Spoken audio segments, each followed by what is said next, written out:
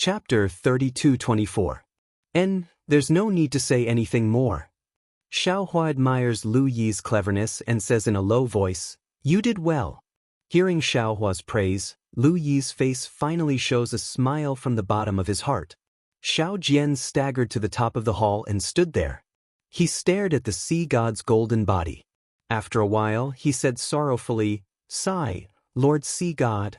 Are you a Taoist disciple or a Buddhist disciple? If your family is a Buddhist disciple, why don't you just get a bald head? Why do you still have hair? Now, Taoist sect is not Taoist sect, Buddhist sect is not Buddhist sect. Let me worship you for so many years." Speaking to here, he turns to the old woman who is preparing to kneel and asks, "This big sister, this Jiangchao temple has always worshipped the golden body of the sea god. When did it become the Guanyin Bodhisattva of the Buddhist sect?" Taoist Xiao. The old woman clearly knows Xiao Jian. Seeing Xiao Jian's dejected look, she says, "You may not know, but just now, when the fish monsters in Liao River wanted to pour the water of Liao River into our Jiangqing town, the Guanyin Bodhisattva appeared. Guanyin Bodhisattva appeared and collected all the water in Liao River. She even chased away all the fish monsters. He saved everyone in our longevity town. That Guanyin Bodhisattva's face is exactly the same as the sea god. Many people in the town saw it. I heard it from others and quickly came to thank the Bodhisattva for his great kindness, so that he can bless our longevity town every year." See. Hearing this, Xiao Jian takes in a breath of cold air and unconsciously turns to look at Xiaohua. Xiaohua helplessly nods, indicating that these words are true. Seeing Xiaohua nod, Xiao Jian immediately understands the meaning behind Xing Chen's retreat. Since the sea god is the Guanyin Bodhisattva of the Buddhist sect, even if he wins tomorrow's debate and can stay in Longevity Town, he can't stay in Jiangchao Temple anymore. Since he can't stay in Jiangchao Temple, where can he go? And even if Shaojin Temple loses, the Buddhist sect is no longer in Shaojin Temple. He can still come to Jiangchao Temple. Right now, the Jiangchao Temple was even more popular than the Shaojin Temple. Who knew if there would be a Dejin Temple in the future? Forget it. After seeing through Xing Chen's sinister intention, Xiao Jian's mouth twitched slightly. Flinging his sleeves, he let out a sigh and walked out of the palace. Coming to the front of Xiaohua, he bowed and said, "Senior Xiao, our Jiangchao Temple has been defeated." He was able to save the lives of hundreds of thousands of people. So what if he was defeated? Xiaohua said faintly. These words were meant for Xiao Jian to hear, but they were also his own thoughts. "That's right. Senior, you're right." Xiao Jian nodded.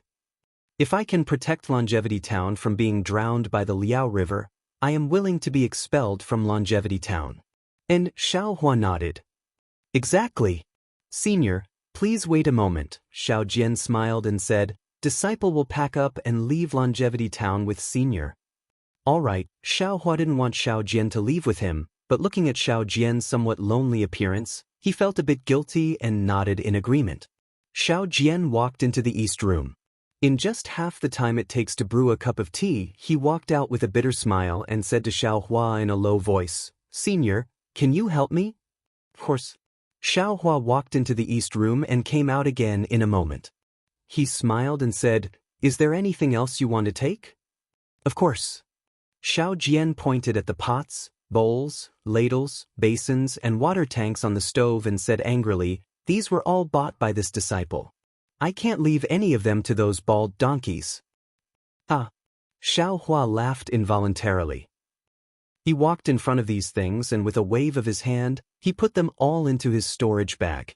Seeing Xiaohua's methods, everyone was stunned and looked at Xiaohua with reverence. "Master!" Yuanya jumped down from the banyan tree. Obviously, he couldn't go up the mountain path and could only climb from the side. Seeing that the things in the courtyard were gone, he asked curiously, "Are we moving to Shaojin Temple?" "Bullshit." Xiao Jian couldn't help but scold, "I am moving to Yunlin Temple." When did that old bald donkey lose Yunlin Temple to us?" Yuan Yao was stunned. Immortal Master, Lu Yi, who had been looking at Xiaohua and didn't know what to say, finally made up his mind. He took the opportunity to kowtow in front of Xiaohua and said, I know that I am of a despicable background and my actions are also despicable. I don't ask for anything. I only ask to be a servant in front of Immortal Master and serve Immortal Master's daily life. Xiaohua smiled. He pointed at the main hall and said, "Weren't you doing well there just now? In the future, when Shao Jin Temple takes over Jiangchao Temple, there will still be people guarding it. Wouldn't it be better for you to be a guard?" "Immortal Master, please don't mock me," Lu Yi said embarrassedly. "Previously, I thought that these villagers came to our Jiangchao Temple to thank Taoist Shao. Wasn't I collecting money for Immortal Master? Since they want to give it to Shao Jin Temple, what does it have to do with me? I even fought with Shao Jin Temple's Jianhong before. If I enter a Buddhist sect, won't I be bullied to death by them? Besides..." At this point, Lu Yi was a little hesitant. He lowered his voice and said, "I've caused so many troubles, and I'm at the edge of the Liao River. Someone or an evil spirit comes to make trouble for me, who can I reason with? Immortal Master, please pity me. Following Immortal Master, I can also have a way to survive." "Oh!" Xiaohua raised his eyebrows. He looked at this exceptionally clever youth with some astonishment. He didn't mention the relationship between the Water Clan and Shao Yun. Lu Yi was able to deduce the truth from just a few words. It was really beyond his expectations. Seeing Xiaohua's expression change, Lu immediately knew that he guessed correctly. He hurriedly kowtowed and said, "Immortal Master, please save me, get up." Xiaohua thought for a moment. He knew that he was new here and didn't know anything about hidden Immortal Continent. Having such a clever follower would definitely be useful. He nodded and agreed. "Many thanks, Immortal Master." Lu Yi was overjoyed. He hurriedly jumped up from the ground and rushed to the main hall. Xiaohua saw Lu Yi run to the front of the merit box. He couldn't help but ask anxiously, "What are you doing?" "Immortal Master, this is Jiangchao Temple's thing. If Shao Jin Temple doesn't come, this thing is ours." Lu Yi's hand was already on the merit box. "Put it down." Without waiting for Xiaohua to open his mouth, Shao Jian roared, "This is what the benevolent masters consecrated to Guanyin Bodhisattva, not Taoist Shao. If we take it, we will dirty our hands. Even if we leave Immortal Town, we can't let Shao Jin Temple's bald donkeys point at our backs and curse us." "Yes." Seeing Xiaohua slightly shake his head, Lu Yi reluctantly put down the merit box. He seemed to regret that he didn't take some in advance. "Damn it, if we don't belong to the same family, this kid is the same as me." Xiaohua bitterly smiled and also felt helpless. "Master."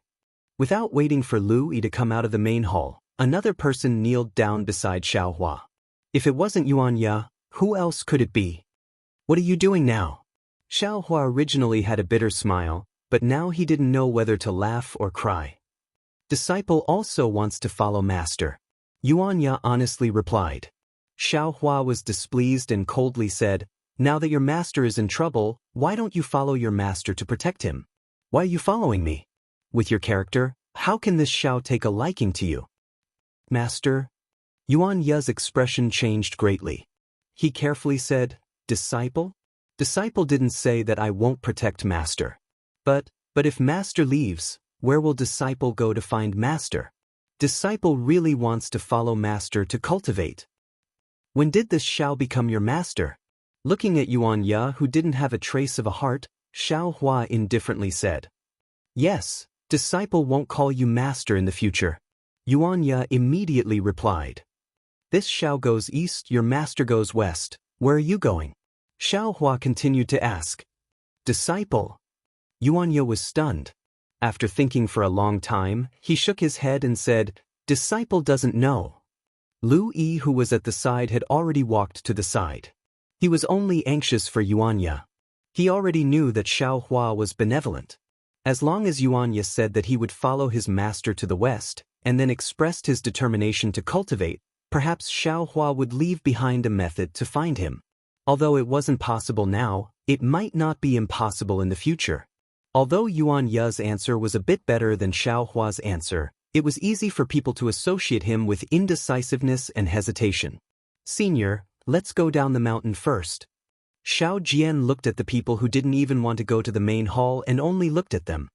He felt very bored and asked Xiao Hua in a low voice. Let's go, let's go. Xiao Hua waved his hand and walked out of the Jiangchao temple. Going up the mountain was difficult, but going down was easy.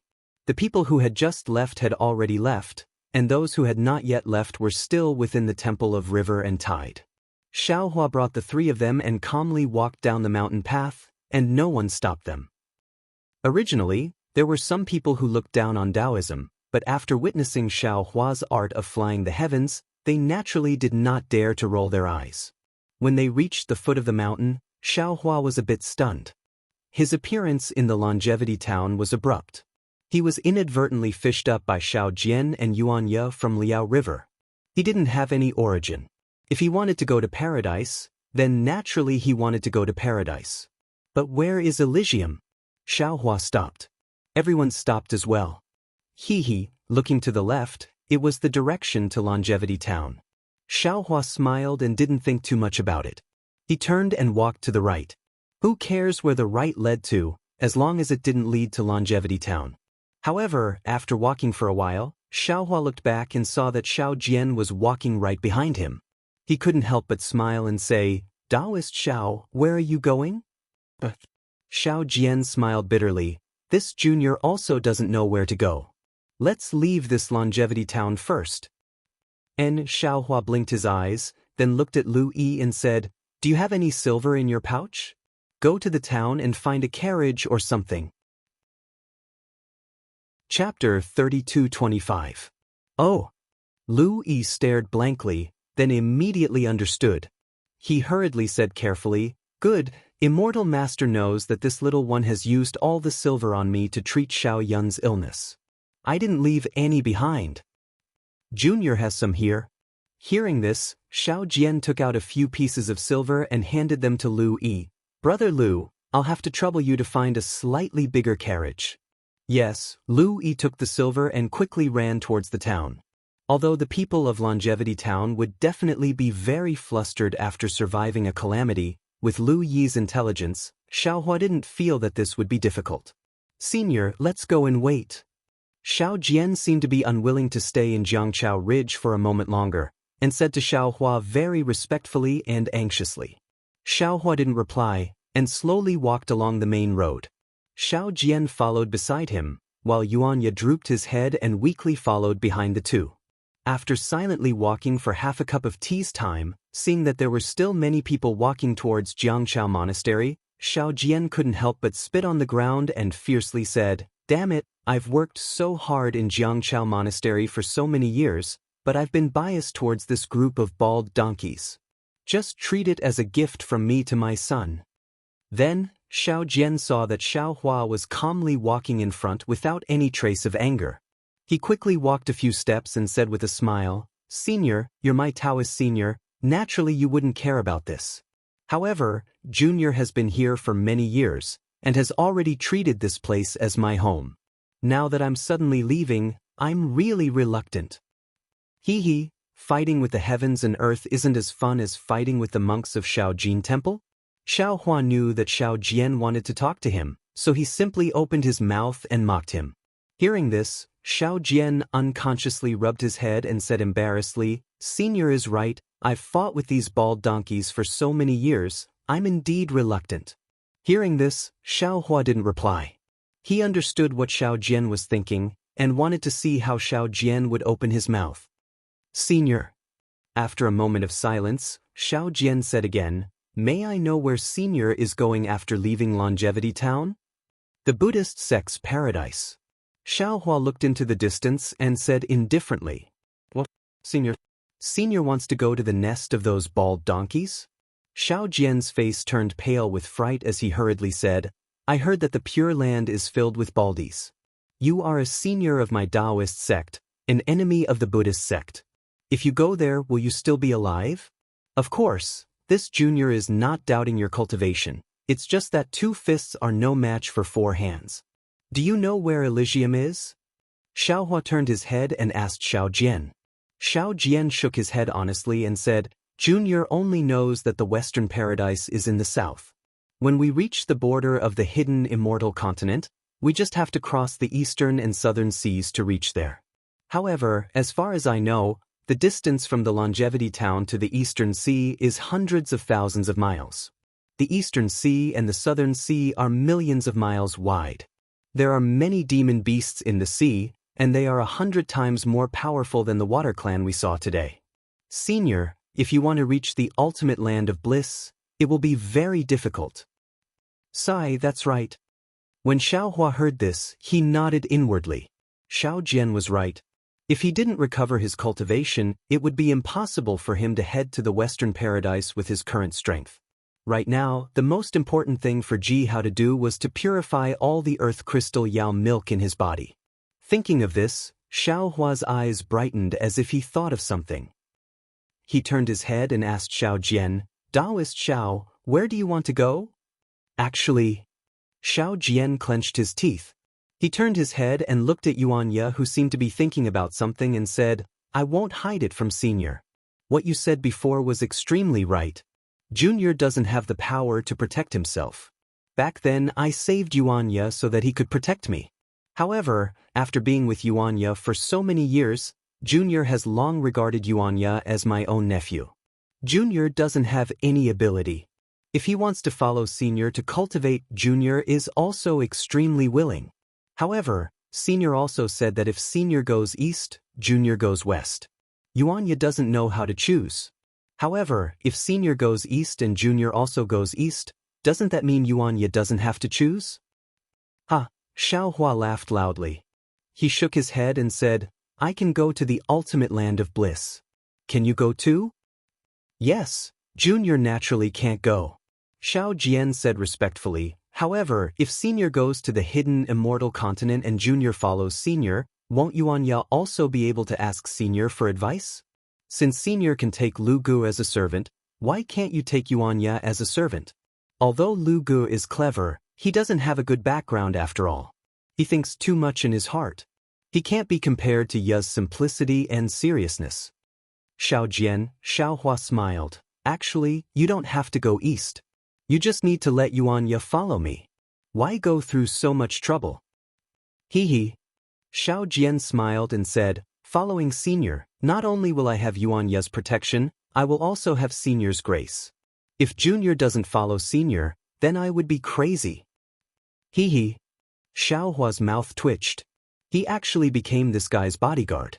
Xiaohua thought for a moment and asked, "Oh right, Xiao Jian, do you still remember Lu Town that I asked you about this morning?" "Lu Town?"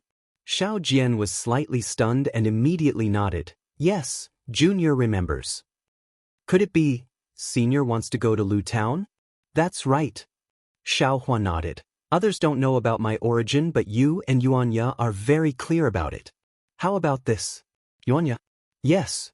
Just when he heard Xiao Jian say that he wanted to follow Xiaohua, Yuan Ye's eyes lit up as if he was alive. Now that he heard Xiaohua's call, he hurriedly answered, "If you help me find Lu Town, I can consider teaching you some spells." Xiaohua said indifferently. Hearing this, Yuan Ye was really ecstatic. Almost without thinking, he knelt on the ground and shouted, "Disciple understands.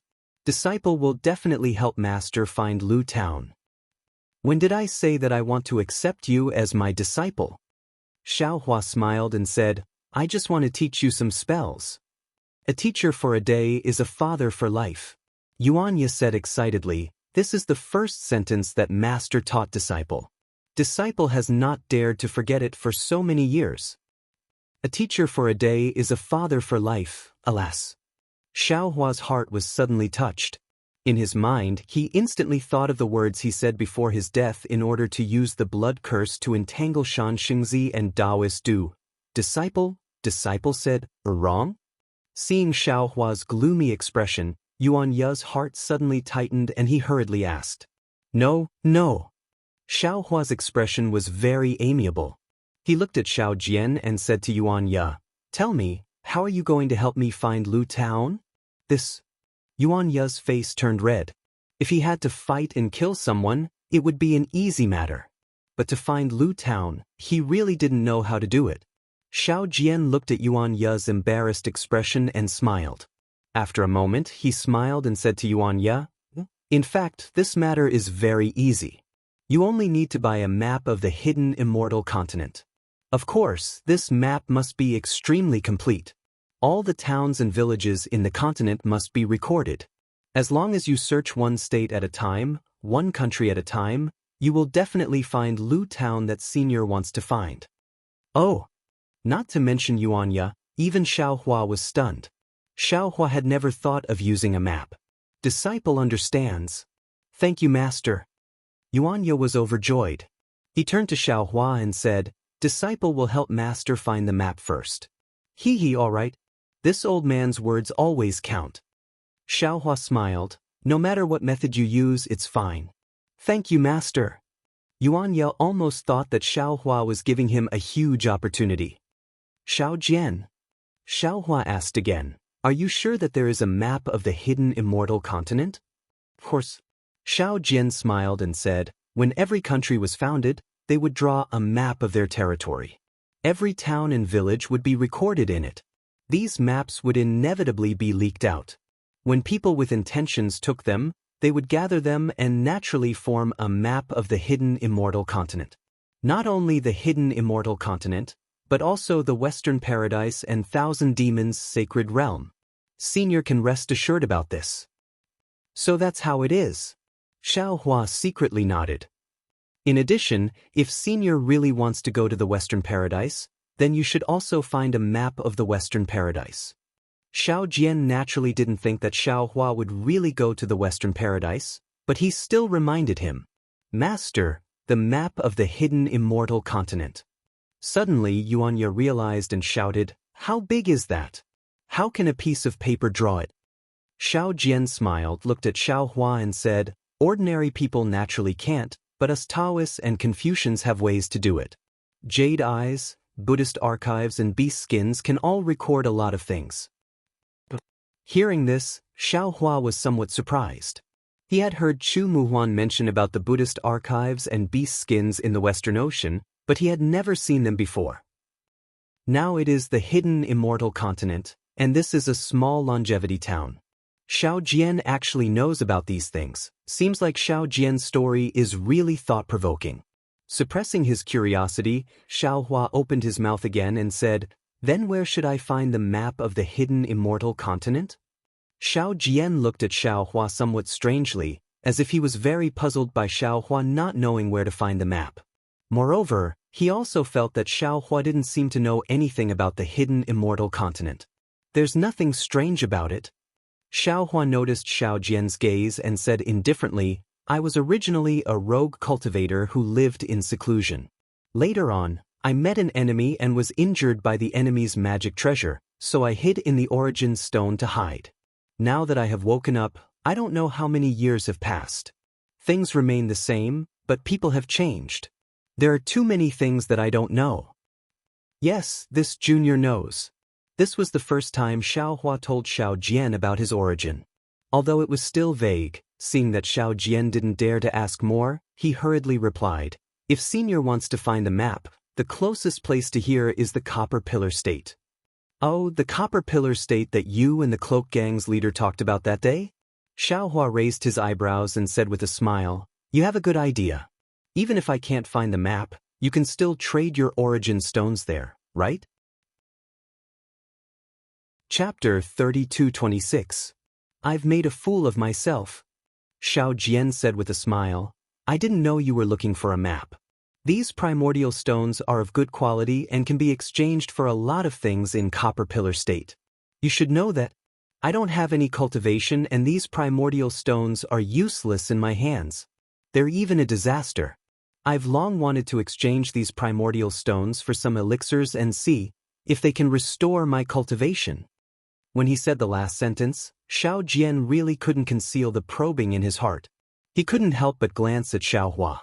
Unfortunately, Xiaohua still had a smile on his face as if he didn't hear his last sentence. Instead he said, "That's good. Since we're all going to Copper Pillar State, let's go together." "Yes." Xiao Jian was slightly disappointed, but he still said, "Thanks to you, I can safely reach Copper Pillar State." At this moment, Xiaohua slightly raised his head and looked at the road behind him. He snorted and ordered Yuanya, go and pick up Lu. If anyone tries to stop you, don't hold back. Yes, I understand. Yuanya immediately turned his head and looked into the distance, but there were still a few people on the road. Where was Louis? However, Yuanya still obediently agreed, but his expression was one of excitement, almost as if he was about to jump out of the room. I'll give this to you. Xiaohua waved his hand and took out the magic wand. I'll give it to you in the future. Really? Yuanya was so happy that he scratched his ears and cheeks. He took the magic wand and rushed into the distance like a galloping horse. Senior. Xiao Jian's divine sense couldn't go too far, so he asked tentatively, did Brother Lu encounter the disciples of the cloak gang? Xiaohua sneered. Who else could it be? These people are really like ghosts that won't go away. They don't forget to do evil in this time of disaster.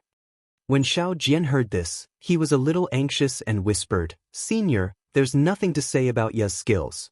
It's easy for him to deal with a dozen cloak gang disciples, but if there are too many people, Xiaohua said confidently, don't worry. Yuan Ya's aptitude is good. Since I've already agreed, how can I let him die? Actually, he doesn't need to go. Oh. Xiao Jian raised his eyebrows and said thoughtfully, does Senior want you to get closer to Brother Lu? This old man indeed has this idea. Xiaohua smiled, but the origin of this matter isn't as profound as you think. When this old man instructed Yuanya just now, Lu Yi did not have any help. By the time this old man finished speaking, someone had already gone to help Lu Yi.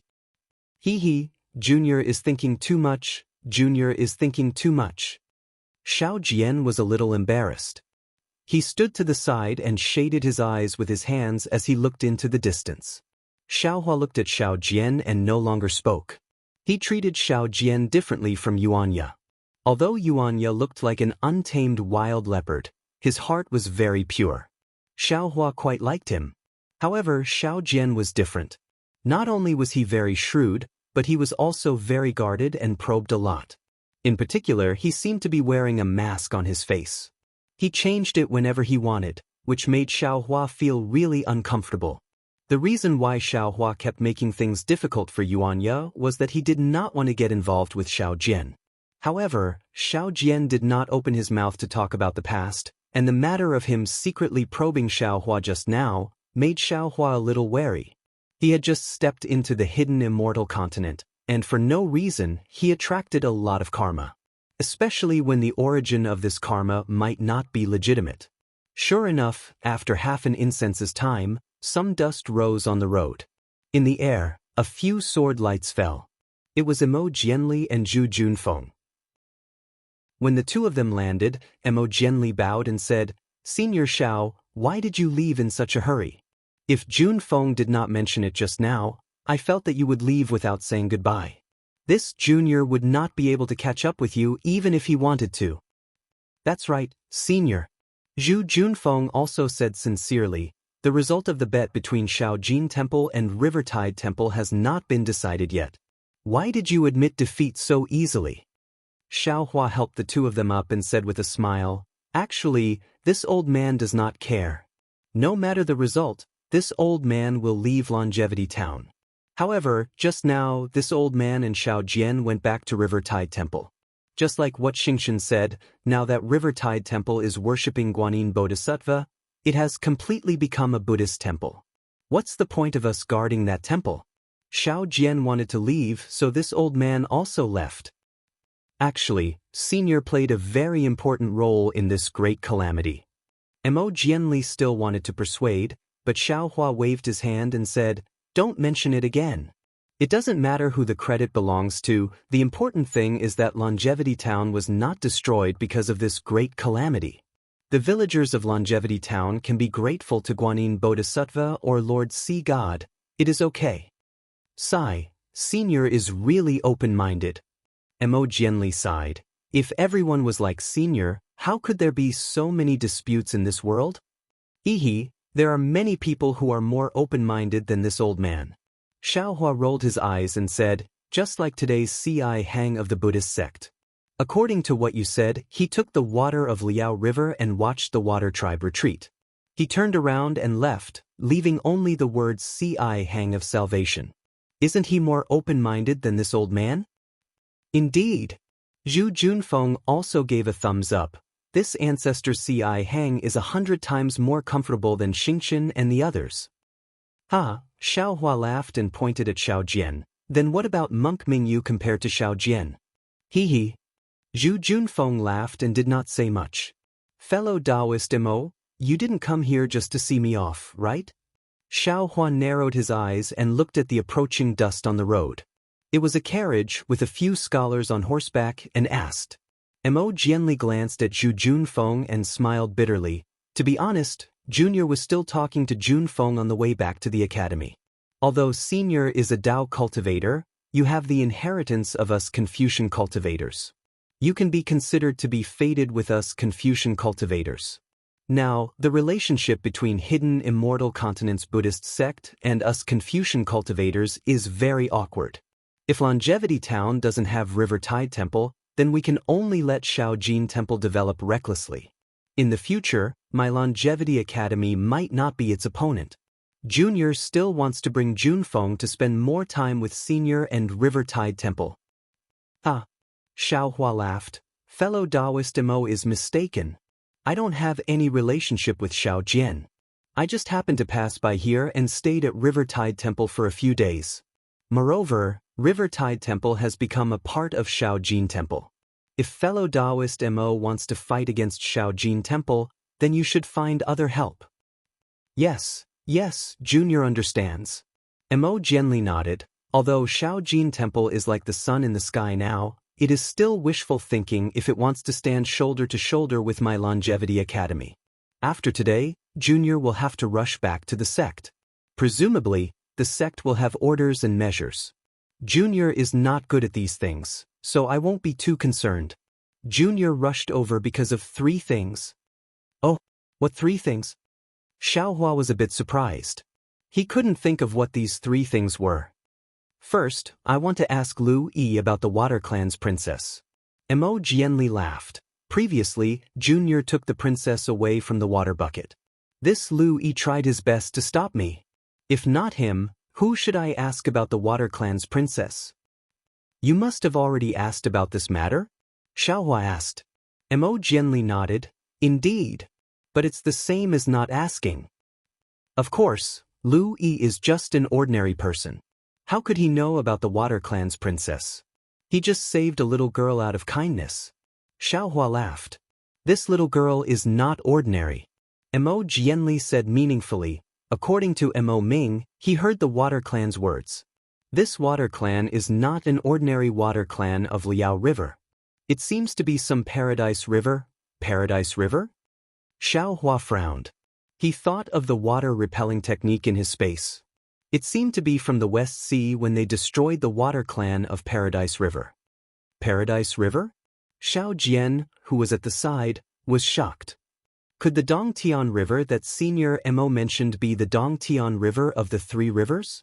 Yes, if Li Mo Ming heard it right, it should be. Mo Jianli sighed. One of the 3 rivers and 4 seas. This Water Clan's princess. Even if she's from a side branch, her background is still something we can't measure. Indeed. Xiao Jian sighed. Paradise River, Chitty River, and Saint River are known as the origins of the 4 seas. Naturally, they are not ordinary water clans. That. Xiaohua hesitated. Wasn't Paradise River destroyed by the West Sea? Hearing Xiaohua's words, Mo Jianli almost lost his voice. He said anxiously, What? Paradise River was destroyed by the West Sea? How did Senior know? This is bad.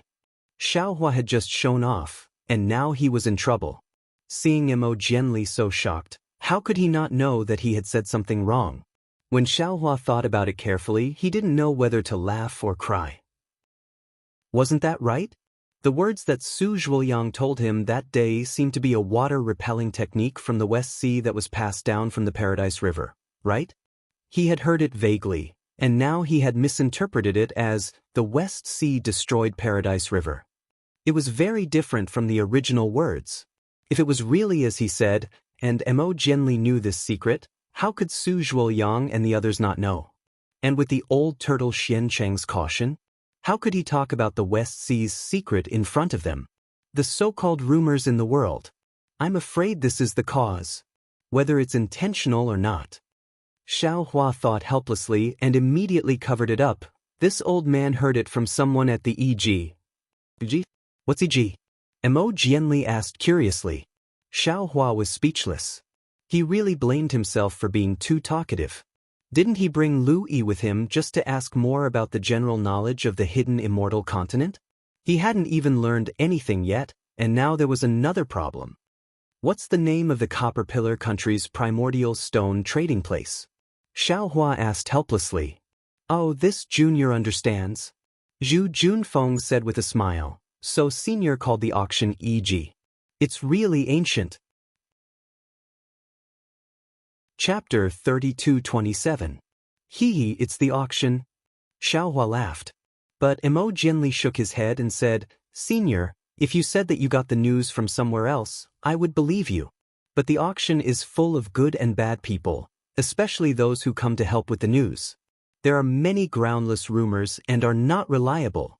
Especially the secret of the destruction of the three rivers, there are many rumors. Xiao Hua nodded. If that's the case, the news that I heard without spending much primeval stones shouldn't be true? Yes, for this kind of thing, senior should just listen to it. Please don't say too much. Mo Jianli said embarrassedly. I think senior knows what to do, junior doesn't dare to talk about it. I understand. Xiao Hua smiled. What about the second thing?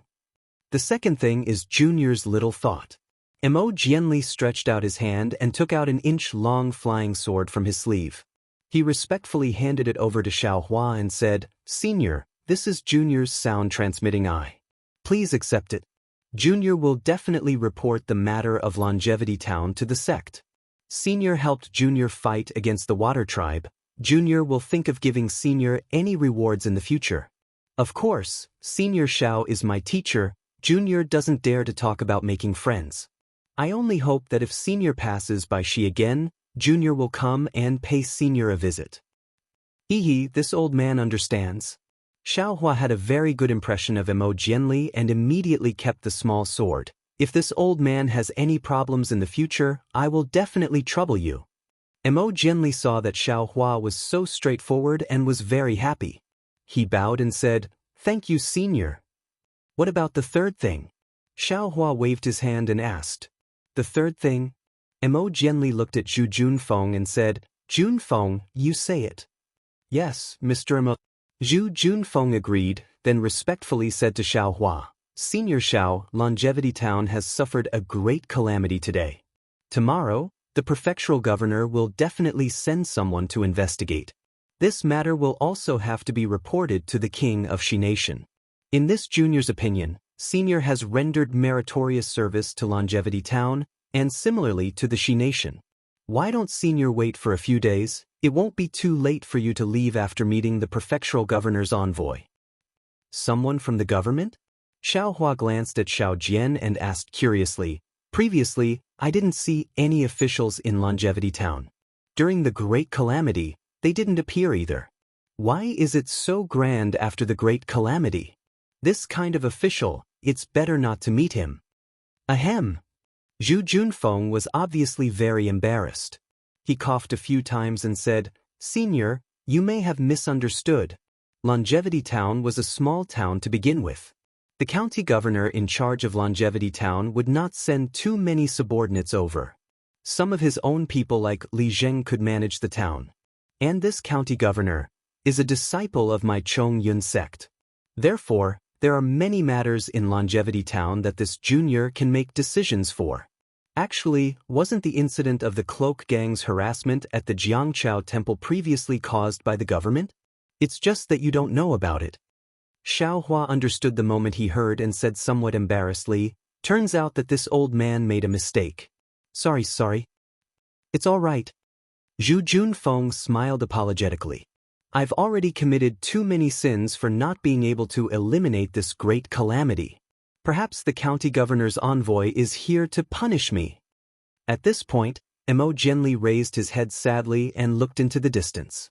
He smiled bitterly and said, although the hundreds of thousands of people in Longevity Town managed to escape, but the Water Clan destroyed all the rice planted along the river.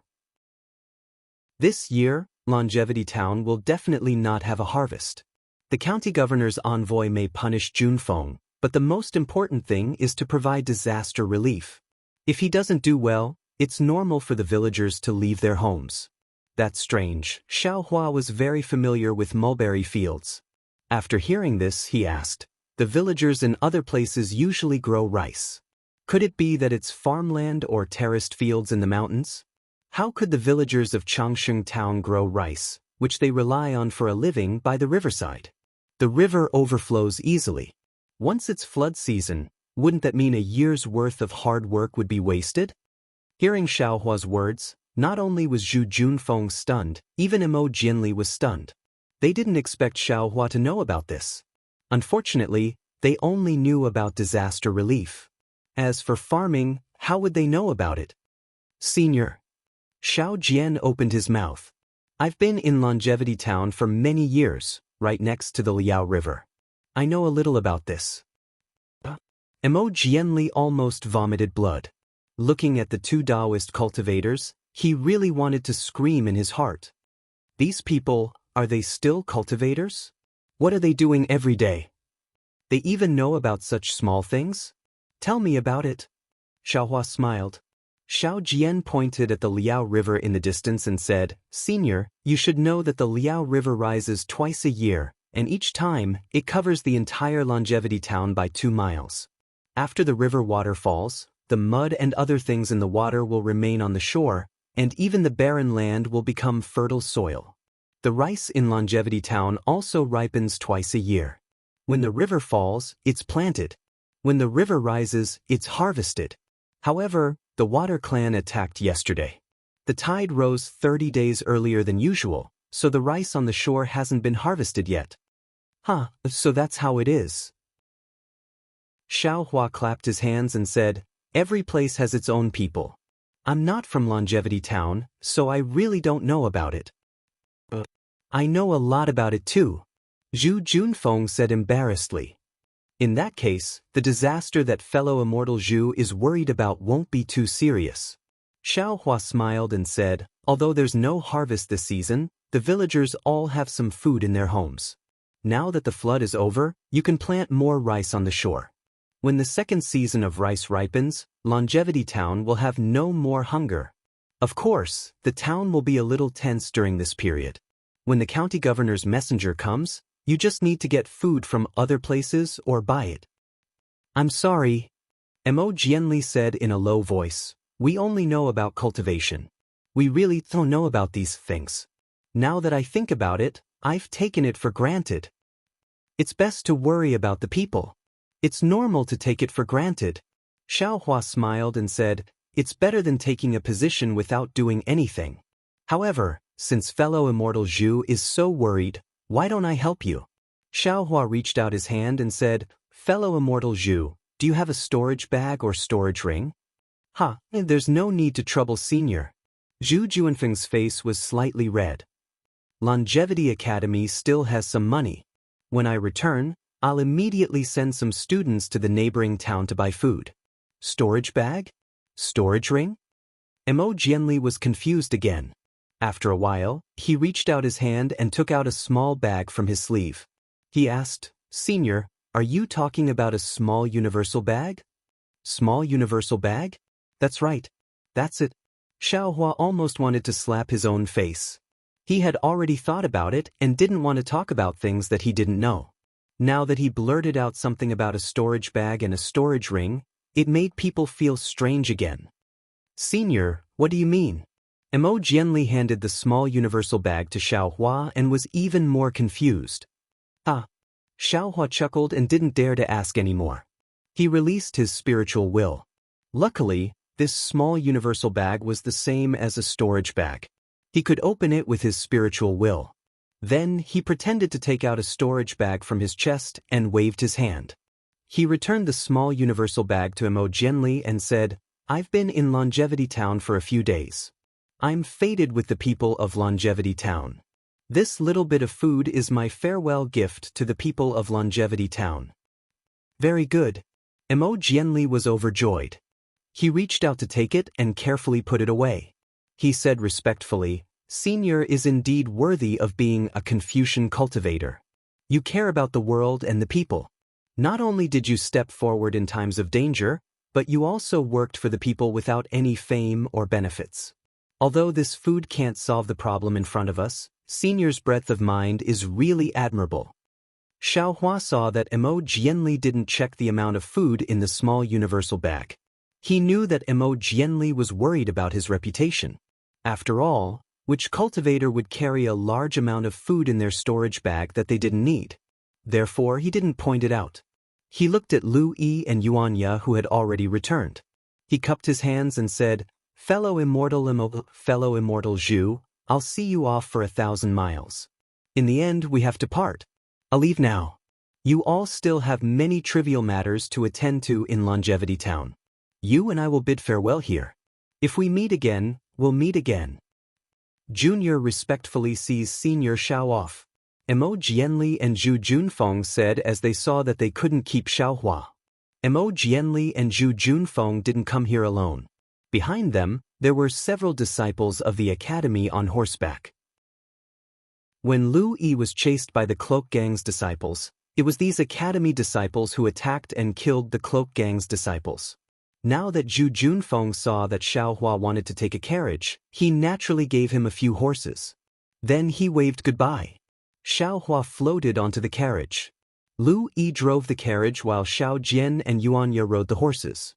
Mo Jianli and Zhu Junfeng only turned around and returned to Longevity Town after the four of them had gone far away. The two of them didn't manage to keep Xiaohua. Although it was within their expectations, they still felt depressed. They thought that although Longevity Town was in a mess, the disaster had already passed. As long as the people slowly calmed down, they would be able to calm down. Therefore, they didn't fly on their swords. Instead, they walked on the main road with big strides. The remaining disciples also followed behind them with their horses. Seeing that the evening mist had already risen, Zhu Junfeng's face was illuminated by a layer of orange. He looked at the floating clouds in the sky and sighed, Today's scene is no different from yesterday. We only saw the sun rise and the moon set, and the stars moved. However, how can the things that happened today be described with a few words? How can anyone think of today's disaster at this moment yesterday? Mo Jianli nodded slowly. Junfeng is right. What we see now is ordinary. It is the future that the people who died today hoped for. What you feel now is the past that we can't go back to in the future. Zhu Junfeng raised his eyebrows, as if he had understood something. He almost turned his head to look at the figures of Xiaohua and the others who had already disappeared. He said, Perhaps only someone like Senior Xiao, who turns around and leaves, leaving behind the same worries, can truly understand. Chapter 32:28. Troubles are created by people. No one can avoid them. Mo Jianli shook his head slightly. Senior Zhao's cultivation is powerful, but he has his troubles too. He has his past that he has never run away from. His cultivation is his, Xiao Jian's cultivation is Xiao Jian's. Our cultivation can only be ours. Mr. Mo? Zhu Junfeng laughed and cupped his hands. I learned. Everyone's cultivation path is different in this world. The Buddhist sect has its Buddhist sect, the Confucian sect has its Confucian sect, and his Taoist sect has its Taoist sect. The Buddhist sect talks about delivering all living beings from torment. The Confucian sect talks about transcending the mortal world. We pursue righteousness, self-cultivation, family governance, and world peace. What about Senior Zhao's Taoist sect? It seems to be to clear one's heart, condense one's nature, and merge with the Tao. Mo Jianli didn't quite understand and whispered. Perhaps. Zhu Junfeng nodded. They don't care about the common people, but I can't. They can all leave freely, but this Zhu cannot just wash my hands of this matter. Just come, let this Zhu see what kind of great power the Buddhist sect has, able to chase away my Longevity Academy from Longevity Town. Junfeng. Mo Jianli knew what Zhu Junfeng was thinking. He shook his head and said, "We're just doing our best to help the world. This is cultivation and saving people. If it's purely a battle between the immortals and Buddhas, it's not good. Although it's hard to cross all obstacles, it's hard to find gold after blowing sand. Although the Buddhist sect's appearance is bewitching, only we Confucian sect can help the common people. Junfeng, you're the last true gold. There's no need to complain." Mr. Mo is right. Zhu Junfeng seemed to understand. He smiled and said, "I've been thinking too much. It's still early to think about the future. I'm sure the sect knows about what happened in Changsheng Town and will have a solution. I'm just thinking about how to make the people in Changsheng Town feel at ease." Indeed, Mo Jianli nodded and said, "Now that Changsheng Town is short of food, you'd better send the academy disciples to buy food elsewhere to calm the people. The county governor's emissary will probably arrive in 2 days. They'll definitely be escorting food." Zhu Junfeng explained, "The king of the kingdom of Shi is wise. He was able to consider such matters. The county governor and the others will not be negligent." At this point, Zhu Junfeng said curiously, "That senior Xiao Huaxiao is also very interesting. He doesn't seem like a Taoist expert at all. He actually knows so much about farming, and he's even more of a Confucian cultivator than me. This junior is truly surprised." "Indeed," Mo Jianli said thoughtfully. "This senior must be a descendant of the great Confucian scholar and has cultivated in the mortal world. However, due to some unforeseen circumstances, he decided to cultivate instead. Oh, you can take the food in this small Cosmo sack. I don't think there's much, but it's all senior's goodwill." As he spoke, Mo Jianli took out a small universal bag and handed it to Zhu Junfeng. Zhu Junfeng took it and said, "No matter how much it is, it's a timely rain that can save some people. It's 10,000 times better than the flashy Buddhist sect." Just now, in front of Xiao Huaxiao, the two Confucian cultivators were naturally too embarrassed to check the contents of the small universal bag. Now that Zhu Junfeng scanned it with his divine sense, they almost cried out in surprise. "What's wrong?" Mo Jianli was shocked and hurriedly looked at Zhu Junfeng. "Mr. Mo, you can take a look." Zhu Junfeng's expression was indescribable as he handed the small universal bag back to Mo Jianli. Looking at Zhu Junfeng's expression, Mo Jianli realized that he had been careless. When he looked at it with his divine sense, he was shocked and couldn't help but sigh. Goodness! This is what it means to have a Buddha in every home. This is what it means to have a heart for the people. Although today I saw with my own eyes that Senior C.I. Hang of the Buddhist sect almost became a bodhisattva, the compassion in Senior Zhao's heart is no less than Senior C.I. Hang's. The food in his bag is basically enough to save 10 longevity towns. Where did Senior Xiao get so much food? Zhu Junfeng was a little confused. I heard that Xiao Jian of the Jiangchao Temple can barely make ends meet every day. And this food seems to be different from what the longevity towns use daily. You can only ask Senior Xiao face to face. Mo Jianli smiled and patted Zhu Junfeng's shoulder. With this food, the longevity towns will be in chaos even if they want to. Your last worry is also gone. That's right, I will let them see if this food is edible. This disciple will distribute the food. Zhu Junfeng made a decision. Of course, this name should belong to the Jiangchao Temple. Jiangchao Temple? The Jiangchao Temple has already been taken over by the Shaojin Temple, right? Mo Jianli shook his head. Using the name of the Jiangchao Temple, won't the Buddhist sect benefit from it? Then, it's not suitable to use the name of the Taoist sect directly, right? Zhu Junfeng hesitated for a moment, then smiled and said, "Then use the name of Spiritual Master Xiao." Before today, this name was also very famous. Xiaohua's space originally had rice and millet seeds, but in these 100 years, not only did Xiaohua not worry about it, even the green-robed Xiaohua did not care about the rice and millet seeds. On the other hand, that white, fat, and cute little fruit was very competent. Whether it was rice or millet seeds, they were all planted in time and harvested in time. On the vast plains in the space, there were a lot of food piled up. 100 years of harvest. Xiaohua was stunned when he saw it. But he did not expect that these seemingly useless food would now start the first flame of spiritual Master Zhao's miracle on the hidden immortal continent. At this time, Xiaohua was naturally sitting comfortably in the carriage and chatting with Lu. Lu Yi was very clever. Although he was young, his fate was full of misfortune. His mother died early, leaving only Lu Yi and his father to rely on each other. His father's character was not good. He was addicted to drinking and gambling. Especially because of the departure of his beloved wife, he blamed this crime on Lu Yi. Not to mention the love that a child wanted, he didn't even take care of him.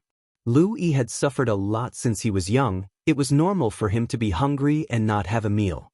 Those beatings and insults were also common. It was more than what he ate. And when he was a little older, everywhere he went he was kicked to the street by his father and begged from house to house. In the beginning, Lu Yi was too young and didn't know how to beg. He would often return empty-handed. At that time, Lu Yi's father would kick and punch him, teaching him a harsh lesson. Lu Yi would starve and cry at night.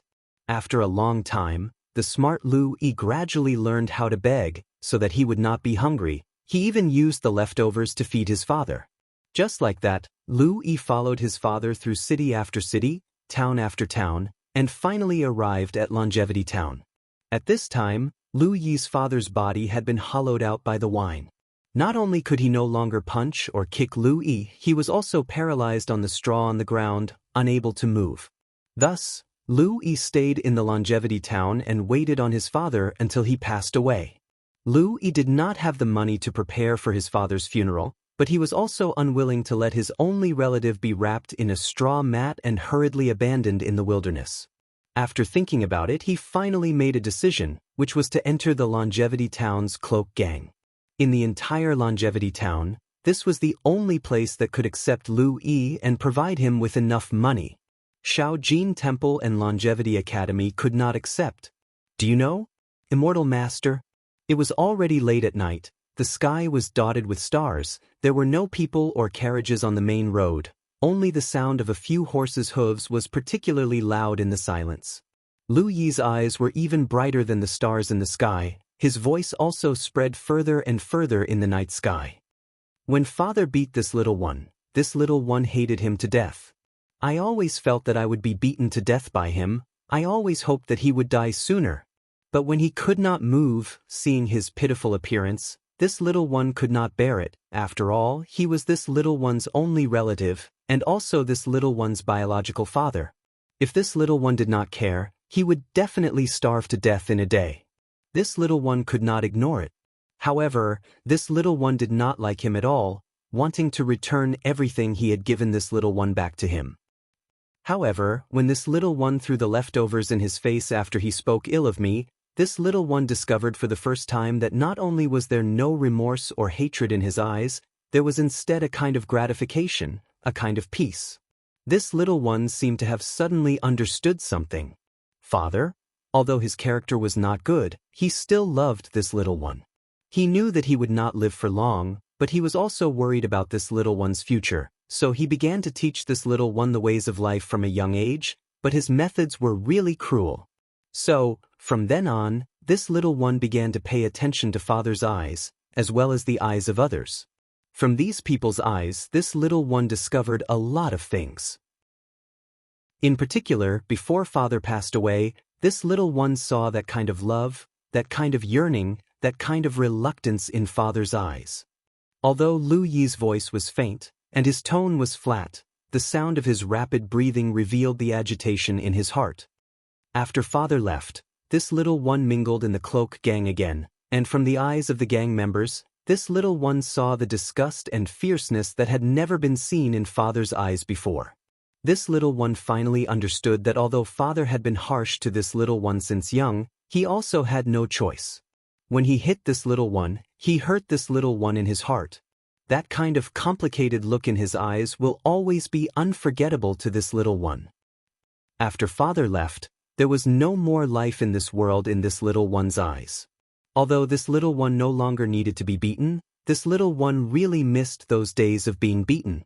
Although this little one's body hurt, this little one's heart had someone to rely on. As long as I could see father's shadow and hear father's voice, this little one's heart would be at ease.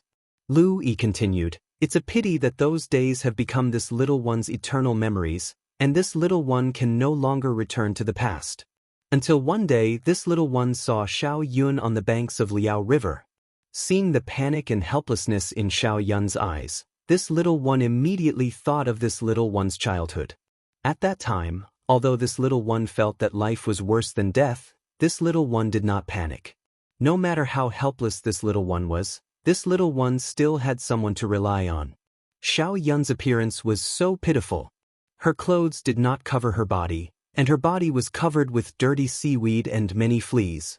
This little one knew that if this little one did not take care of her, she would definitely freeze to death in the cold winter night. So, this little one brought her back. Although this little one was not a good person, this little one could at least support her and make her a good person. Chapter 32:29. When I first met Master Immortal, I thought that Master Immortal was just an ordinary youth. From top to bottom, Master Immortal didn't have any otherworldly appearance. Taoist Xiao and the old monk Mingyu were both older than you. However, although you saw me stealing money, you didn't catch me. Although I was a little disrespectful to Master Immortal, I knew that Master Immortal didn't care. Because I didn't see any disdain or malice in your eyes. There was only a kind of peace and tranquility. It was also this kind of peace that made me feel safe for the first time after my father passed away. Even when you saved me, I only saw a kind of disdain in Master Immortal's eyes. This kind of disdain made me feel ashamed of my inferiority. I knew that Master Immortal was definitely not an ordinary person. When I heard about the miracle of the river and tide temple, I immediately had a feeling that I had to find Master Immortal. Only Master Immortal could save Xiao Yun. Only Master Immortal could get me out of the quagmire of the cloak gang. Rumble! At this point, a rumbling sound came from Lu Yi's stomach. It had been several hours since the afternoon. Xiao Huan naturally didn't feel anything, but Lu Yi and the others hadn't eaten or drunk anything. Naturally, they were already hungry. Phew! A small black shadow flew out from Yuan Ye's horse and landed on the carriage beside Lu. Xiaohua looked at it. It was Yuan Ye's usual meat bun. Lu Yi touched it, opened it, and took a big bite. He smiled and said, "Thank you, Brother Ye, for the bun." Yuan Ye replied and didn't say anything else. His voice was actually trembling. Sigh, Xiaohua could see clearly that Yuan Ye was biting his lips tightly. Although Lu Yi's life was bitter, he had followed his father since he was young. Yuan Ye did not know who his father and mother were. He only followed the wild animals in the forest as he grew up. His life was even more bitter than Lu Yi's. Xiaohua looked at Lu Yi's thin back. In the night, it seemed a little thin. Compared to Yuan Ye's muscular waist and arms, it was a far cry. However, Lu Yi's quick-wittedness and calmness were something that Yuan Ye could not compare to. In particular, Xiaohua had casually killed the two villains from the cloak gang in the small courtyard of the Longevity Town. Xiaohua had only instructed Lu Yi to keep it a secret, but Lu Yi seemed to have completely forgotten about it. Even when Lu Yi mentioned it to Xiaohua a few times, he only skimmed over it, not revealing the slightest bit of information. This made Xiaohua very satisfied. As for Xiao Yun's matter, Xiaohua told him not to ask about it, so he didn't ask about it. If it was Xiaohua himself, he probably would have asked the moment he left Longevity Town, right? After thinking for a moment, Xiaohua said, "Lu Yi, your experience is a kind of tempering for you. It's the best life gift your father has given you. It's a pity that you met this old man too late. This old man couldn't meet your father who had such foresight. However, since you met this old man now, this is your fate. Everything that you were afraid of in the past, from today onwards, you don't have to be afraid anymore." Actually, in Xiaohua's opinion, Lu Yi's father might not be as good as Lu Yi said. Even, the so-called tempering and the like were all Lu Yi's own ideas. However, was the nature of Su Liuyi's father important right now? Was the original intention of scolding Lu Yi important? Everyone had their own idols. Their father was the first person they worshipped in their life. Whether good or bad, it would have some influence on them. Since Lu Yi didn't become twisted because of his past experience, Why couldn't Xiaohua become the hero in Lu Yi's heart? Hearing Xiaohua's words, Lu Yi's body trembled. He resisted an indescribable intuition. Before Xiaohua could speak, he said in a trembling voice, "Yes, immortal master, this little one understands. This little one serving immortal master is a great opportunity. In the future, I don't have to be afraid of anything in the world." Hee hee. Xiaohua laughed. It was easy to talk to a clever child like Lu Yi. However, he immediately said solemnly, "But, Lu Yi, you have to know that before anyone has a great divine ability, they can't be free and unfettered between heaven and earth. To have a divine ability, you have to pay a price far beyond what you think. This price is far more difficult than what you think now. What food and clothing, what bullying in front of this price, it's nothing but grass. As for the specifics, even if this old man told you now, you wouldn't know." Immortal master. Without waiting for Xiaohua to finish speaking, Lu Yi turned around and kneeled on the carriage. He kowtowed and said, "This little one earnestly asks Immortal Master to teach me the heaven-piercing technique so that this little one can laugh proudly in the hidden immortal continent and spread Immortal Master's fame." Ah, heaven-piercing technique? Xiaohua's laughter seemed very loud in the night. This old man here doesn't have any heaven-piercing technique. Lu Yi leaned on the carriage and let the carriage slowly move forward. He didn't speak. "You can get up." Xiaohua waved his hand and said, "Since this old man wants to accept you as a servant, I naturally have the intention to borrow your strength. Of course, this old man also won't be stingy. Cultivation techniques? I will also choose some for you. As for how well you cultivate and what your future achievements will be, it will depend on your own ability." "Many thanks, Immortal Master." Lu Yi forcibly restrained his excitement and said in a low voice, "This disciple dares not to cultivate diligently and sully Immortal Master's fame? Hee hee, you can get up." Xiaohua waved his hand and said, "It's still too early to accept you as a disciple. Let's talk about it when you have the opportunity in the future." "Yes, this little one understands." Lu Yi was already prepared in his heart. Even if he joined the cloak gang, there was still a test.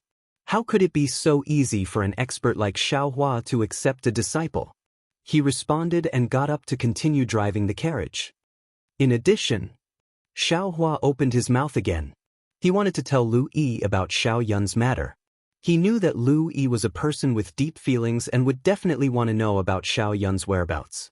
However, when the words reached his mouth, he stopped. He was a very curious person and wanted to ask about everything he encountered. He wanted to get to the bottom of everything. Now that he met someone who could calm down his temper, why must he reveal everything? Why not wait and see? If he didn't say anything, when would Lu Yi ask? This was also a kind of test, right? Immortal Master.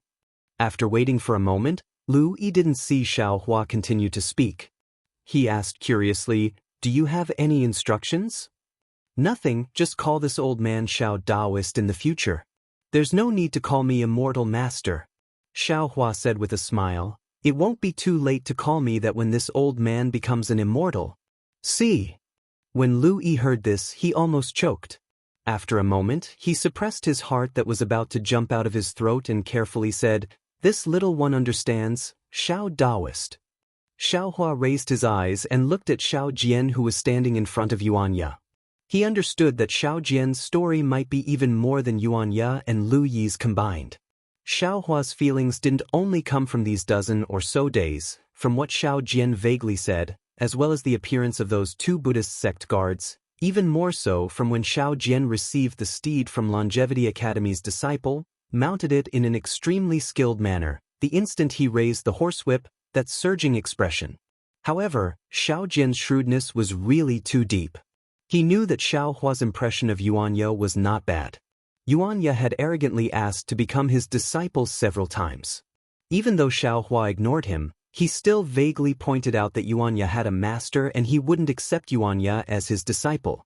Yuanya couldn't tell, but how could Xiao Jian not? However, he didn't mention giving Yuanya to Xiaohua at all. Moreover, it was clear that Xiao Jian needed Xiaohua's help, but he also wanted to maximize his own benefits. Therefore, Xiaohua knew what Xiao Jian was thinking, but didn't bring up this topic. He wanted to see just how Xiao Jian was going to open his mouth and bargain with him. Xiao Jian, Xiao Hua said indifferently. Let's find a secluded and safe place. We'll rest for a bit. Yes, this junior understands. What Xiao Jian was thinking, only he knew. Ever since they left Longevity Town, he didn't say much, only hurrying along. When he heard Xiao Hua's words, he hurriedly replied. Only, when he raised his eyes and looked around, apart from the faint moonlight scattering down on the great path and mountain streams, the sounds of insects and wind by his ears, how could he tell where was a quiet place? However, after riding for a while, a slightly flat slope appeared on the side of the road. Xiao Jian hurriedly pointed, calling out, "Senior, what do you think about that place?" "This old man doesn't care," Xiao Hua said with a smile. "If you all think it's fine, then it's fine." Xiao Jian turned his horse around and looked at Xiao Hua's young face under the moonlight. Although this young man called himself an old man, he didn't feel anything wrong. Thinking back to his previous actions, he was actually that cold to Xiao Hua just because he suspected that Xiao Hua was sent by someone else. Xiao Hua, he was really blind.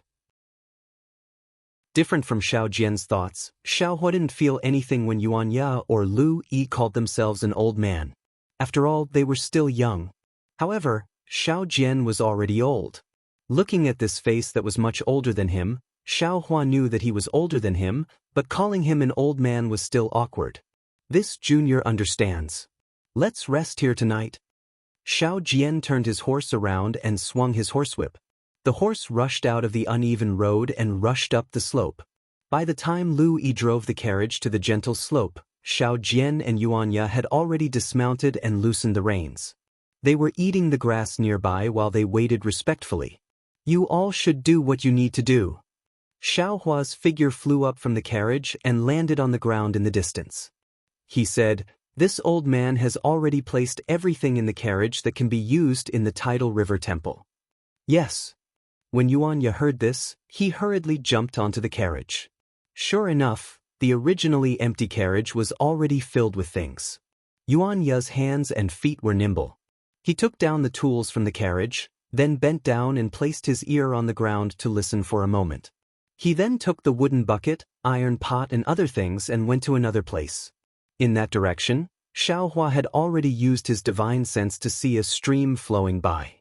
As for Lu Yi, he also obediently ran up the slope and picked up a lot of dry wood under the big tree. Xiao Jian also didn't stay idle. He took the horses from the carriage and sent them to the grassland, allowing them to eat grass. He looked at Xiao Hua, who was sitting cross-legged, and hesitated for a moment. In the end, he didn't walk over. Chapter 32:30. Not long after, Lu Yi started a fire on the slope. Yuan Ya also washed the iron pot and brought back some water. After taking the food from the carriage, he started to cook over the fire. Oh! It sounded like a wolf's howl from afar. Yuan Ya looked up and whispered a few words to Lu. Then he quickly ran towards the sound of the wolf's howl. His figure jumped on the slope at an extremely fast speed. After half an hour, Yuan Ya came back. There were some bloodstains on his body and he carried a black thing on his shoulder. Lu Yi saw that it was actually half a wild boar. Then, Yuan Ya took out a short knife and skillfully cut up the wild boar. He skewered it on a branch and roasted it over the fire. Seeing the wild boar meat sizzling in the firelight and the rich fragrance coming out, Lu Yi's saliva almost flowed out. He was waiting for the boar meat to be ready so that he could eat it. Lu. At this moment, Xiao Hua said, "Come here." "Yes, Taoist Xiao." Lu Yi heard and stood up without hesitation. He quickly walked over to Xiao Hua. Xiao Hua clapped his hands and took out a fasting pill. He handed it to Lu Yi and said, "This is my Taoist fasting pill. After taking it, you won't be hungry or thirsty for 7 days. Are you willing to take it? This is an immortal pill. Taoist Xiao should keep it for yourself." But Lu Yi was shocked. He thought of the rumors he heard and hurriedly waved his hand. Xiao Hua said indifferently, "I only want to ask you, are you willing to take it?" "I am willing." Lu Yi said honestly, "I used to be afraid of hunger. I even dreamed of taking this immortal pill." Xiaohua flicked his finger and the fasting pill fell into Lu Yi's hand. Lu Yi immediately put it in his mouth and closed his eyes. After a moment, he smiled and said, "Thank you, Taoist Xiao. I am not hungry anymore. Do you want to eat Yuan Ye's roasted meat?" "Yes." Lu Yi didn't hide it. "I have a secret technique here. It will allow you to use the essence of heaven and earth to temper your meridians and bones. It will become the foundation for you to be free in the future. Are you willing to practice it?" Xiaohua said with a smile. Lu Yi was shocked. He looked at Xiaohua in disbelief. Then he realized that this happiness came too quickly. He hurriedly bowed down and said, "Disciple, you don't have to call yourself my disciple." Xiaohua hurriedly stopped him. "It's just a simple qi refinement technique. If you succeed in cultivating it, then this old man can accept you as his disciple. Otherwise, you're still you. Even if you can enter the ranks, you can't call this old man master." Yes. Lu Yi's voice was trembling. He could tell that this cultivation method could allow him to enter the ranks. Even if he entered the ranks, he might not be able to call Xiaohua master. Then, with Xiaohua's cultivation, the importance of this cultivation method was self-evident. After qi refining, the world's grains and meat might not be edible anymore. Xiaohua smelled the fragrance of meat in the distance and said, "Are you willing?" "This disciple is willing." Hearing Xiaohua's somewhat shoddy test method, Lu Yi's expression turned respectful. Without the slightest neglect, he hurriedly replied. As Xiaohua spoke, he waved his hand and threw out several yellow talismans. With a flash of light, a silencing spell was cast. Then Xiaohua said, "Come here. Close your eyes and sit in front of this old man. This old man wants to see how your aptitude is." "Yes, immortal master." The excited Lu Yi couldn't help but call Xiaohua immortal master. Lu Yi naturally understood that Xiaohua wanted to teach him the cultivation method. This was something he had never dreamed of. Xiaohua smiled faintly and still waved his hand, saying, "This old man hasn't agreed to accept you as a disciple." "Don't be so excited." "Yes, Taoist priest, this little one understands." Seeing Xiaohua repeatedly deny accepting him as a disciple, Lu Yi also felt a little strange. Could it be that he was really too shoddy? Actually, it was quite funny. Xiaohua had achieved success in his cultivation, and his cultivation was also profound, but all of his mystical powers had been developed by himself. Xiao Hongyue of Shanghua Ming had never given him any pointers, and neither had Helplessness of the Imperial Thunder sect. On the contrary, it was Xiang Yang who had taught him a lot. When he was on the Dawn Rain continent, Xiaohua also didn't accept any disciples. Whether it was giving cultivation methods to others or setting up the fortune gate, he just threw out the jade slips and other things and didn't care about them anymore. At this moment, he felt really awkward to be teaching an aura refining technique to a secular person who had never practiced Taoist magic. He felt that it was inappropriate for Lu Yi to be his disciple. After all, he was already a late gold core stage cultivator. How could he accept a secular person who had no foundation in cultivation as his disciple? Moreover, it was his first disciple. However, Lu Yi's luck was very good. First, he was clever. Second, he was kind. Third, some of Xiaohua's merit in the longevity town was related to Lu Yi. If Xiaohua didn't give Lu Yi some benefits, there would be some karma. The most important thing was that Xiaohua now had to find a way to refine the earth crystal Yao milk in his body. It wasn't suitable for him to fly around the hidden immortal continent. He had a lot of time to guide Lu Yi's cultivation. Therefore, Xiaohua had the idea of teaching Taoist cultivation methods to Lu. Seeing Lu Yi sit down cross-legged, Xiaohua stretched out a finger and pointed at the back of Lu Yi's head. Then, a strand of true essence entered Lu Yi's body. Just now, on the carriage, Xiaohua had already taken a look at the qi refining jade slips sent by Zhang Qingxiao. Inside them, there were methods and spells to check the attributes of the body. Oh! After a moment, Xiaohua was slightly surprised and his brows wrinkled. Xiaohua actually couldn't check the attributes of Lu Yi's body. Could it be that something went wrong when I used it for the first time? Xiaohua thought for a moment and slightly closed his eyes. He pondered over the method in his mind and once again pointed his finger at the back of Lu Yi's head. This method was very simple. For a cultivator like Xiaohua, it wasn't very difficult. However, after a few breaths of time, the doubt on Xiaohua's face became even stronger. Could it be that Lu Yi's physique is heterogeneous and unsuitable for cultivation? Xiaohua's heart turned cold. He immediately understood the root of the problem. Then, Xiaohua rubbed his hands and several rays of brilliance entered Lu Yi's body. After Xiaohua withdrew his magic power, ripples began to appear on the surface of Lu Yi's body. These ripples surged out layer by layer.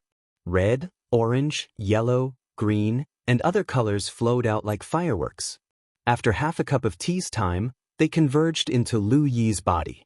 During this time, not a single color could last for long on the surface of Lu Yi's body.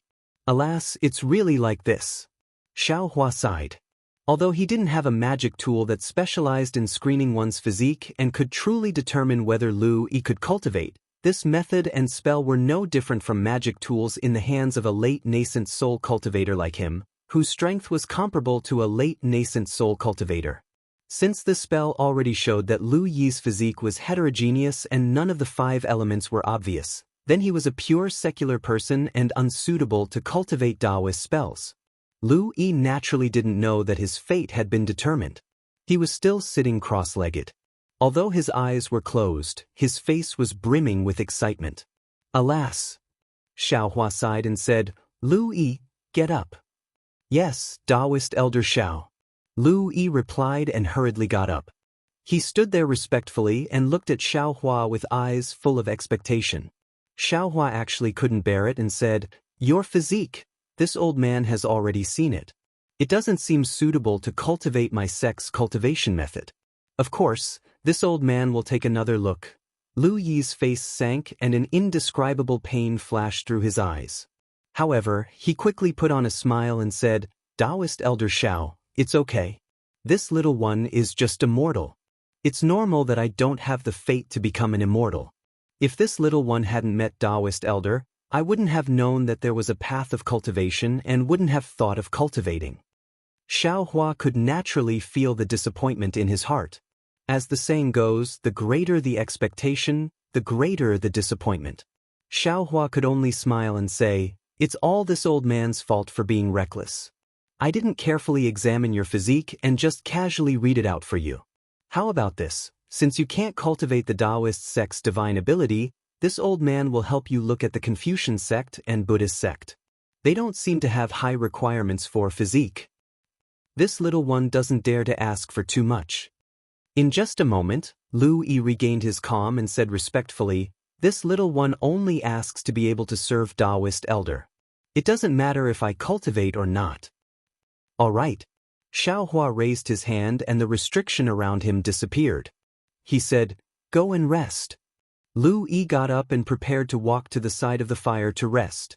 When Xiao Jian and Yuanya heard Xiaohua calling Lu Yi over, their eyes were already looking over there. Their ears also straightened. Unfortunately, other than the first few words, they didn't hear anything else. The two of them naturally knew that this was Xiaohua's technique and couldn't help but secretly regret it. However, when they were disappointed, Lu Yi's body actually emitted a faint brilliance in the dark night, attracting their attention again. At this time, Lu Yi left Xiaohua's side and returned to the side of the fire. Although he didn't say anything, his face was filled with depression. After all, he was still a teenager.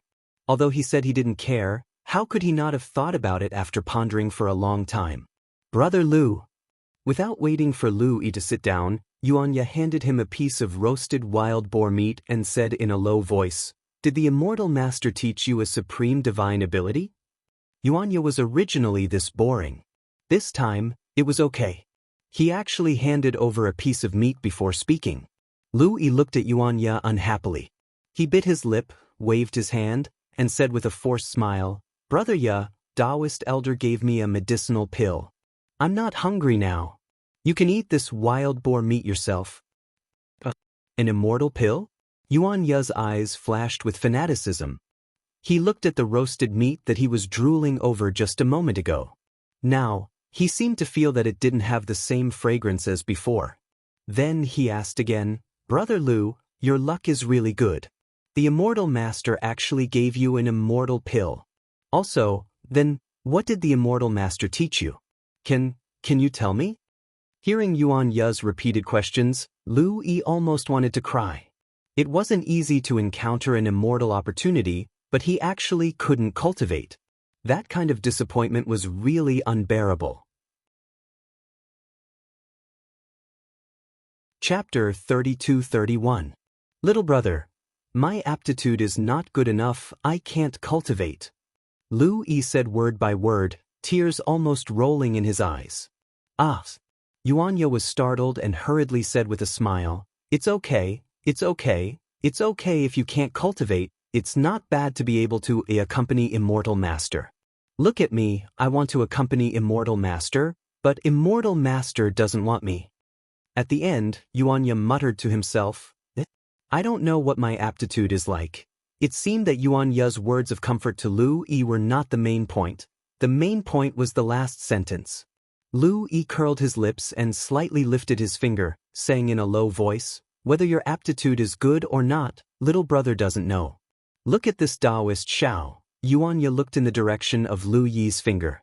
Xiao Jian, who didn't say anything just now, was already holding a piece of roasted wild boar meat in his hand. He had already run in front of Xiao Hua. Master? Yuan Ye was startled.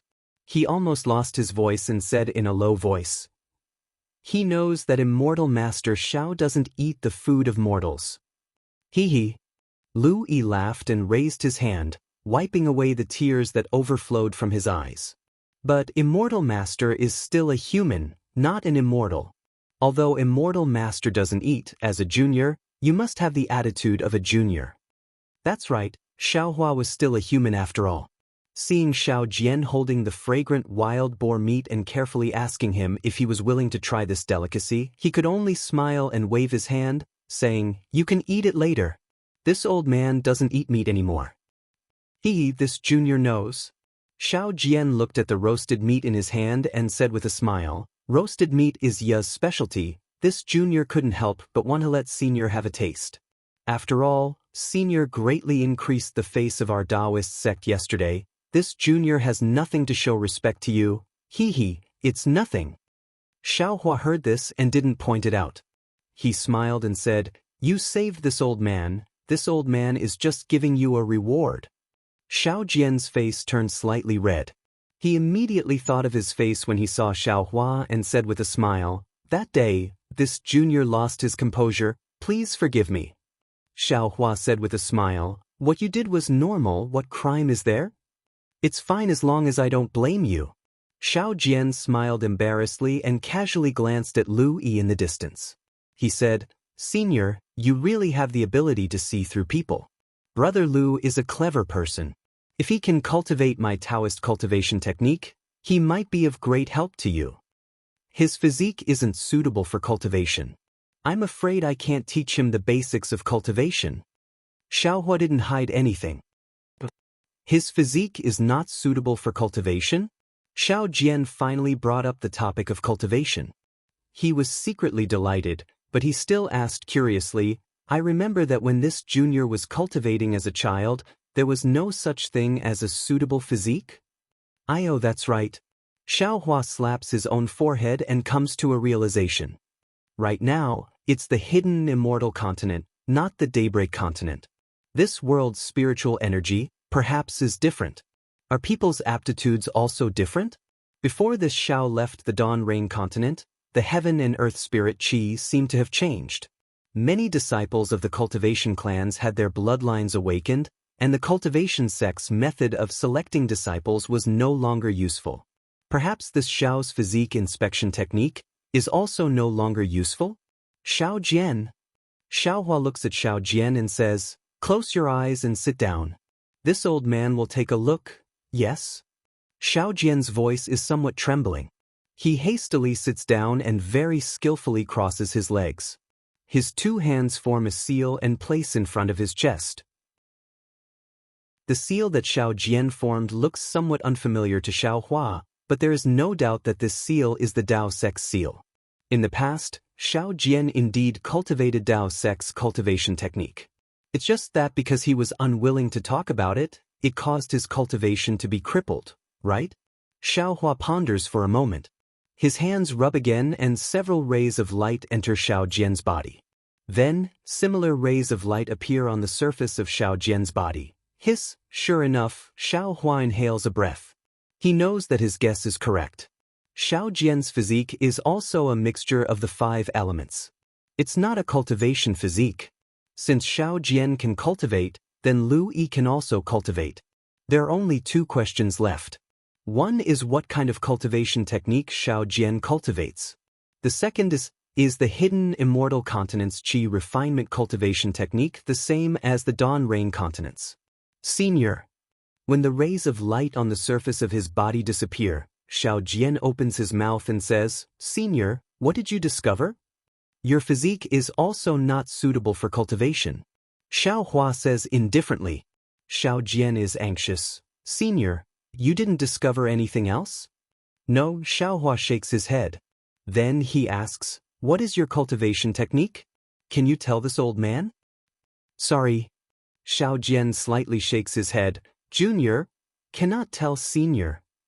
And Xiao Jian's answer is not out of Xiao Hua's expectation. He thinks for a moment and asks, "What kind of test did you go through? Did you choose different cultivation techniques according to the results of the test?" "Junior does not need to go through the test." Xiao Jian replies, "But Junior has seen different cultivation techniques. Among them, there is one that is effective for Junior. Junior chose that cultivation technique." "Oh," Xiao Hua hears, slightly nods his head and says, "Call Lu Yi over." Xiao Jian sees Xiao Hua avoiding the topic and is somewhat helpless. He agrees and turns around to leave. "Xiao Jian." Xiao Hua suddenly speaks. Xiao Jian is overjoyed and hurriedly turns his head.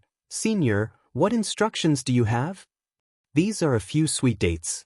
They are very good to eat. You and Yunya can have one each," Xiao Hua says, and with a wave of his hand, 2 fist-sized red dates appear in his hand. He passes them to Xiao Jian. Xiao Jian is really disappointed, but he still respectfully accepts and thanks Xiao Hua. Xiao Hua quickly returns to the side of the fire. Lu Yi was originally a bit sleepy, but when he hears Xiao Hua's call, he immediately becomes spirited again. He jogs in front of Xiao Hua and says, "Taoist, what is the matter?" I was a bit impatient." Seeing that Lu Yi's eyes are somewhat unable to open, Xiao Hua says with a smile, "You go and rest. We will talk about it tomorrow morning." Yes, Lu Yi is very clever. After hearing Xiao Hua's order, he immediately takes out some bedding from the carriage. After giving it to Xiao Jian and Yunya, he also lies down with his clothes on. In a moment, he enters a dream. In the dream, he rides a flying sword and gallops between heaven and earth. A trace of a smile also hangs on the corner of his mouth. The fire is extinguished, the night is deep. Even the faint wolf howls from a moment ago can no longer be heard. Only the snoring sound of Xiao Jian and the other 2 echoes in the darkness. This day is really too long. The experience of this day is enough for them to use a lifetime to recollect. They are indeed too tired.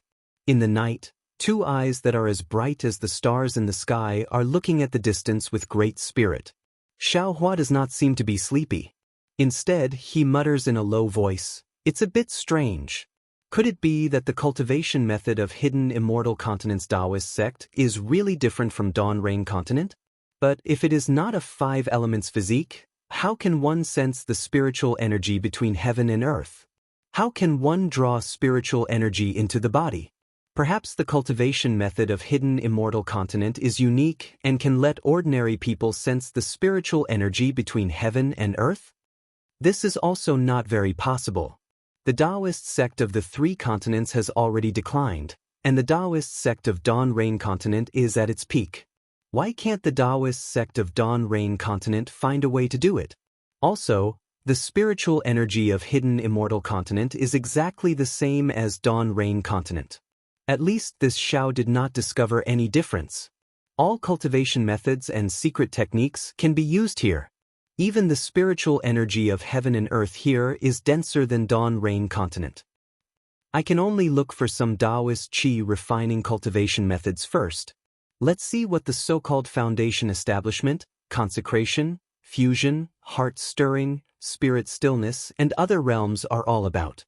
Xiaohua's gaze looks at Xiao Jian's figure not far away, and says with a smile, "Since you don't let this Xiao see, then this Xiao can't see? How can there not be Taoist sect cultivation methods in a place where there are vitality stones transactions? Now you want to provoke this Xiao's curiosity again and again, want this Xiao to take the initiative to ask about your story, but why should this Xiao enter the trap? Since you don't want to say, this Xiao will naturally not mention, this Xiao will also not take the initiative to check your meridians and dantian. Your enemy is an entire country. No matter how powerful this Xiao is, it is impossible for this Xiao to be the opponent of an entire country right now." When Lu Yi wakes up, the sky is already bright. He wipes away the saliva at the corner of his mouth with a very red face, then looks regretfully at Xiaohua, who is already using the Big Dipper God fist in the distance, secretly hating himself for waking up too late. About 10 zhang to Lu Yi's left, Yuanya has already assumed a posture and is practicing with Xiaohua. It looks like he also has the appearance of a master. Lu Yi habitually touches his stomach. Sure enough, it is as Xiaohua said, the intense hunger that he usually feels when he wakes up in the morning did not attack him today. He still feels full like yesterday. Looking around, it seems that other than flying in the sky and burrowing into the ground in his dream last night, everything is like a dream. Lu Yi, Xiaohua calls from afar, "Follow this old man's movements, see if you can learn it." Yes, this little one understands. Lu Yi is overjoyed. He hurriedly stares at Xiaohua's movements, his hands and arms dance at the same time. After half a meal, Xiaohua asks, "Lu Yi, do you have any special feeling?" Special feeling? Lu Yi is slightly dazed. He does not know what Xiaohua is talking about. Oh, that means there is no special feeling. Xiaohua looks at Lu Yi's blank expression. He knows that he did not really practice the Big Dipper God fist. He says again, "You stop, this old man has something to say to you." Yes, Lu Yi hurriedly stops his movements. He stands there very respectfully. But Yuanya, who is about 10 zhang, looks at Xiaohua. He opens his mouth to say something, but when he sees a flash of brilliance around Xiaohua and Lu Yi, he can only see Xiaohua's mouth moving. He can no longer hear Xiaohua's voice. Yuanya closes his mouth again. Inside the silent restriction, Xiaohua frankly and sincerely says to Lu Yi, "This old man has never accepted a disciple before, you are the first one. This old man has never had the experience of teaching other people a cultivation technique from the beginning, therefore, yesterday's test seems to have some problems." Chapter 32-32. Seeing the joy in Lu Yi's eyes, Xiaohua hurriedly waves his hand and says, "Of course, this doesn't mean that you will definitely be able to cultivate. Don't be happy too early. I thought about it last night. Now I have several different cultivation methods. If you are willing, I can teach you one by one. You can see for yourself which one is useful." Immortal Master. Lu Yi's gratitude in his heart is incomparable. He really couldn't imagine that he would be able to obtain several different cultivation methods. He can't help but call out, "Immortal Master," and kneels on the ground. He is so excited that tears flow down, as if he wants to turn last night's depression into sobs. "You don't have to be like this." Xiaohua says with a smile, "I am only giving you some insignificant things. Whether you can step on this road in the future will depend on yourself. In particular, I am also doing an experiment on your body to see if my idea is correct." Taoist Xiao. Lu Yi calms down and kneels on the ground and says, "I know that I am not worthy to be Taoist Zhao's disciple. However, I have regarded Taoist Xiao as my senior since yesterday, the person closest to me in this world. Not to mention doing an experiment for Taoist Xiao, even if I have to sacrifice my life, so what? Get up." Xiaohua looks at this clever child and says with a smile, "Just like yesterday, I will recite the cultivation method to you." "Yes, Taoist Xiao." Lu Yi suppresses the excitement in his heart and simply doesn't get up. He directly uses his hands to support himself and sits down cross-legged. Then Xiaohua recites an earth attribute cultivation method to Lu Yi's ear 3 times. As expected by Xiaohua, Lu Yi is indeed smart. Xiaohua only needs to recite it once and Lu Yi already remembers it clearly. However, although this cultivation method is simple and crude, it is after all the real cultivation method of the Taoist sect. Lu Yi doesn't understand the meaning of it. Although he repeats it several times and remembers it without missing a word, he doesn't know when he will be able to draw in qi into his body. Lu Yi, you must remember this. This cultivation method cannot be easily revealed. You can only cultivate it by yourself.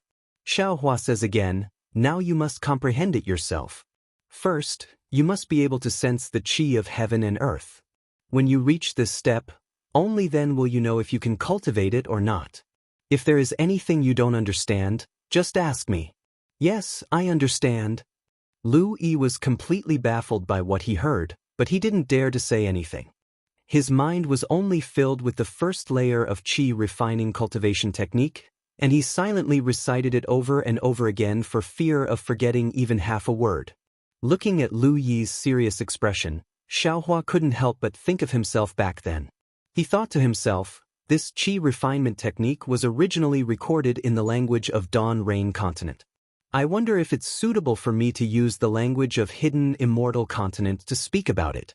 However, this Xiao has already used this cultivation method once last night, so it should be feasible. As for the rest, we'll talk about it at the auction. Lu Yi wanted to comprehend an aura refining technique, so the task of driving the carriage naturally fell on Yuanya's shoulders. Although the carriage wasn't small, it wasn't big either. It was filled with all sorts of things, so Xiaohua naturally didn't want to sit in it. Thus, he rode on Yuanya's horse and walked in front of the carriage. After leaving Longevity Town, the main road gradually became uneven.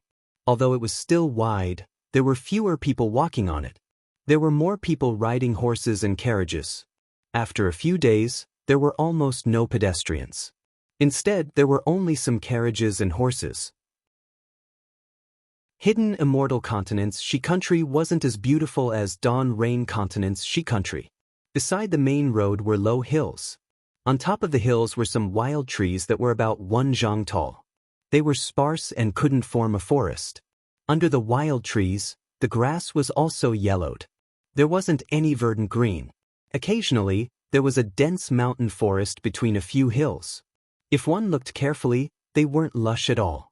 The sun was hanging in the sky, mercilessly shining on the ground. The dust brought up by the galloping horses was blown up by the wind. When it hit one's face, they would feel a burst of annoyance. Yuanya narrowed his eyes. The reins in his hand were very stable as he controlled the carriage. He let the dust fall on his face and his open chest. This dust was raised by Xiao Jian's horse. It was just 2 zhang away from Yuanya's right hand. Xiao Jian seemed to be in a sorry state. His forehead was already covered in sweat. His back was also soaked with sweat. A layer of white marks appeared on his Taoist robe. Yuanya looked at Xiaohua on the horse in front of Xiao Jian. At this time, Xiaohua wasn't riding a horse like Xiao Jian. He was holding the reins and using the whip to urge the horse. Instead, he was simply sitting cross-legged.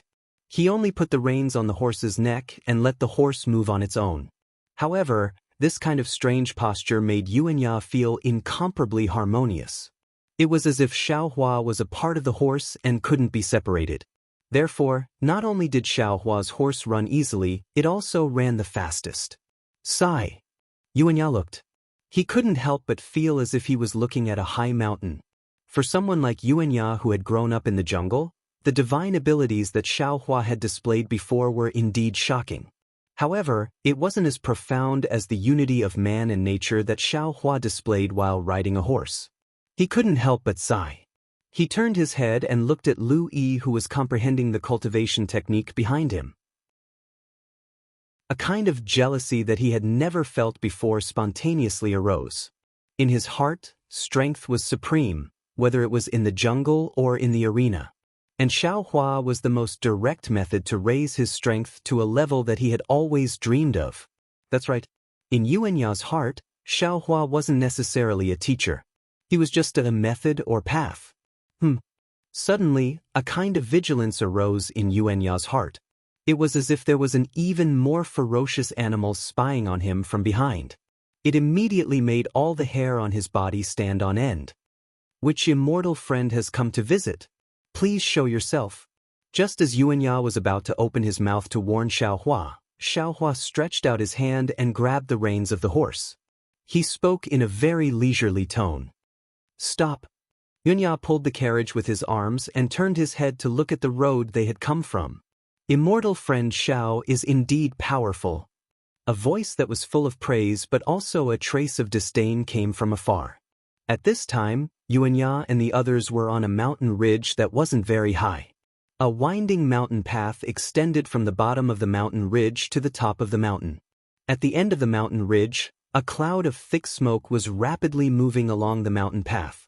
When it reached the foot of the mountain, the faint sound of horses neighing could be heard. The thick smoke actually floated up from the mountain path and rushed towards Yuanya and the others. The sound of horses neighing could be heard. Yuanya felt a chill in his heart. His steel-like arms couldn't help but tremble. When he looked at the 4 fine horses, they were even more unbearable. Lai lai lai. The same neighing sound, but it was actually a sorrowful cry. The 4 horses' legs went soft and they collapsed on the ground, scared witless. Their 4 hooves trembled and they didn't dare to move. See! Yuanya jumped up and at the same time he stretched out his hand and grabbed Lu Yi, who had his eyes closed, by the collar and easily landed on the ground. Xiaohua and Xiao Jian naturally also easily floated down from the back of their horses. They looked back with some astonishment. When the black smoke flew closer, Yuanya's eyes narrowed and he coldly looked at it. It was a large and sturdy horse. It was about 10 feet tall and its entire body was pitch black. This large horse was very strange. Aside from a few extremely long manes, there were also strange scales covering its body. It looked like an ordinary armor. The black smoke came from the mouth and nose of this large horse. The black smoke rolled and brought with it countless sparks, enveloping the entire large horse. Looking at this strange black horse, there was a 10 feet tall strong man sitting upright. This strong man was as arrogant as the black horse. He was also covered in pitch-black armor. Even the armor was emitting wisps of black smoke that enveloped his entire body. It was impossible to see this person's true appearance. The black horse fell from the sky without making a sound. Looking at the place where the black horse landed, the sparks from the black smoke had already melted the mountain rocks on the mountain path. The 4 hooves of the black horse seemed to be floating there. This one is Xiaohua. Greetings, fellow immortal. Xiaohua didn't release his divine sense. He calmly looked at the black horse and the person landing and cupped his hands. You are the Taoist Xiaohua? A loud and clear voice came from the black smoke, carrying a trace of surprise. That's right, it is this one. Fellow immortal has chased me for so long from the immortal town. How should I address fellow immortal? Xiaohua nodded and said, Hee hee. That person coldly laughed. The black smoke on his face scattered. His body slightly leaned forward and said in a low voice, This old man was sent by the small gold temple to kill you. With that, taking advantage of his body slightly leaning forward, that person stretched out his hand and actually took a 10 feet long snake spear that was as thick as a duck egg from a hook on the black horse. His 2 legs clamped on the black horse. The black horse jumped up from the ground. Black smoke and sparks filled the air. At the same time, that person waved his hand. The 8 feet long snake spear was like a bolt of black lightning that streaked across the sky. It carried the power of the person and the horse as it pierced toward Xiaohua. Ah? Yuanya suddenly froze. His originally slightly squinted eyes instantly shrank to a point. He didn't know what others were feeling. He only knew that when the person on the horse waved the 8 feet long snake spear, waves of sonic booms came from the spear. The pitch-black lightning attracted all of his attention. His mind couldn't dodge even if he wanted to. Yuanya believed that if he was facing the spear, there was absolutely no way he could dodge it. There was no other way but to die. Buddhist sex bald donkey is really hateful. Yuanya's heart was filled with hatred. He looked at Xiaohua with extreme worry. Woo! A sound like a gust of wind came out of nowhere. Then there was a loud bang. Yuanya felt a burst of pain in his ears. Then a wave of air rushed out from not far away. In an instant, his body was lifted up and he was sent flying towards the side of the mountain. Lie, lie, lie. Without waiting for Yuanya to stabilize his body, an even louder horse's mournful cry sounded. The black horse that was previously incomparably arrogant seemed to have been struck by lightning. It trembled violently and quickly retreated. There was even more black smoke and sparks coming out of its mouth and nose. However, the black smoke around its body was blown away by the wave of air just now, revealing 4 slightly trembling hooves. Chapter 32-33. Looking at the black-armored man, he was in an even worse state than Yuanya. His body had been sent flying, and the 8-feet-long snake spear in his hand flew diagonally into the air. The black smoke that was originally protecting the black-armored man had now disappeared, revealing a large head under the armor. On the face of this head, there was a pair of broom-like eyebrows and 2 leopard eyes. Now they were filled with horror. On the mountain path, Xiaohua's thin figure stood steadily. The wishful staff in his hand gently twirled one after another, as if the attack just now was child's play. He looked at the embarrassed man in black armor with a smile that was not a smile. Xiaohua said very easily, "If fellow immortal wants to test this Xiao's skill, then say it as soon as possible. If this Xiao didn't know that you don't have Buddhist telekinesis, your life would be left here today." Humph. The black-armored person coldly snorted. Black smoke rose from his body and seeped out from within the black armor, supporting his body that had lost its balance. Immediately, he waved his hand. The black smoke rushed out like a tentacle and wrapped around the snake spear that was about to land on the ground. At the same time, the black horse that he was sitting on stabilized and appeared below him. This old man just wanted to see how strong you are. If we talk about fighting, how can this old man directly compete with you? The black-armored man straightened his back. With a loud bang, several feet of black flames rushed out from his black armor. Amidst the black flames, a strange skeletal horse and skeleton flashed before disappearing. What was special was that the skeleton's eyes flashed with 2 pitch-black dots, and there was a kind of terrifying brilliance. Looking at the powerful black flames, Xiao Jian and the others couldn't help but tremble, and a kind of fear appeared in their eyes. Fortunately, the black flames on the man's black armor flickered in the air for a few breaths, and then quickly disappeared, slowly revealing the true face of the man in black armor. The man in black looked at Xiaohua with extreme dissatisfaction. "Fellow immortal and this Xiao are not enemies, there is no reason to fight to the death." A strange look flashed across Xiaohua's face. He looked at the man's weathered face and said with a smile, "This Xiao doesn't know why fellow immortal chased me all the way here from the immortal town. Is there something you need this Xiao for?"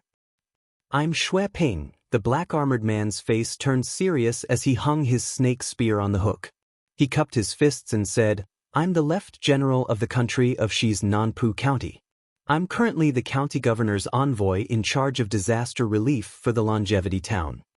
"Oh, so it's General Xue." Xiaohua raised his eyebrows and cupped his hands. "I wonder, what advice does General Xue have?" "This Xue has come for 3 matters."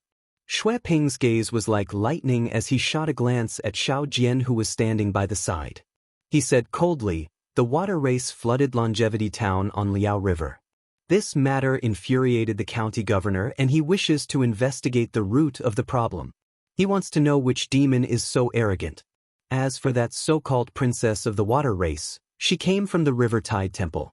I, Xue, want to bring this Xiao Jian back to meet the county governor. If the king is enraged, I will bring this Xiao Jian before the king." "General Xue, you are mistaken." Xiao Jian was somewhat fearful, but he was abnormally calm in front of Xue Ping. Without waiting for Xiaohua to speak, he immediately pointed at Lu Yi who was standing by the side and said, "Although this old man is considered the abbot of the River Tide Temple, that girl was brought to the River Tide Temple by this young man named Lu. This old man doesn't know the origin of that girl, so this matter has nothing to do with me." "Oh." Xue Ping raised his eyebrows and snorted coldly. 2 wisps of black smoke spewed out from his nostrils as he said loudly, "Is this true?" If you dare to deceive this general can kill you right now. My lord. Although Lu Yi's eyes were filled with fear, he still gritted his teeth and said, Taoist Master Shao is right. Little Yun was indeed brought to the River Tide Temple by this lowly one. However, this lowly one doesn't know the origin of Little Yun. She was only picked up by this lowly one from Liao River. Lu Yi's voice was trembling as his teeth slightly chattered. Clearly, Xue Ping's terrifying black flames had frightened him. All right then. Xue Ping laughed sinisterly. Since you are the source, then follow this general back to Longevity Town. Hee hee. Seeing Lu Yi's footsteps moving towards the black horse despite his fear, Xiao Hua sneered. General Xue, if this Xiao hadn't left Jiangqing City, this Xiao wouldn't have cared how you treated Lu Yi. However, after leaving Jiangqing City, this Xiao has already taken Lu Yi in as a servant. His coming and going isn't up to him. Need to ask for this Xiao's opinion. Fellow immortal Xiao. Xue Ping was stunned. He didn't expect Xiao Hua to stand up for Lu. He asked curiously, is this true? Whatever this Xiao says, is true. Xiao Hua replied proudly. Fellow immortal Xiao. Xue Ping hesitated slightly as if he didn't want to fall out with Xiao Hua.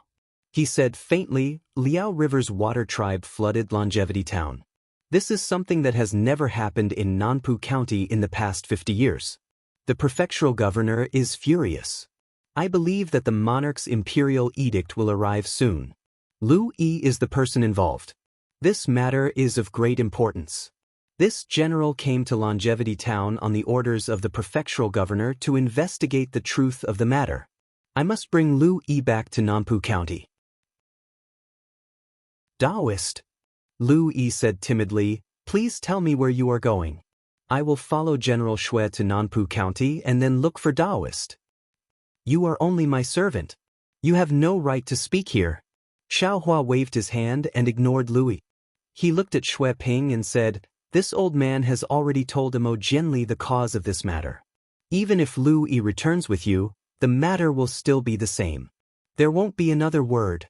This old man has a use for Lu. I won't let you take him away. Hearing Xiao Hua's words, Lu Yi silently lowered his head. He took a few steps back and stood beside Yuan Ye again. Fellow immortal Xiao. Xue Ping was displeased. This general sees that you are also of the Taoist lineage. That's why I'm talking nicely with you. If it were anyone else, he, fellow immortal Xue? Xiao Hua's tone was the same. This old man also sees that you are a Taoist itinerant cultivator. It's not easy for you to cultivate, so I won't argue with you. Lu Yi is my servant. How can he leave with you just because you say so? If fellow immortal insists on letting Lu Yi go with you, then there's no need to talk about the other two matters. You. Xue Ping's eyes widened as he stared straight at Xiao Hua. The black horse beneath him snorted and spewed out a lot of black smoke and sparks. Its front hooves kicked the mountain path and melted several deep marks into the ground. For a moment, the entire mountain path was silent. Even the wind had stopped. Xiao Hua, you are making things difficult for this old man. Xue Ping finally spoke. Xue Ping, if something belongs to this old man, let alone a servant, even if it's a primordial stone, if this old man doesn't agree, no one can take it away. Xiao Hua didn't back down and said indifferently, this old man isn't making things difficult for you. This old man? Hee, you call yourself this old man in front of me? Xue Ping chuckled as if he was about to fly into a rage. Why would Xiao Hua be afraid of him? He looked up and down. The wishful staff in his hand was still waving slowly. He looked completely lazy. General Xue. Xiao Jian hurriedly said from the side, from what I know, Longevity Academy's Principal Zhu Junfeng and the prefectural governor are old friends. Since Principal Zhu knew about this and didn't keep Lu Yi, then Mr. Zhu should be able to explain it to the prefectural governor. Moreover, Mr. Mo Jianli and the others from the Chongyun sect didn't mention this matter. General, there's no need to fuss over this matter. General, you came here for 3 matters. The first matter? I'm afraid it's not the most important, right? Let's talk about the 2 important matters first. Forget it. Xue Ping thought for a moment after hearing Xiao Jian's words. He waved his hand and said, Longevity Academy is in charge of Longevity Town. The prefectural governor basically doesn't interfere. It's just that this matter is too terrible and the prefectural governor can't ignore it. Since Mr. Mo knows about this matter, this general can also report this matter to the prefectural governor. Hee hee. Xiaohua only smiled faintly and didn't even say a word of thanks. Since Xue Ping was given a way out, he said, Of course, this general isn't afraid of fellow immortal Xiao. It's just that this general came to Longevity Town not only to investigate the truth of the matter, but also to take charge of the disaster relief of Longevity Town. When this general arrived, I heard from Principal Zhu that fellow immortal Xiao had donated 100,000 dan of rations. Not only did this solve the famine in Longevity Town, it also allowed this general to bring the remaining rations back and distribute them to other disaster areas. Therefore, this general chased after you to thank Taoist Xiao. As for the matter of your servant, this general won't pursue it on account of the rations. Hee hee, I'll have to trouble General Xue. Hearing that Xue Ping chased after him to thank him, Xiaohua cupped his hands. This matter involves the people of Longevity Town. This Xiao is duty-bound, so there's no need to thank me. 100,000 dan of rations. Xiao Jian was so shocked that he couldn't close his mouth. On the other hand, Yuan Ya and Lu Yi didn't have any concept of 100,000 dan, so they didn't have any reaction. Xue Ping touched his black armor and took out an inch-long vermilion jade pendant. He threw it to Xiaohua and said, This is a reward personally issued by my Nanpu Prefecture's prefectural governor.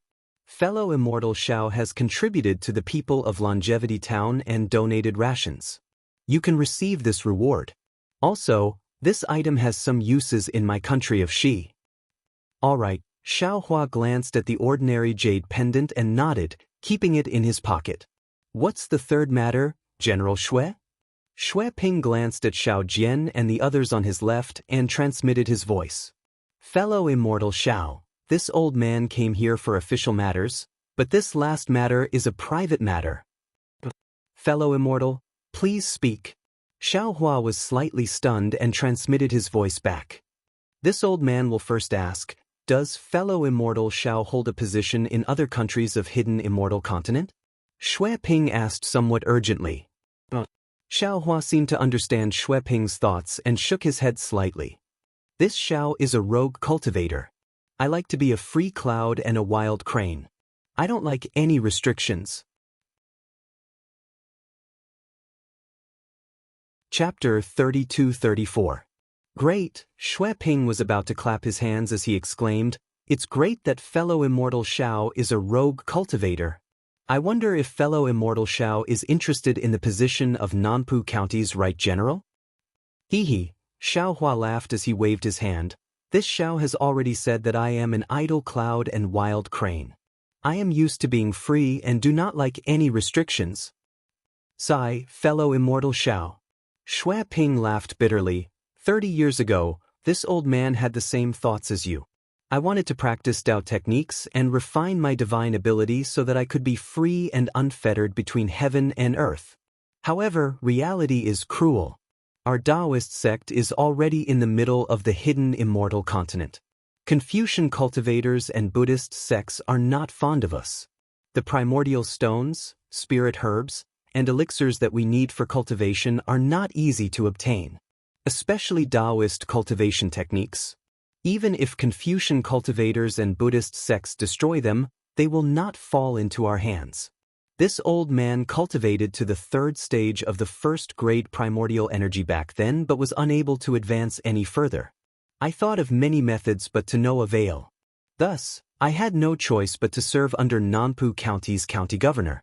You see, in just 30 years, this old man has advanced from the third stage of the first-grade primordial energy to the second stage of the second-grade primordial energy. This is something that this old man did not even dare to think about in the past. This old man is unable to tell fellow immortal about the benefits within. However, fellow immortal can think about it. With the power of a county supporting your cultivation, how could you not advance by leaps and bounds? At least it is better than a rogue cultivator like you finding your own way, right? Shui Ping advised again, under Nanpu County's county governor, there is only this old man as the left general. The cultivation of the other Taoist cultivators are all shallow. This old man alone is unable to support them and is unable to contend against the other Buddhist sects and Confucian cultivators. When this old man arrived at Longevity Town, I heard Zhu Juanfeng's words and knew that fellow immortal's strength is immense and that you have the courage to defeat 10,000 men. I immediately rushed here to thank fellow immortal. If this benefit is not given to my Taoist fellow immortal, who else can it be given to? Secondly, I wish to ask fellow immortal to lend this old man a helping hand and become the right general of Nanpu County. With the two of us working together, we will definitely be able to make a name for ourselves in Nanpu County and even request for the position of general from the king. Not only will it make a name for itself in the country of Shi, it will also be extremely beneficial to our cultivation. When he spoke up to here, Shui Ping sighed again. Actually, in the end, it's because I've seen too few Taoist disciples, and it's even rarer to see a disciple who can charge into battle like fellow Taoist. I can't let go of this opportunity. Hee. Xiaohua doesn't know whether to laugh or cry. He only chuckles and says, "Many thanks for General Shui's good intentions. This Xiao really can't go back with you. This Xiao has more important things to do. General Shui, please pay more attention to the right general." Fellow immortal Xiao, are you really not going to reconsider? Shui Ping seemed to have the intention of recruiting him. That strike from the first time they met had left an extremely deep impression on him. No need. If General Shui has nothing else, then this Xiao will take his leave. We will meet again someday. Xiao Hua cupped his hands and said, "Fellow immortal Xiao." Seeing Xiao Hua's resolute reply, Shui Ping knew that he couldn't keep Xiao Hua, so he hurriedly said, "Since fellow immortal isn't willing to be the right general, then this Shui doesn't dare to force it. However, this Shui has something to ask fellow immortal for help next year. I wonder if fellow immortal is interested?" Xiao Hua frowned and immediately thought of the treasure hunt in the West Sea. He looked at Shui Ping and smiled bitterly. "General Shui, could it be that you've discovered another lost treasure somewhere?" "Ah? Fellow immortal?" Shui Ping was shocked and asked curiously, "Fellow immortal knows? What does this Xiao know?" Xiao Hua waved his hand and said, "This Xiao isn't interested in treasure hunting. General Shui should find someone else." Sigh, "Fellow immortal, do you think this old man doesn't want to find someone else?" Shui Ping smiled bitterly. This old man is familiar with some Taoist disciples, but they are all useless. The one with profound cultivation is a Confucian disciple, and that place happened to be a Taoist ruin. I heard that there are ancient elixirs hidden inside that are extremely beneficial for breaking through bottlenecks. This old man also needs to prepare for the bottleneck of the second grade of essence force. Second grade of essence force, ah. Xiao Hua muttered to himself and thought, this hidden immortal continent is very strange. How could Taoist be exterminated by them? What is the truth behind it? If this Xiao wants to return to the Dawn Rain continent, these Taoist ruins are probably the same as the Buddhist ruins on the Dawn Rain continent. I have to take a look, right? If a mere second-grade essence force cultivator can take a look, then what's wrong with this Xiao going? After all, the Taoist sects in the hidden immortal continent have already declined. It's good to be able to help a Taoist disciple. All right. Xiao Hua thought for a moment and nodded. This Xiao can lend you a hand. However, this Xiao also has a matter to trouble General Shui. Please speak. Shui Ping didn't find it strange at all and smiled. If fellow immortal Xiao has any conditions, feel free to state them. You and I are villains before gentlemen. Xiao Hua waved his hand. It's not much of a condition. It's just that this Xiao is looking for a place called Lu Town. If General Shui can help this Xiao find a place called Lu Town in the hidden immortal continent, this Xiao will definitely help you. Hiss, Shui Ping took a deep breath and looked at Xiao Hua. His expression was strange, but he couldn't tell what he was thinking. After a moment, he sneered again. Fellow immortal Xiao, are you making fun of this old man? If you don't want to go, you don't have to go. Why make such a boring condition? Who knows how many countries there are in the 9 great provinces of the hidden immortal continent? Who knows how many villages and towns there are? How can this old man find the Lu town you're looking for in the vast sea of villages and towns? Sigh, it's really not as simple as this Xiao and Xiao Jian thought. Xiao Hua sighed in his heart and spoke again. General Shui is wrong. This Xiao isn't lying. This Xiao is indeed looking for Lu town. Since General Shui is the left general of the country of Xi's Nanpu County, you must have some conveniences in this area. All right, Shui Ping saw that Xiao Hua wasn't speaking nonsense and nodded slightly. This Shui can help you search, but this old man is powerless. I'll search as much as I can, right? In that case, many thanks to General Shui. Xiao Hua cupped his hands and added another sentence. How about this? If General Shui is only searching in Yuzhou, then how about adding a sect called Misty Sect? Misty Sect? What sect is that? Confucian or Taoist? Shui Ping frowned again and asked patiently. This Xiao also doesn't know. Xiao Hua spread his hands and smiled bitterly. This Xiao is also helping others search. Since you can help this Xiao can also help General. All right. Shui Ping nodded. If it's only Yuzhou, this Shui can give it a try. Since General Shui has promised this Xiao, then this Xiao will also promise General Shui. When this Xiao is free next year, this Xiao will go to Nanpu County to look for you. How about that? Xiao Hua didn't dawdle and agreed very swiftly. Great. Shui Ping clapped. With fellow immortal Zhao's help, this matter will be settled. As he spoke, Shui Ping took out a pitch-black token from his armor and handed it to Xiao Hua. Fellow immortal Xiao, this is this old man's token.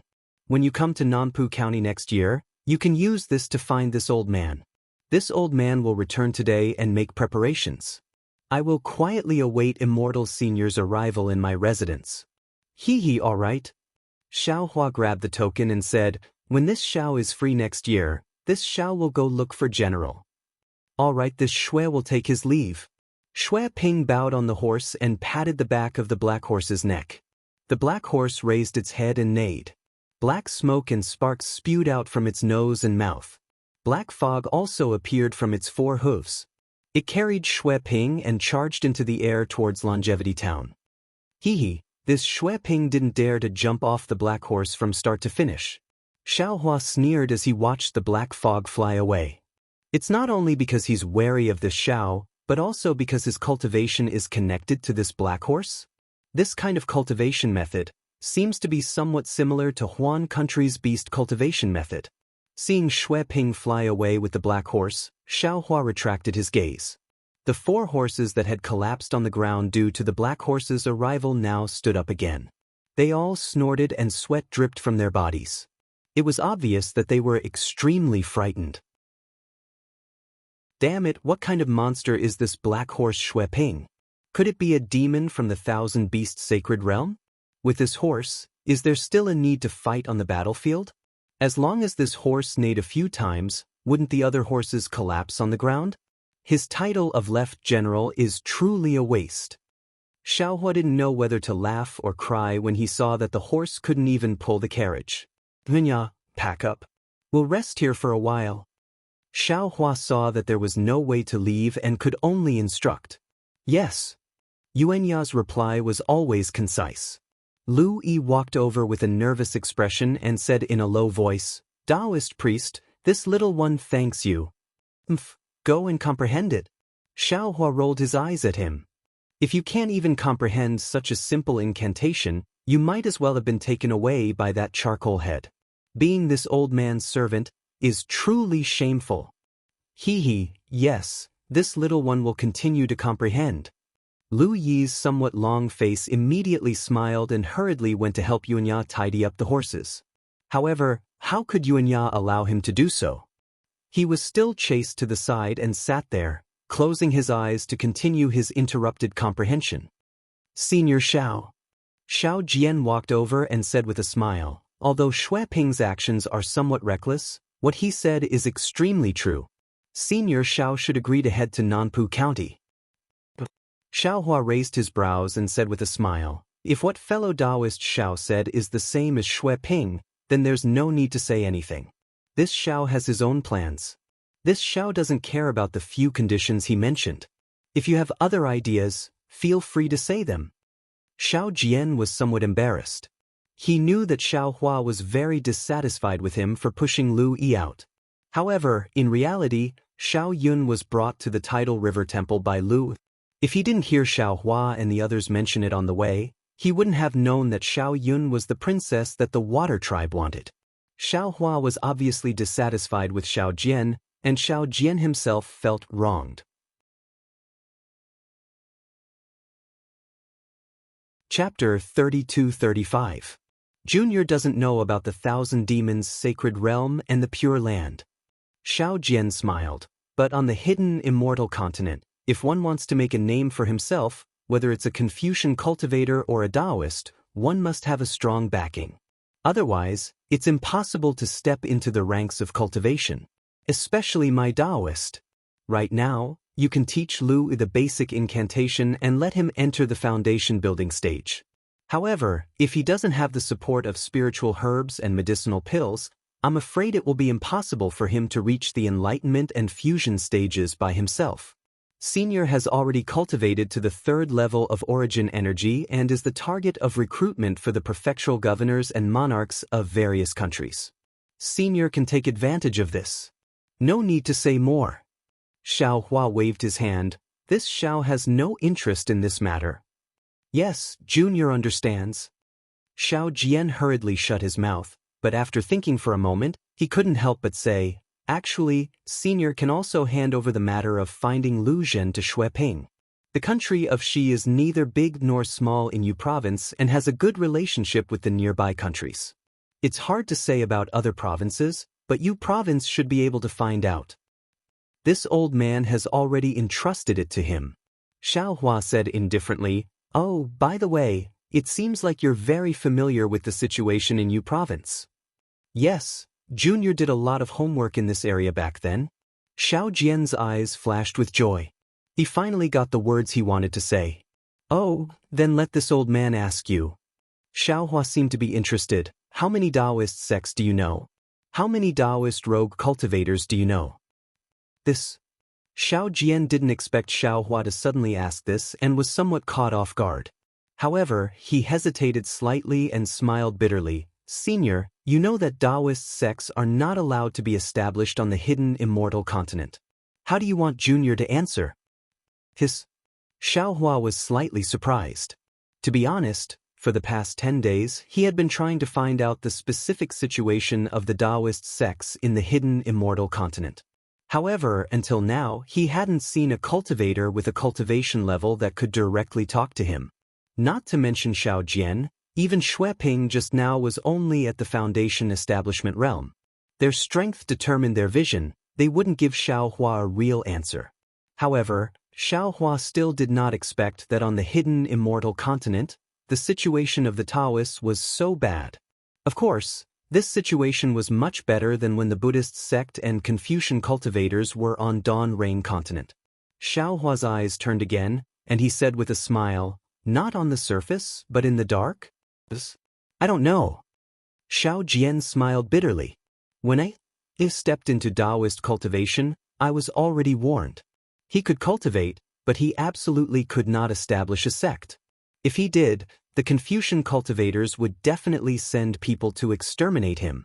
This was the iron law of the hidden immortal continent. Is that bullshit immortal Buddha grand ceremony supposed to be like this? Then why do you still want to cultivate Tao techniques? Why didn't he choose Confucian cultivation? Even the Buddhist sect is better than the Taoist sect. Xiao Hua asked with a smile that was not a smile. I'll let Senior know.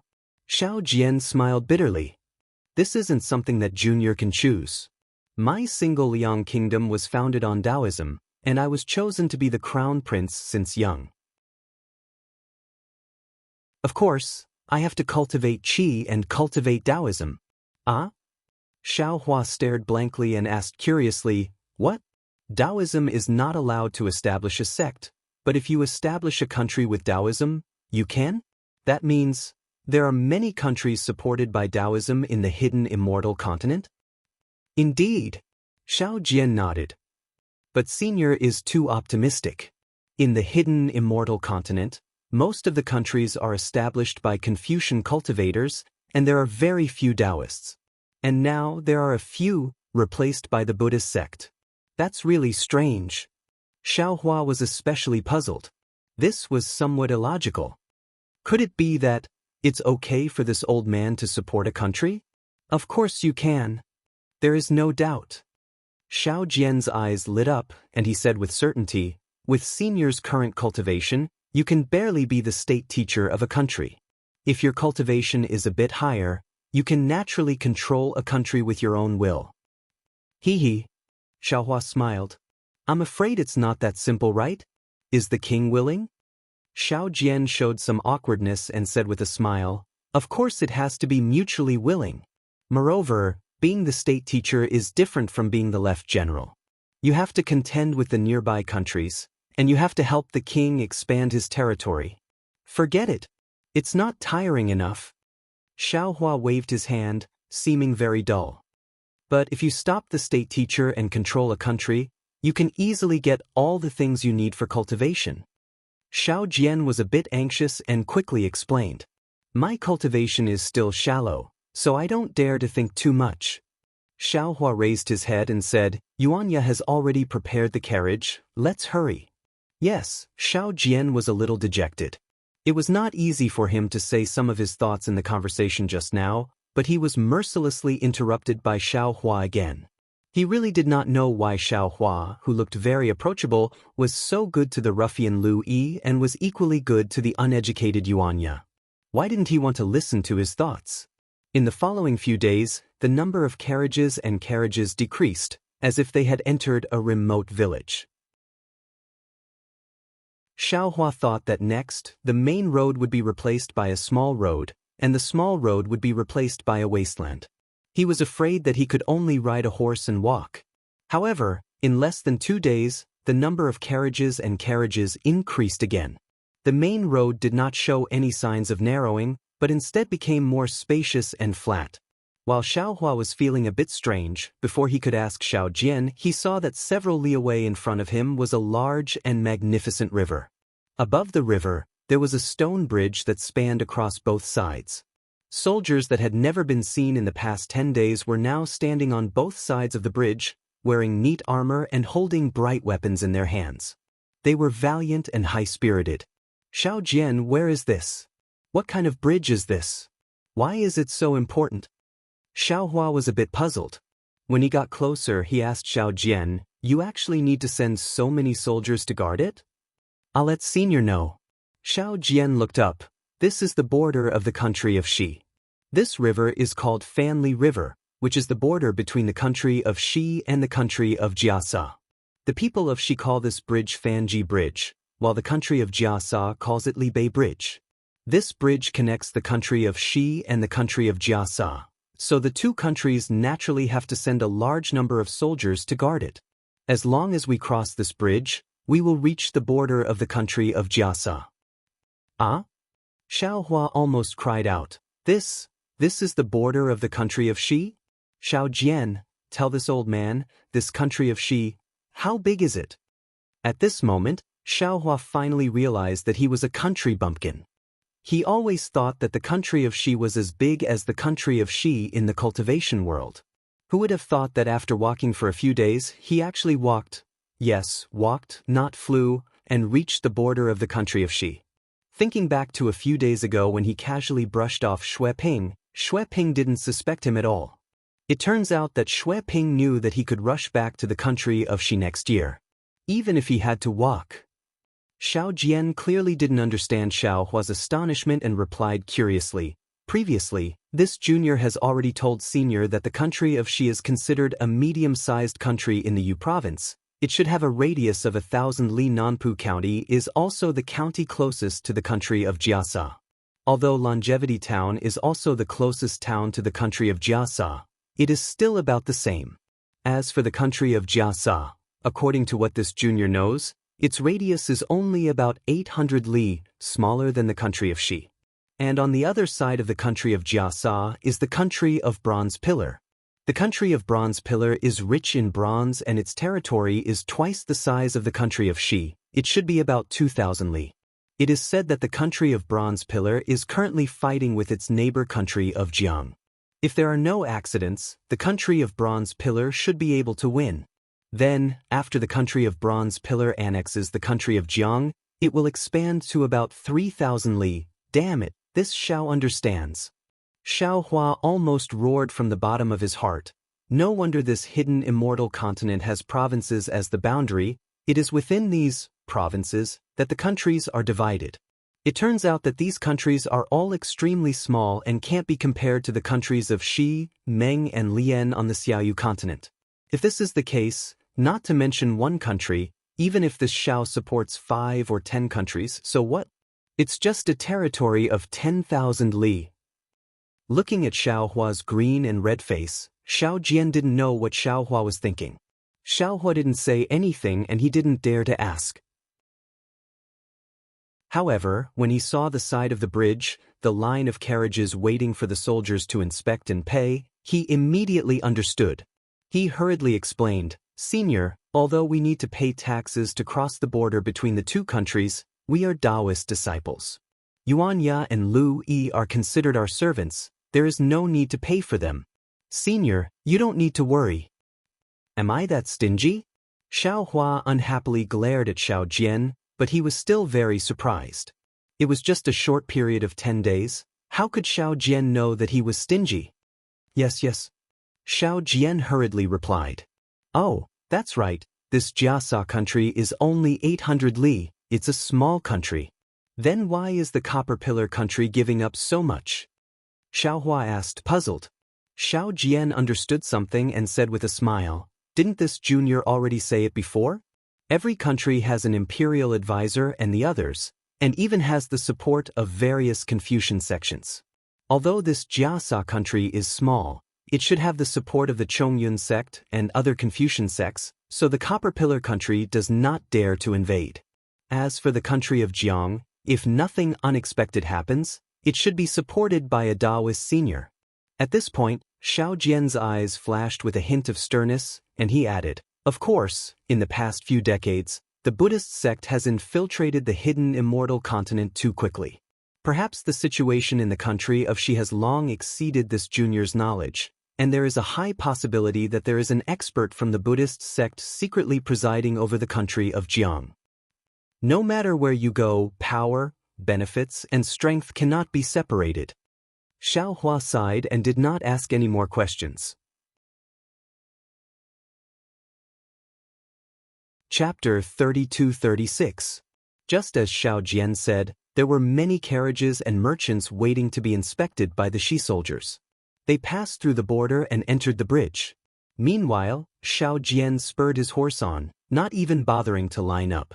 He galloped through the center of the road, heading towards the soldiers who were holding weapons and guarding the bridge. "Taoist priest, please wait." One of the soldiers walked out and raised his hand, shouting, "Please take out the official document for inspection." "Boundless holy man." Xiao Jian called out his Taoist name. He reached into his bosom and took out a square jade clip. He handed it over and said with a smile, "This is my official name. Please check it, General." "Taoist priest, please wait a moment." The soldier took the jade clip without looking at it and hurried towards the side of the bridge where several tents were located. Not long after, a strong man wearing armor with a sword hanging from his waist quickly walked over with the jade clip in his hand. He bowed and said, "This general, Li Xinyu, greets Taoist priest Xiao. I, Xiao Jian, greets General Li." Xiao Jian's face was indifferent. He raised his left hand and saluted, saying, "I brought my disciples and seniors to travel around Yu province. At this moment, we are heading towards Jiasa country. Please make an exception for us." "Taoist priest Xiao, you can naturally bring your disciples to Jiasa country. This general only needs to inspect the carriage." Li Xinyu looked at Xiao Jian, then looked at Xiao Hua and the others and said with a smile, "But you only wrote Taoist Xiao and a boy named Yuan Ya in the official document. There are still a few blanks left behind, and the remaining 2 boys. How dare you?" Xiao Jian shouted, raising his hand. He looked at Xiaohua very respectfully and said, "This is the senior of this old man's sect. How can this old man's name be written on this old man's official document?" This general greets immortal master." Li Xinyu was shocked and hurriedly bowed in front of Xiaohua. After all, for a young man to be called a senior by an old man, this young man immediately had the demeanor of an immortal master. Xiaohua nodded and waved his hand. Li Xinyu couldn't help but stand up. Immortal elder." Li Xinyu straightened up, swallowed his saliva, and said nervously, "I know that Immortal Master is a senior expert, but do you have an official document?"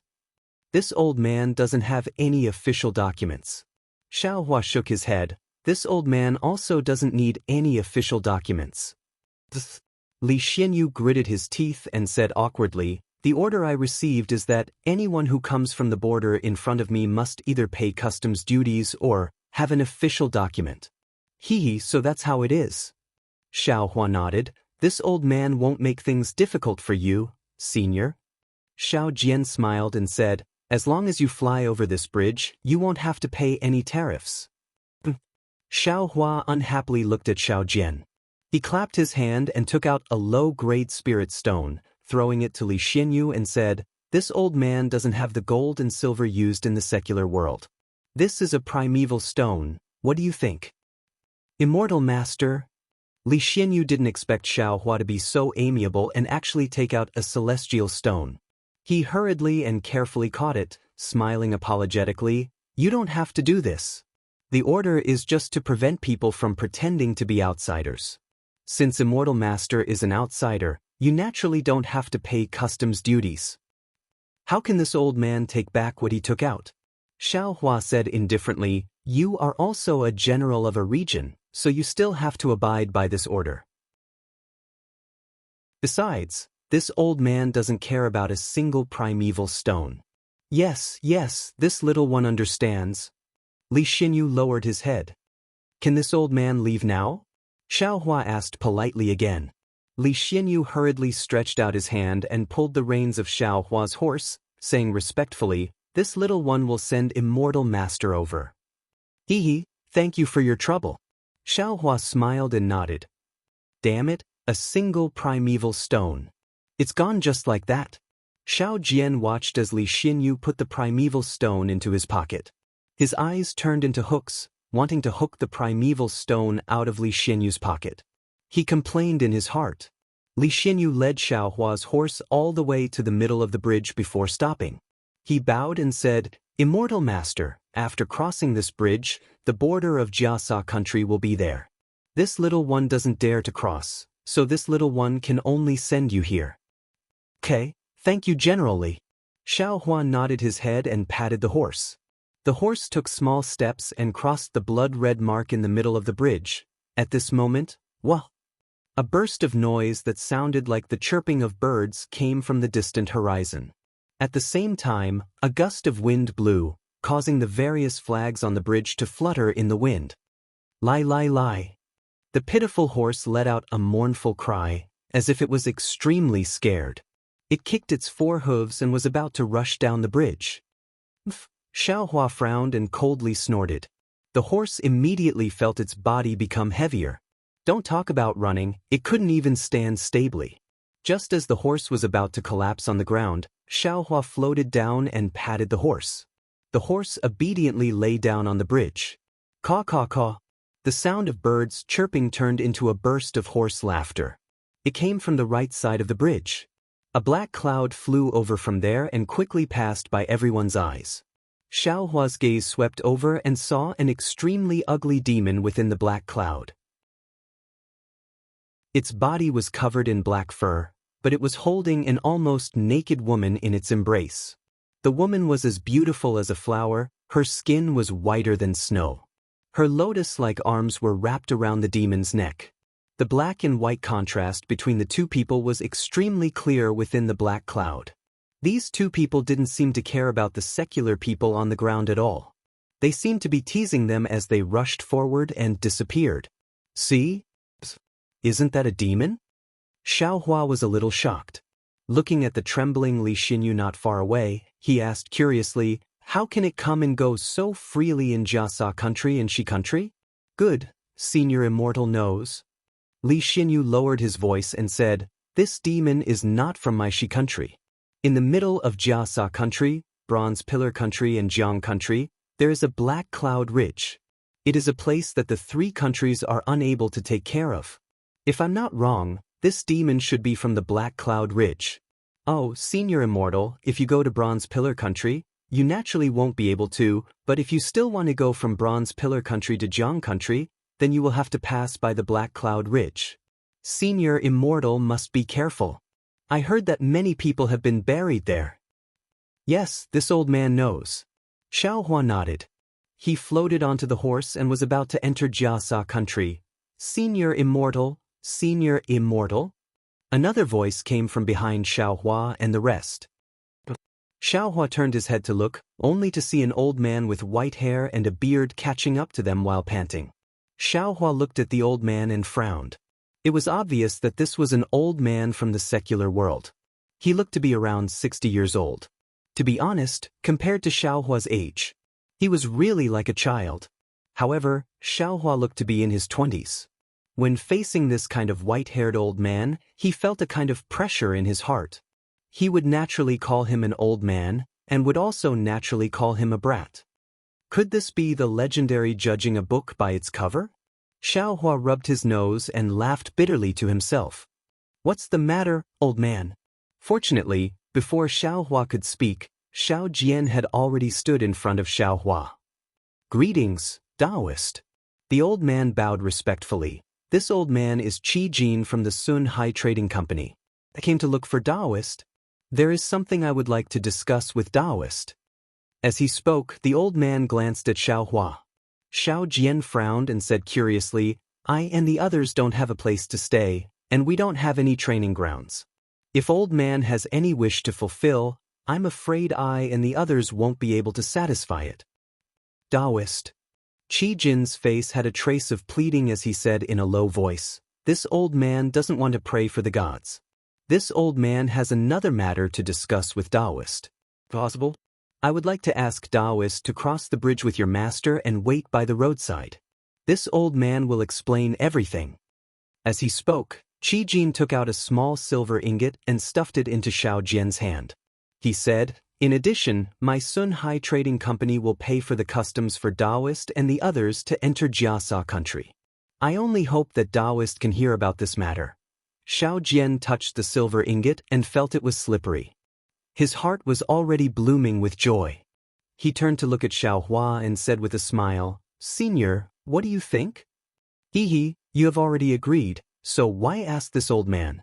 Xiaohua smiled. At this time, he already had a plan for the road ahead. Everything was just a kind of experience.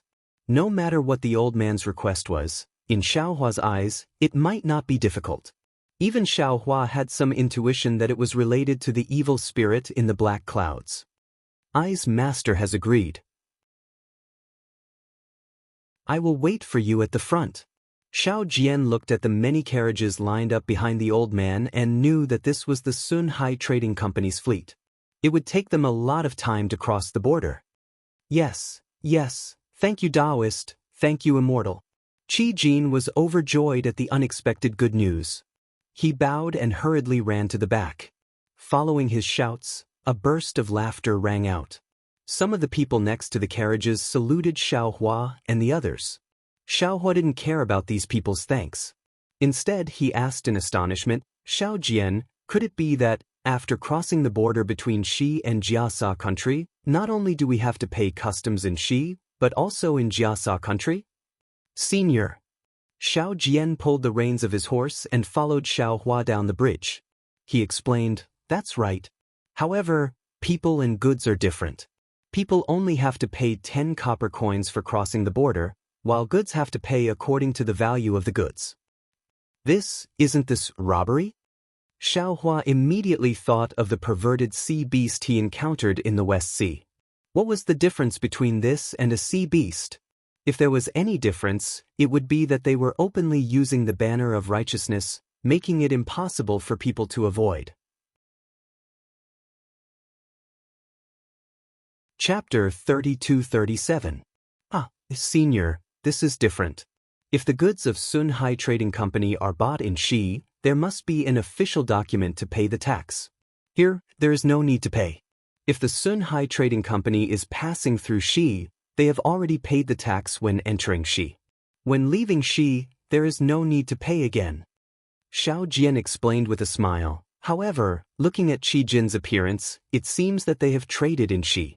Moreover, there is no official document to pay the tax. At the border, they must pay a certain percentage of the tax. Then when they enter Jiasa country, they must pay the tax. Xiaohua asked. That is natural. This tax is from Xi, the other side is from Jiasa country. Xiao Jian nodded. Xiaohua sighed with emotion. Alas, this business is not easy. The tax is an important part of a country's income and expenditure. It is impossible to exempt it. Xiao Jian said with familiarity. Of course, it is not only for business, but also for anything in this world.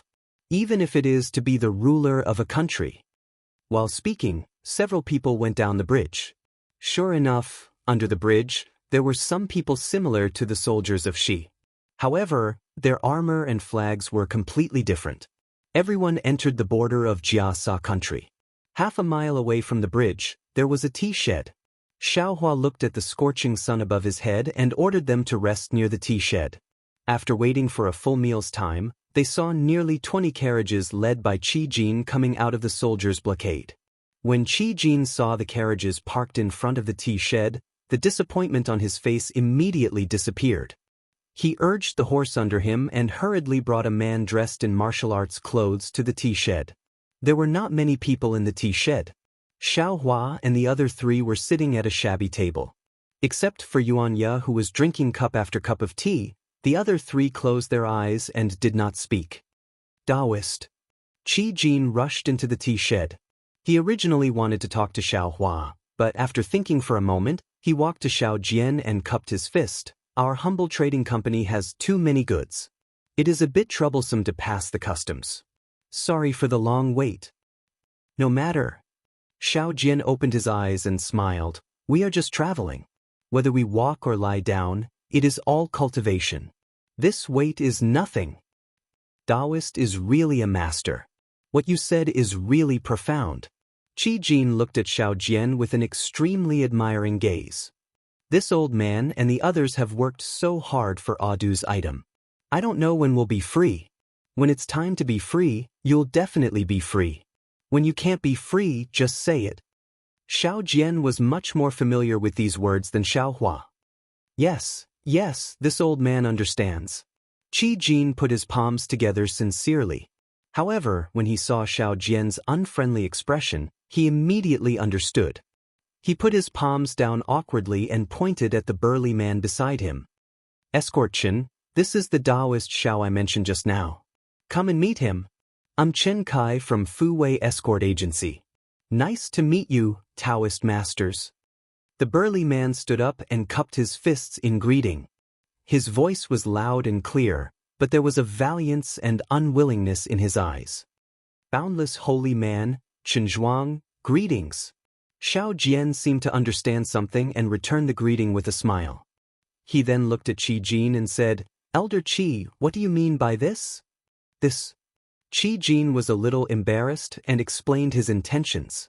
It was as Xiao Jian had expected. The distance from the border of Jiasa country to the nearest city was about 100 miles. There was a section of the mountain road that was quite dangerous. There were 3 groups of mountain bandits alone. These mountain bandits often went down the mountain to rob, and the merchants passing by were all terrified. Jiasa country had sent troops to kill them several times, but they returned without success. In the end, they simply ignored them and let these mountain bandits fend for themselves. Since the mountain bandits were born, how could they be destroyed? Although the leader and number of the mountain bandits were constantly changing, these mountain bandits had become a malignant tumor at the border of Jiasa country. Unfortunately, there was only one main road from the kingdom of Xi to the kingdom of Jiasa. On the left side of the mountain road, there was an impassable forest. Therefore, even if a merchant like the Sun Hai Trading Company knew that there were bandits here, they could only brace themselves and pass through. At best, they could hire more armed escorts like the Fu Wei Escort Agency to protect their own trading company. Qi Jin had just seen the Shi general's unusual respect for Xiao Hua, so he had a sudden idea to ask Xiao Hua and the others to protect him through this section of the mountain road where the mountain bandits were rampant. Although Xiao Hua and the others were not escorts, Qi Jin's lack of trust in Fu Wei Escort Agency and his behavior of seeking medical treatment halfway through the journey made Escort Chen extremely dissatisfied. Chen Kai didn't say anything, but how could Xiao Jian not see the disdain and even a faint hostility in his eyes? He had seen this kind of look in Zen Master Ming Yu's eyes more than once.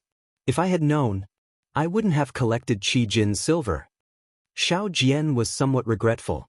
After listening to Qi Jin's explanation, he already understood that these mountain bandits couldn't have appeared out of nowhere. Moreover, they lived so freely at such a close distance to the border. If it weren't for the fact that they had nothing to do with the border guards of Jiasa country, Xiao Jian wouldn't believe it even if he was beaten to death. As for Qi Jin's intention, Xiao Jian was even more aware. Qi Jin didn't necessarily want to rely on their martial strength. What he valued was Li Xianyu's respect for Xiao Hua. Qi Jin thought that since they were familiar with Li Xianyu and the others, when they encountered the mountain bandits ahead, they would definitely make the mountain bandits hesitate. As for this reason, Qi Jin couldn't tell Chen Kai or Xiao Jian directly. He could only use a probing tone to ask Xiao Jian and the others to protect them. Damn it, we're all smart people. After Xiao Jian felt regretful, he subconsciously looked at Xiao Hua. It was obvious that they couldn't have any relationship with the border guards. Li Xianyu's respect was for Xiao Hua and that piece of vitality stone. Facing the mountain bandits, not to mention himself, even Yuan Yam might not be able to protect himself. How could Xiao Jian dare to make a decision? Oh, Escort Chen. Contrary to Xiao Jian's expectations, a trace of joy flashed across Xiao Hua's face. He asked, "Let this old man ask you, do you know the Lotus Escort Agency?" Lotus Escort Agency? A trace of vigilance flashed across Chen Kai's eyes. He asked curiously, "Taoist knows the people of the escort agency? Tell this old man, do you know the Lotus Escort Agency?" Hearing Chen Kai's answer, Xiao Hua's eyes flashed. He seemed to be somewhat ecstatic as he asked hurriedly. Chen Kai shivered. Xiao Hua's gaze was like lightning, as if it pierced into his heart, giving him a big fright. The dissatisfaction in his heart had long been thrown out of the highest clouds. He hurriedly replied, "Good, immortal elder knows. This one has never heard of the Lotus Escort Agency." Xiao Hua snorted coldly, appearing extremely dissatisfied. Immortal elder. Chen Kai's forehead was somewhat sweaty. Facing Xiao Hua's dissatisfaction, he felt an indescribable feeling of oppression and powerlessness. It was as if facing Xiao Hua was a huge mountain that could crush him into meat paste at any time. Now he truly knew how powerful Xiao Hua was. This one has heard of the Lotus Escort Agency, Swallow Escort Agency, Jinfeng Escort Agency, but I've never heard of the Lotus Escort Agency. What about the Misty Sect? Xiao Hua knew that there wouldn't be any definite answer, but he still asked in a low voice. This one has also never heard of it. Sweat dripped down Chen Kai's face. His knees almost went soft. He really couldn't face Xiao Hua's incredulous gaze. This lowly one is just an ordinary escort. What immortal elder is talking about, this lowly one doesn't know. Ooh, Xiao Hua let out a long sigh. He sighed again in his heart. AI, escort. Isn't this one's second brother an escort? Lotus Escort Agency, Misty Sect? Why should this one make things difficult for an ordinary escort? Xiao Hua let out a breath. Chen Kai immediately felt that the danger that could easily crush him to death had suddenly disappeared. Only then did he involuntarily stretch out his hand and wipe the sweat off his forehead. His heart also relaxed as if a huge rock had been removed. Immortal Elder. Qi Jin naturally saw Chen Kai's sorry state and was even more overjoyed in his heart. Seeing that Xiao Hua's expression was good, he hurriedly said in a low voice, This old one is so bold as to ask Immortal Elder to come with us. We will properly serve Immortal Elder along the way, AI? Xiaohua ignored Qi Jin and raised his head to look at the road outside the tea shed. His gaze was somewhat blurred, as if he saw the end of the road and also the end of time. It was when Qi Jin mentioned the escort agency and the escorts that those distant memories began to appear like fragments. Lotus Flower Escort Agency, Armed Escort Agency, escorts, and other unfamiliar terms appeared like a fountain. He couldn't help but have the urge to ask. He really wanted to get what he wanted from this escort called Chen Kai. Unfortunately, Xiaohua was still disappointed. Perhaps they're not far away? Xiaohua's heart was somewhat moved. The arena, the village, the escort agency, these are all things that Xiaoyu continent doesn't have. They're all from this one's memory, senior. Xiao Jian's voice was indistinct again, as if it came from the horizon and woke Xiaohua up from his homesickness. We have to go either way. Why don't we go together? Up to you. Xiaohua's face was as calm as water, and it was impossible to tell if he was happy or angry.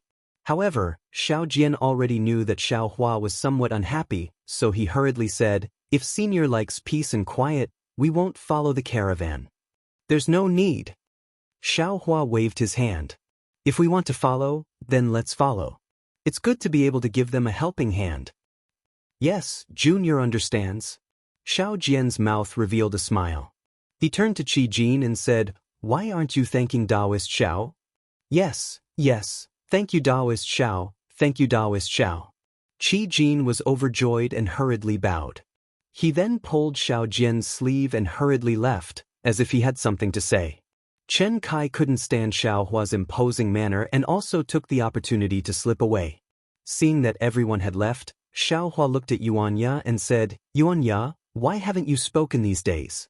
Have you had enough of this tea?" "Taoist, Junior doesn't know how to speak. I might as well not speak." Yuanya drank another cup of tea and placed the somewhat tattered teacup on the table. "Junior will go get a carriage." Chapter 32-38. With that, Yuanya hurriedly got up and hurriedly walked out. Hee. Xiaohua looked at Yuanya's back and then looked at Lu Yi, who was sitting beside Yuanya and had closed his eyes to think after drinking a few mouthfuls of tea. Xiaohua brought Lu Yi out of the tea shed. The carriages of Sun Hai Trading Company had already started to move. Qi Jin and Xiao Jian came out from behind a big tree. Both of them had a satisfied expression and seemed to be chatting happily. As for Chen Kai, he was already riding a horse in front of the carriages. Lu.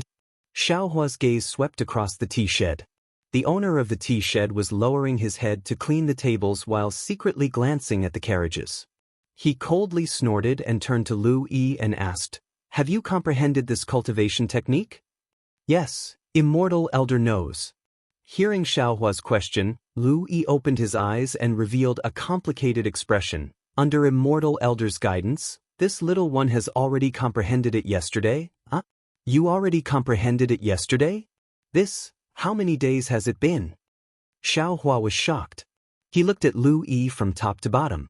After all, Xiaohua was not a competent master and didn't know how to teach other people cultivation methods.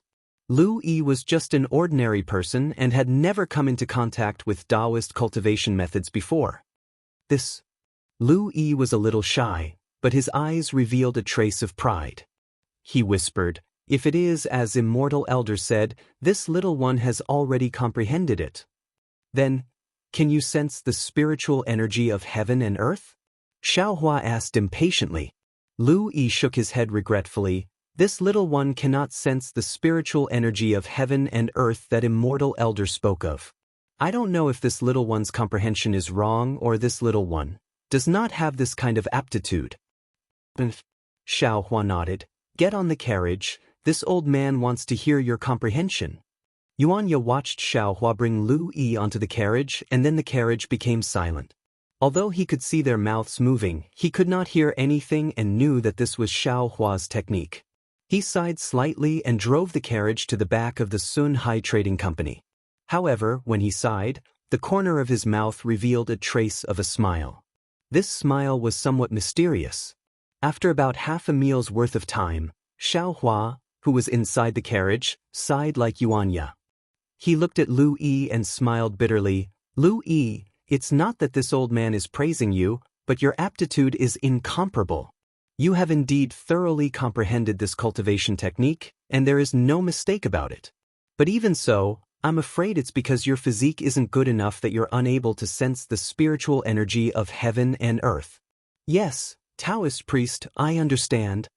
At this time, when Lu Yi heard Xiaohua's praise, his eyes lit up. He smiled and said, Taoist priest has already said this at the beginning. This little one has a plan in mind. This lowly one is already fortunate enough to have a glimpse of the immortal cultivation technique. As for whether or not I have the fate to cultivate, this lowly one doesn't care anymore. Yes, it's great that you have such intentions. I'm just afraid that you're too ambitious. Xiaohua nodded and said, since that's the case, this old man will teach you another cultivation technique. You can try it again. Yes, I'll listen to Taoist priest's instructions. Lu Yi nodded vigorously. After Xiaohua passed on a simple water-type cultivation method to Lu Yi, he once again irresponsibly gave him a few small dates, allowing Lu Yi to comprehend it himself. Xiaohua himself once again exited the carriage, riding on the back of a horse, leisurely and contentedly admiring the scenery outside the main road. Brother ya. After Xiaohua left, Lu Yi closed his eyes for a long time.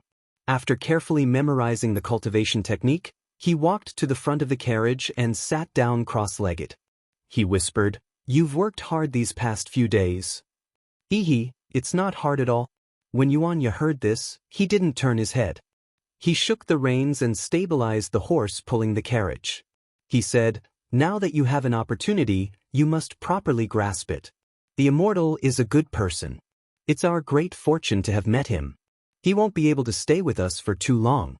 You must cultivate well and strive to have the immortal accept you as his disciple and take you away.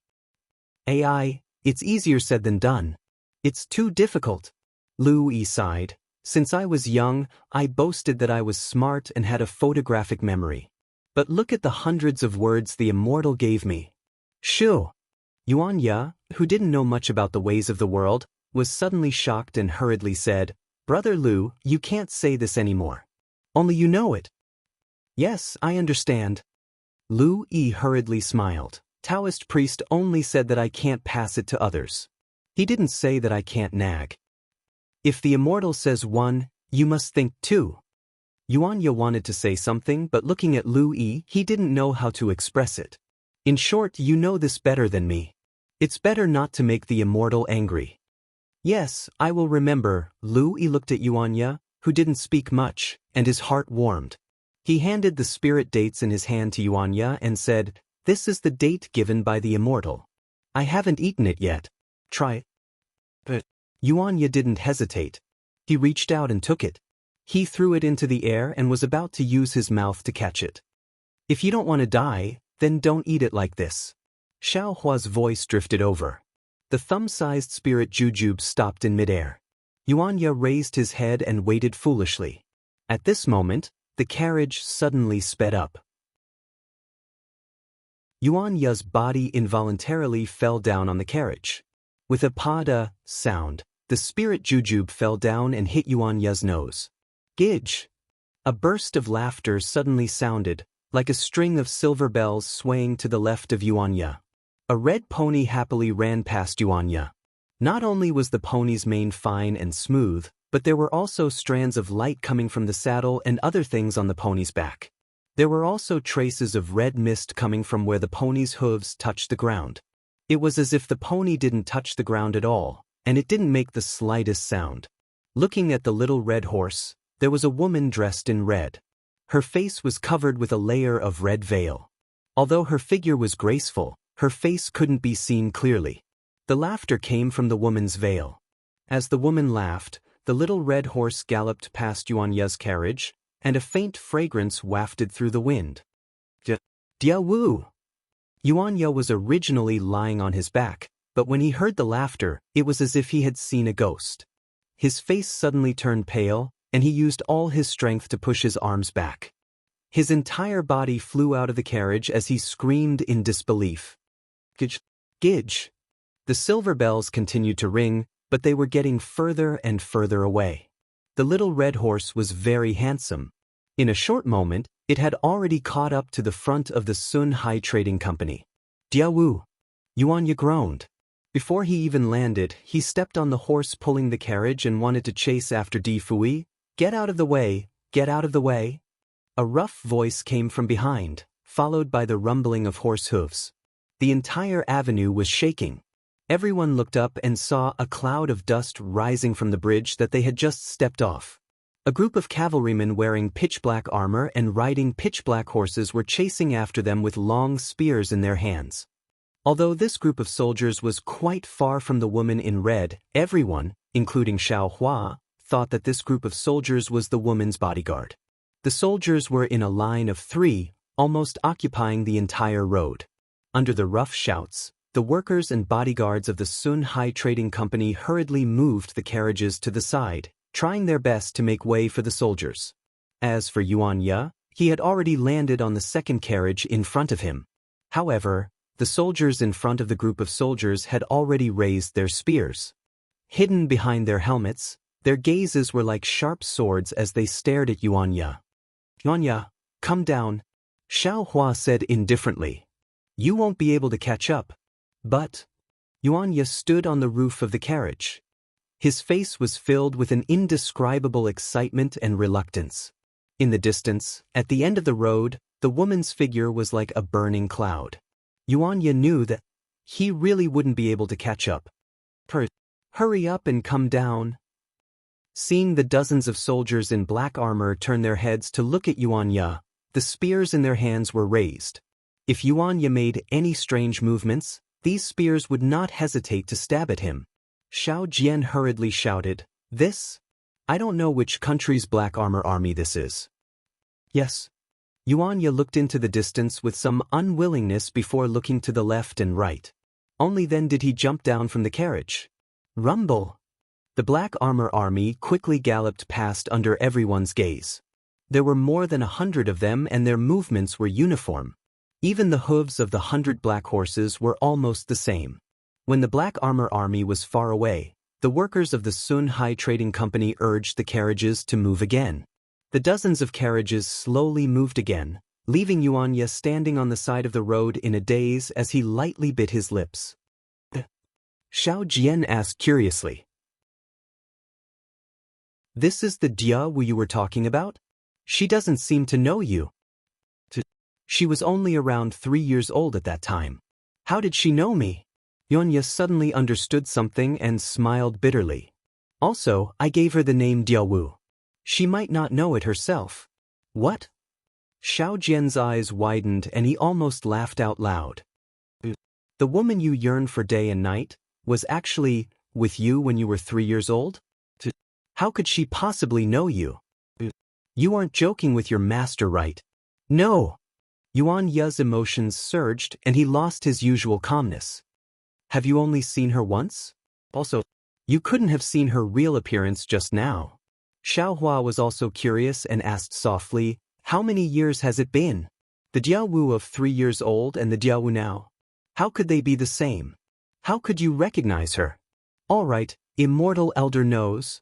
Yuan Ye's face finally revealed a trace of blood as he proudly said, when I heard her laughter, I knew it was her. Also, whether immortal elder believes it or not, I can smell Diawu's scent.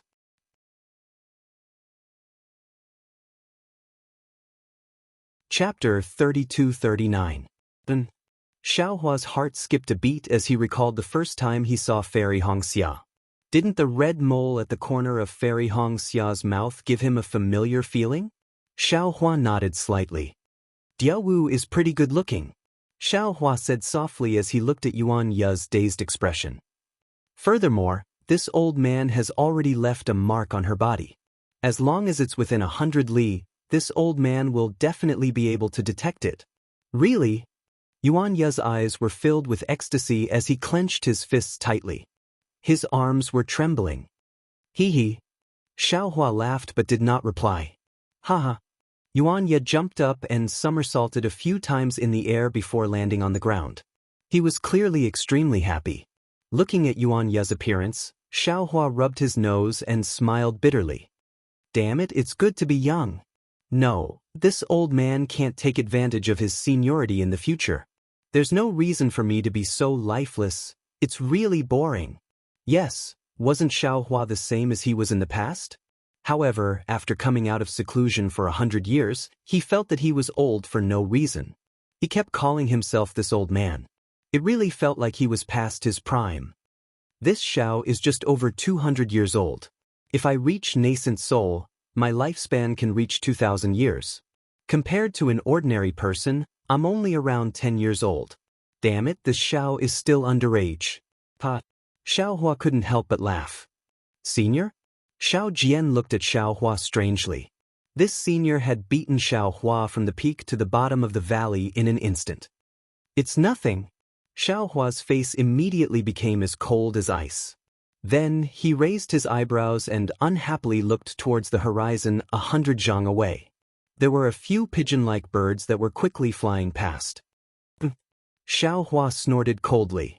Those birds suddenly fell down and fainted when they landed on the mountain rocks. As the saying goes, snakes and rats are in the same nest. It's really like that. Xiaohua's gaze turned and looked at the tea shed in the distance. Brother Ya. Seeing Yuan Ye happily land on the carriage, Lu Yi was also happy for him. He carefully handed the spirit jujube that had fallen on the carriage to him. You're really amazing. You've already decided on a marriage at the age of 3. I really envy you. Slap. Yuan Ye raised his hand and slapped the back of Lu Yi's head. He scolded, How am I as despicable as you think? I was only 7 or 8 years old at that time. Tell me, what is going on? Just as Yuan Ye finished speaking, another person appeared out of thin air. That person's voice was extremely wretched. Yuan Ye was furious. Just as he was about to scold him, he saw who it was and immediately smiled apologetically. Immortal elderly, why are you here? Tell me, Xiaohua said with a smile. I've heard you play the sun in the River Tide Temple. At that time, I didn't see Diawu, but now, this old man knows what Diawu looks like. If you don't tell me, Yuan Ye helplessly looked at Xiaohua's disrespectful appearance. He then looked at Xiao Jian, who was riding a horse and pretending not to care. However, his ears were already perked up. Yuan Ye could only drive the carriage and tell the story of what happened. Yuan Ye had lived in the mystic jade dark forest since he was young. He danced with the wild wolves in the forest. When he was 5 years old, the black wolf that raised him was bitten and seriously injured when it was fighting for territory with another wolf.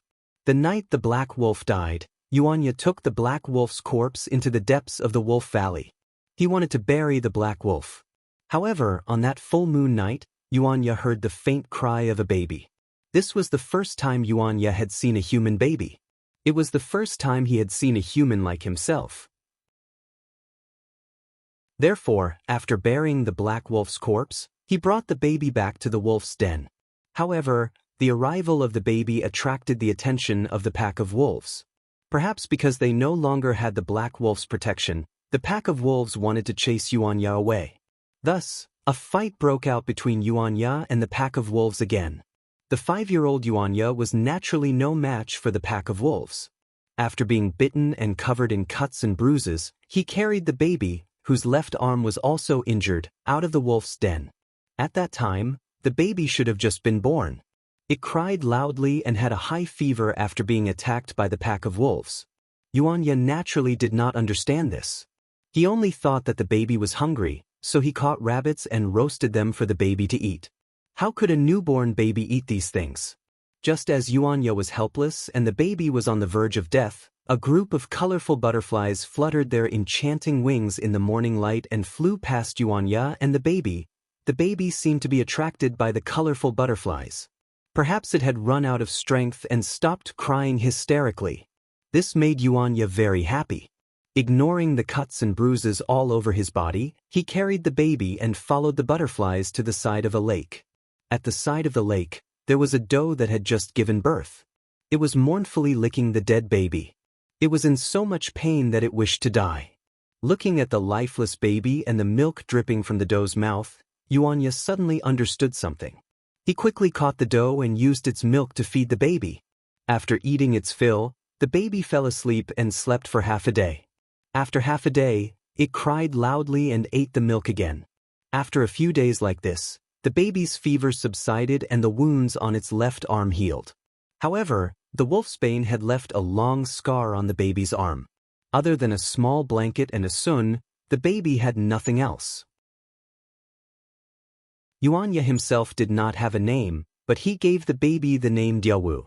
Just like this, Yuanya, Diawu, and the doe that had lost its baby lived by the side of the butterfly pond. Diawu gradually grew up, from swaddling clothes to learning to walk, and then to babbling. They lived there for 3 years.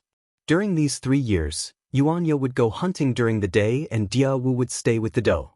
At night, Yuanya would accompany Diawu and play the sun for her.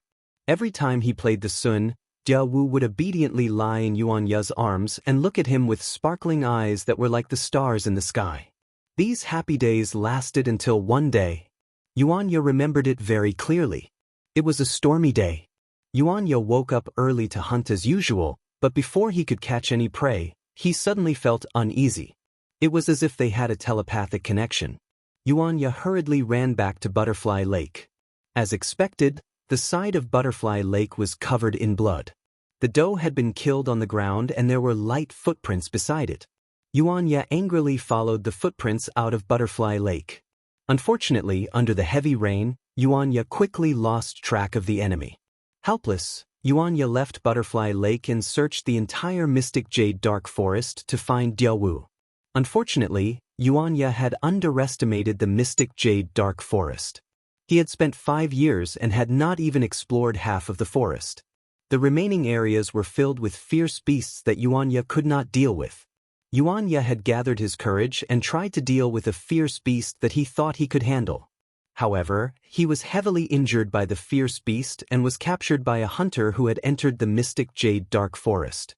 After that, Yuanya was taken out of the Mystic Jade Dark Forest and sold to the arena. Speaking of the arena, Yuanya seemed to be touched by something sad. His face revealed a sorrowful expression as he raised his hand and placed the spirit jujube in his mouth. Just as he was about to fiercely chew on it to relieve the dryness in his mouth, Xiao Hua's interested voice sounded out again. Tiskeske? What an unforgettable love between childhood sweethearts. This old man advises you to eat it bit by bit. Otherwise, you will never see your Diawu again. Xiao Hua's words were naturally not as fast as Yuanya's actions. However, before Yuanya heard Xiao Hua's words, he seemed to have lost all his strength. No matter how hard he tried, he could not bite down. Only after Xiao Hua finished speaking did he regain consciousness. Hee. Yuanya laughed embarrassedly and lightly bit down on a piece of spirit jujube. In an instant, his mouth was filled with a sweet fragrance. This sweet fragrance was something that Yuanya, who had lived in the forest since young, had never tasted before. When he greedily chewed up the spirit jujube and swallowed it into his stomach, an indescribable warmth rushed into his 5 viscera and 6 bowels. A comfortable feeling spread through his limbs and bones. Yuanya could not help but moan. He licked his lips, wanting to take another bite. However, he was extremely reluctant. Seeing that Yuanya was about to hide the spirit jujube in his bosom like a meat bun, Xiao Hua laughed. No need to be so stingy. This old man has a lot of these things. If you want to eat some, you can ask this old man anytime. As he spoke, he took out 2 more spirit jujubes and threw them to Yuanya. Yuanya stretched out his hands and very nimbly caught them, immediately keeping them in his bosom. Ai, how pitiful! Xiao Hua stood up and stood on the carriage. He sighed. You and Diawu? Perhaps it was the enmity from your previous life. If you don't owe her, then she owes you. However, the heavens threw the 2 of you together at such a young age. Tiske now. You know her, but how could she know you? Moreover, she is now a descendant of some royal family. What about you? Such unrealistic thoughts should be put aside for now. At this point, Xiao Hua suddenly froze. He looked at Lu Yi, who was eating a spirit jujube with his eyes closed. Although Yuan Ye and Dia Wu's story sounded a little absurd, wasn't it similar to Lu Yi and Xiao Yun's experience? One was a wild boy who grew up in the forest, the other was a descendant of a royal family. One was a shrew in the marketplace, the other was a princess of the water tribe. Immortal elder. Yuan Ye's face was slightly red. He smiled and said, "You're thinking too much. Dia Wu is a family member to this junior. Moreover, she is his first family member. This junior is very concerned about her life and death. Since she is living well, this junior can rest assured. Whether she knows this junior or not, whether she sees this junior or not, it doesn't matter." AI, what an ill-fated relationship. Not far away, Xiao Jian's ears drooped. He sighed and did not say anything else, as if he was warning Yuan Ye. Taoist elder. Just as Xiaohua was about to say something, Lu Yi suddenly opened his eyes in surprise and shouted, This junior knows what spiritual energy is."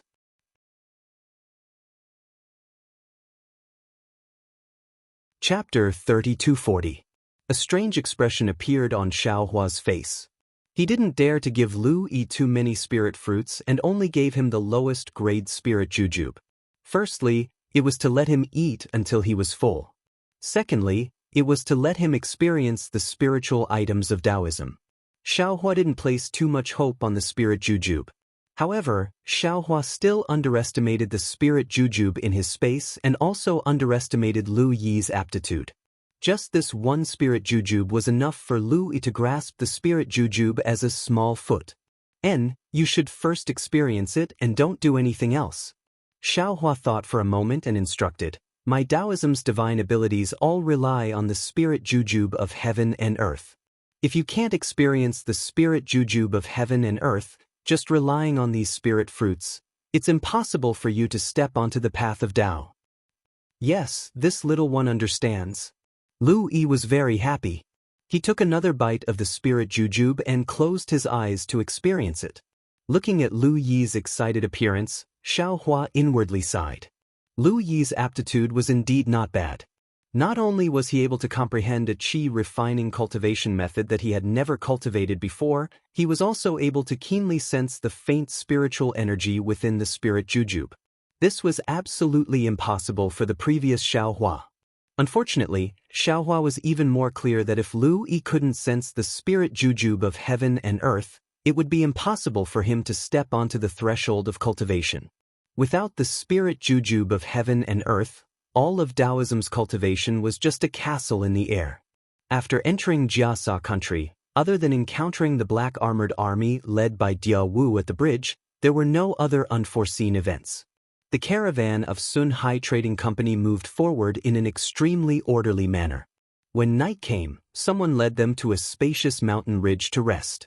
The caravan was prepared. Not long after, Qi Jin led 2 people and brought some food to Xiaohua and the others. What made Xiao Jian depressed was that other than his own stomach being hungry, Lu Yi and Yuan Ye didn't feel hungry or thirsty at all. They didn't even drink a mouthful of water. Compared to Xiao Jian's depression, Qi Jin was so happy that he couldn't close his mouth. Otherworldly, what does this mean? This means that the immortal in front of me is really an immortal. As for the Taoist priest who took his silver coins, he was just like him, a layman.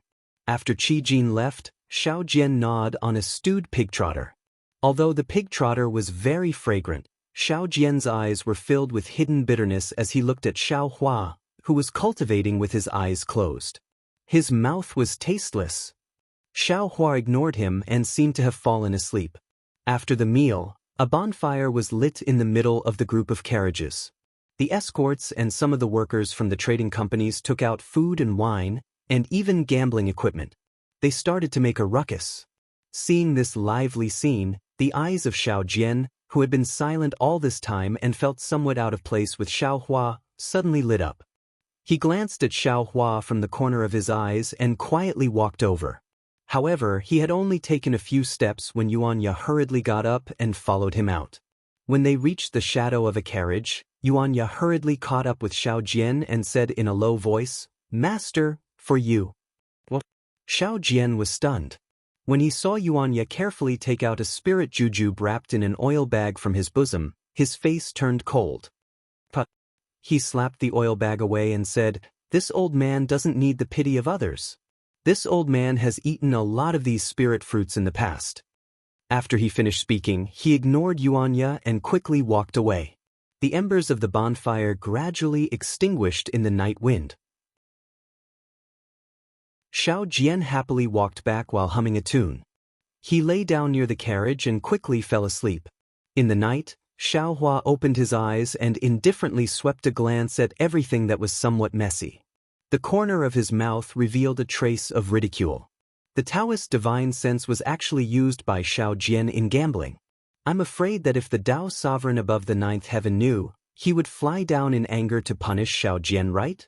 On the second and third days, they didn't encounter the bandits that Qi Jin was worried about. Everything was normal. Moreover, there were more carriages on the road.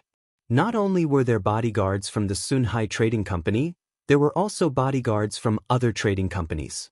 It seemed that even if bandits came out, there was no need for Xiao Hua and the others to make a move. These bodyguards could handle it. Qi Jin and the other managers of the trading company were happy, but on the other hand, Xiao Jian couldn't be happy. His divine sense was originally weak. On the first day, it was exhausted. This divine sense won him a lot of money. However, on the second and third day, there were more bodyguards participating in the gambling. Xiao Jian no longer had any means to cheat.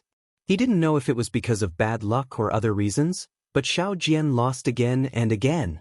At the beginning, Xiao Jian wanted to withdraw in time. Unfortunately, he won too much on the first day. How could the bodyguards who lost money let him go? After he lost all the money he had won in the past to others, even with Qi Jin's reminder, the red-eyed Xiao Jian simply couldn't listen. He even said that he would get angry with anyone who didn't allow him to gamble. This kind of gambling behavior was the favorite of all gamblers. The gambling continued until dawn. Under the morning light, Xiao Jian walked to the front of the carriage, somewhat tired.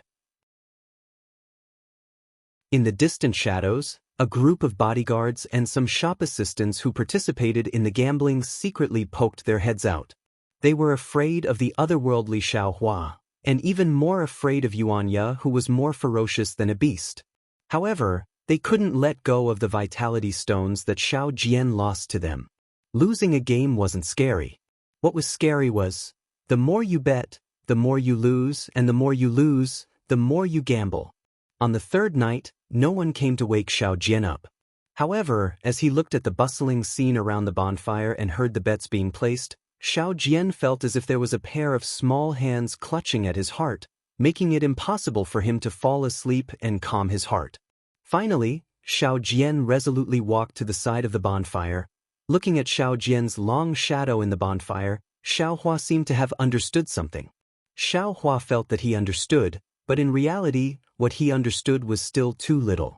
When the moon was high in the sky, Xiao Jian came back and took away the last portion of the vitality stones. However, Xiao Jian didn't come back to rest. He followed his own vitality stones to the bonfire. This time, Xiao Jian didn't stay for long. Soon, the bonfire was abnormally noisy. Xiao Jian staggered back. Although the darkness of the night was a very good layer of protection, Xiao Hua could clearly see that Xiao Jian's face was bruised and swollen. When Xiao Hua's divine sense swept over, he already understood everything. Xiao Jian actually began to cheat after losing all his primeval stones. If you want to cheat, you can cheat, but you were discovered by others. If it wasn't for Xiao Hua and Yuanya behind Xiao Jian, this guy would have been beaten to a pulp by a group of bodyguards. Perhaps one could see true feelings in difficult days, but one's true nature would never be seen. Perhaps only when one was comfortable and relaxed could one see one's true nature.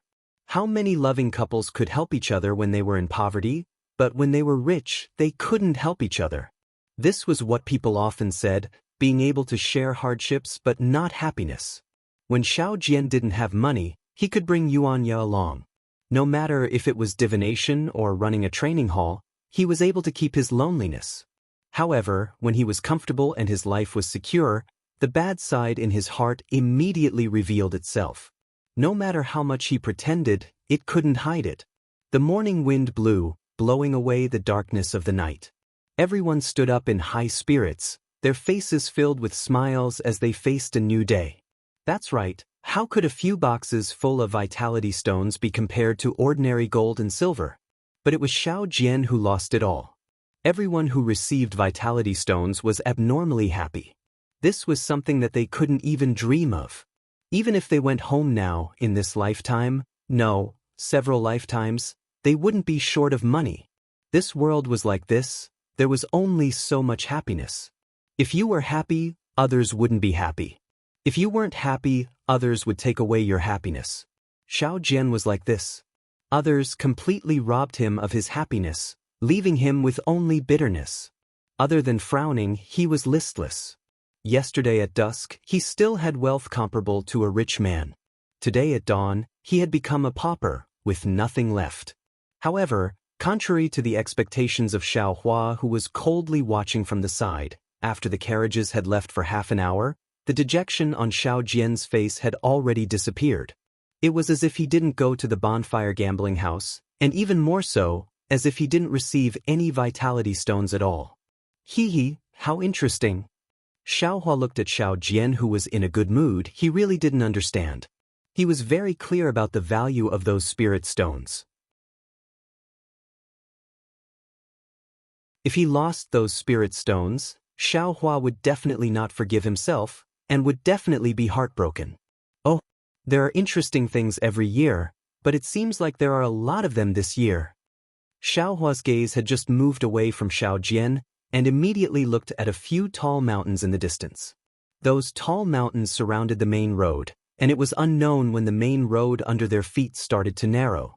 The weeds on the side of the road were also lush. It was as if it was a barren place. Perhaps the huge gambling house from before made these escorts' sense of smell become dull. Only when they saw the tall mountains did they become alert, and immediately sent a few escorts to rush into the mountains to investigate. Including the carriages that joined the carriages later, there were already dozens of carriages in the Sunhai Trading Company. There were also close to 40 escorts from different escort companies. They waited for a moment, but still didn't see any signal and couldn't help but feel anxious. At this moment, Qi Jin came again. The pitiful Qi Jin was now knocked out by Xiao Jian's vitality stones. Those were immortal stones. Qi Jin, who had traveled extensively, had long heard of it.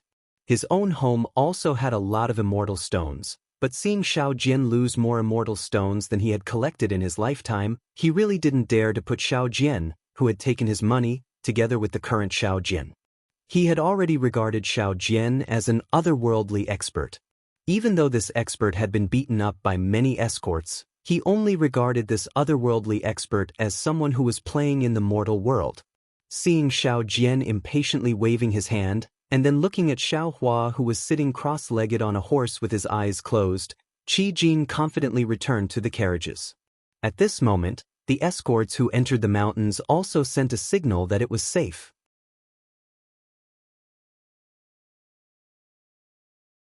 Chapter 3241. Dozens of carriages started moving again. Although the escorts were nervous, they still urged their horses forward. This was the only way to enter the capital of the Jiasa kingdom. Beyond these mountains was a sprawling forest filled with wild beasts. There was no way to go. The only thing they prayed for was that the mountain bandits would not come down the mountain to rob them. They were either drunk, had robbed enough, or had seen that there were enough escorts in their carriages. Unfortunately, these escorts' luck had already been used up a few days ago when they gambled with Xiao Jian. They had only been on the mountain path for about 2 hours when their extreme joy turned to sorrow. After a series of loud gongs, hundreds of bandits dressed in different outfits swarmed out from the side of the mountain ridge where the carriages were located, surrounding the carriages like dumplings. Even if the group of escorts wanted to escape, there was no way for them to do so. Haha. While everyone's expression changed, Xiao Jian was covering his mouth and laughing. That's right, he had nothing on him now. His primordial stones had long been used up. He was the only one who wasn't afraid of the mountain bandits. Then a loud roar came from the front left of the carriages. A yellow horse turned out from the mountain ridge. The man on the horse was 20 feet tall. He held a long saber in his hand and shouted, "This road is opened by me." Then, there was another loud roar that was even louder than before. A bull-like mount came out from the back of the carriage. There was also a valiant person sitting on it, and he shouted with a ferocious face, "This tree was planted by me." Soon after, the man stopped talking again. Only some of the bandits on the left were beating their gongs with all their might. When the sound of the gongs faded away, 2 more burly bandits appeared from the front and the right of the caravan. They shouted, "If you want to pass through here, you have to pay the toll." That was the best song of all time. Strange, what's going on? Xiaohua was puzzled. He looked around and asked in a low voice, "Taoist?" The quick-witted Lu Yi had already opened his eyes. He wasn't nervous at all. He smiled and said, "These 4 mountain bandits belong to 4 different strongholds." They said 4 sentences at the same time, which means that the 4 of them will attack together today. I think they found out about the bet a few days ago and attracted the attention of the 4 strongholds at the same time. Normally, they would take turns and only come out when it's the turn of the village. Well, that's the only way. Xiaohua came to a realization. He had clearly killed all the birds that were sending messages, and he hadn't seen any suspicious birds flying over these past few days. How could these bandits know the exact amount of treasures in these carriages? Perhaps this was the only explanation. However, what Xiaohua didn't know was that although he was cautious, he still made a mistake. Among the information that the birds brought, in addition to the information about the trading company, there was also information about Xiaohua and the others' Taoist identities, and also a warning to the bandits not to make a move. However, since Xiaohua had killed these birds, the mountain bandits naturally wouldn't be able to find out about the warning. Naturally, they would come out to intercept him, especially with the existence of Xiao Jian, the Taoist master. Even if these bandits knew about this, would they let go of this great opportunity to make a fortune? Since Lu Yi knew about it, the other escorts would also know about it. Some of the escorts had already urged their horses forward to collude with the bandits. Xiaohua put away his doubts and released his divine sense. He watched with interest as the righteous and evil sides discussed over there. This familiar scene made him believe even more firmly that his original home was in the hidden immortal continent. He was being chased by 2 nascent soul experts, but unexpectedly he profited from a disaster and returned to his homeland. The collusion only lasted for a short moment before both sides broke down. It wasn't that the bandits wanted too much, it was that the escorts and the trading company wanted to give too little. Immediately, the sounds of fighting rang out. Under the escort of the escorts, the workers of the carriages risked their lives to break out of the encirclement. The bandits from all directions also raised their weapons and charged forward. When both sides came into contact, casualties immediately appeared. Although there were many bandits, the majority of them weren't skilled in martial arts. Although there were few escorts, they were all experts. Most of the miserable screams came from the mouths of the bandits. The escorts and escorts were rarely injured. Just like this, the carriages once again charged forward for a distance of several dozen zhang. Xiaohua and the others were also very depressed. At first, Yuanya followed behind the carriages. Later, the bandits chased from behind. When Yuanya prepared to meet the enemy, those bandits actually let go of the worn-out carriages in the carriages. They didn't even look at Xiaohua and the others. They directly passed by and challenged the escorts guarding the carriages. Xiaohua looked at these ant-like bandits and didn't know how to deal with them. He was a nascent soul cultivator. Although he could casually attack and these several hundred bandits wouldn't be able to leave their lives behind, could he do it? Could he make the lightning from the 9 heavens fall on the heads of these bandits who didn't have any magic power? Even if these bandits' steel blades were once stained with blood. Immortal Elder! Immortal Elder!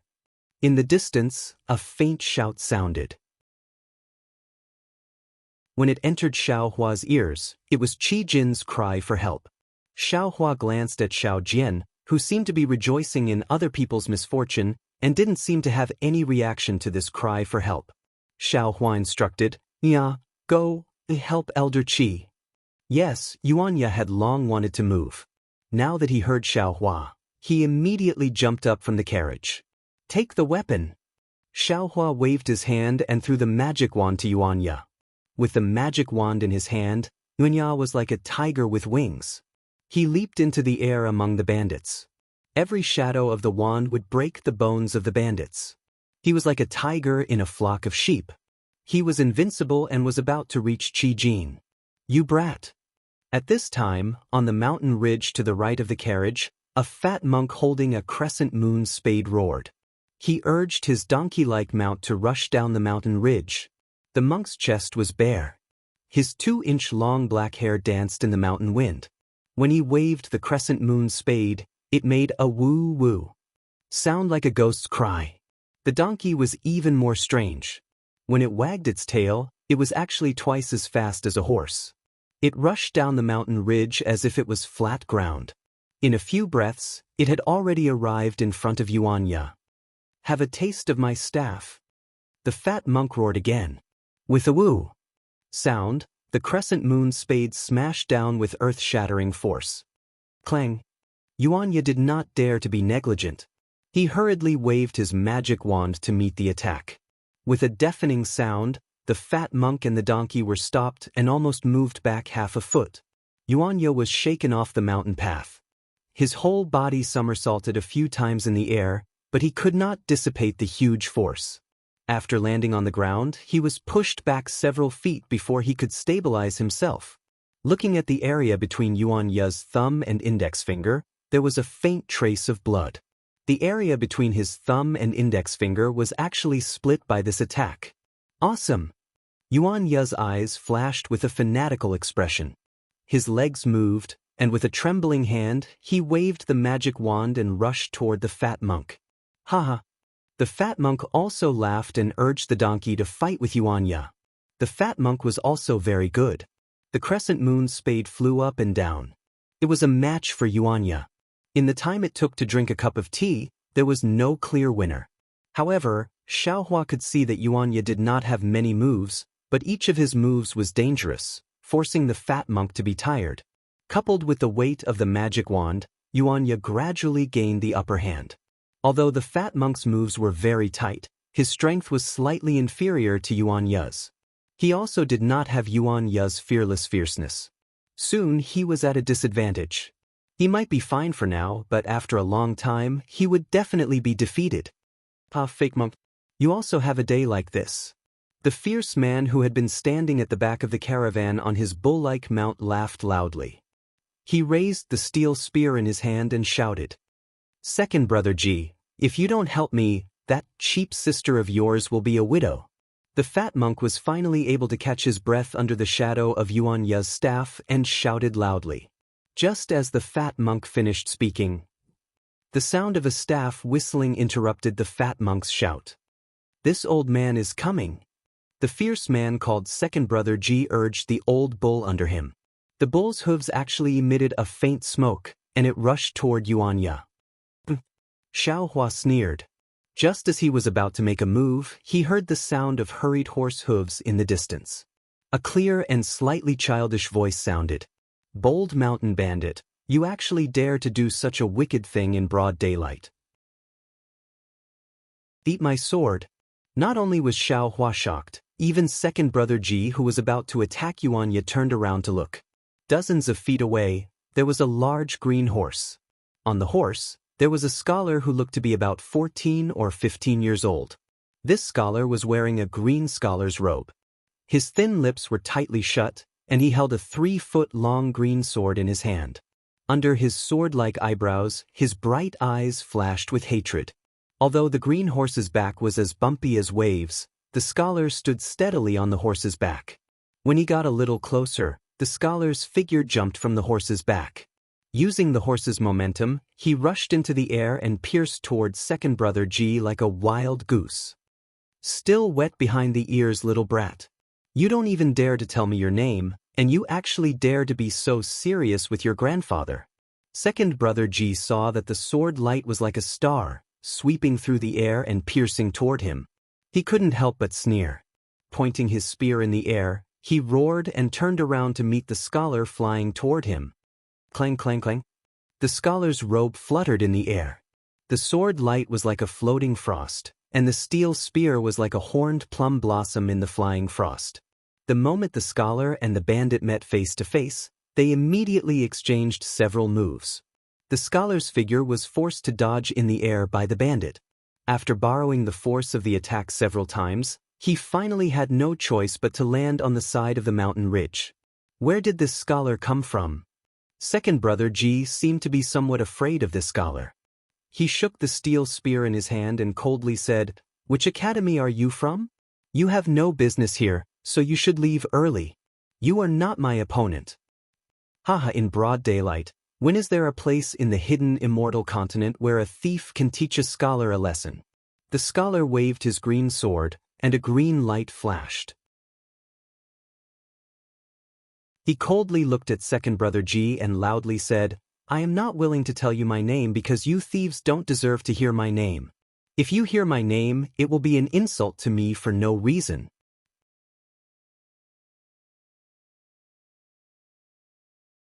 Chapter 3242. Ha, ignorant child.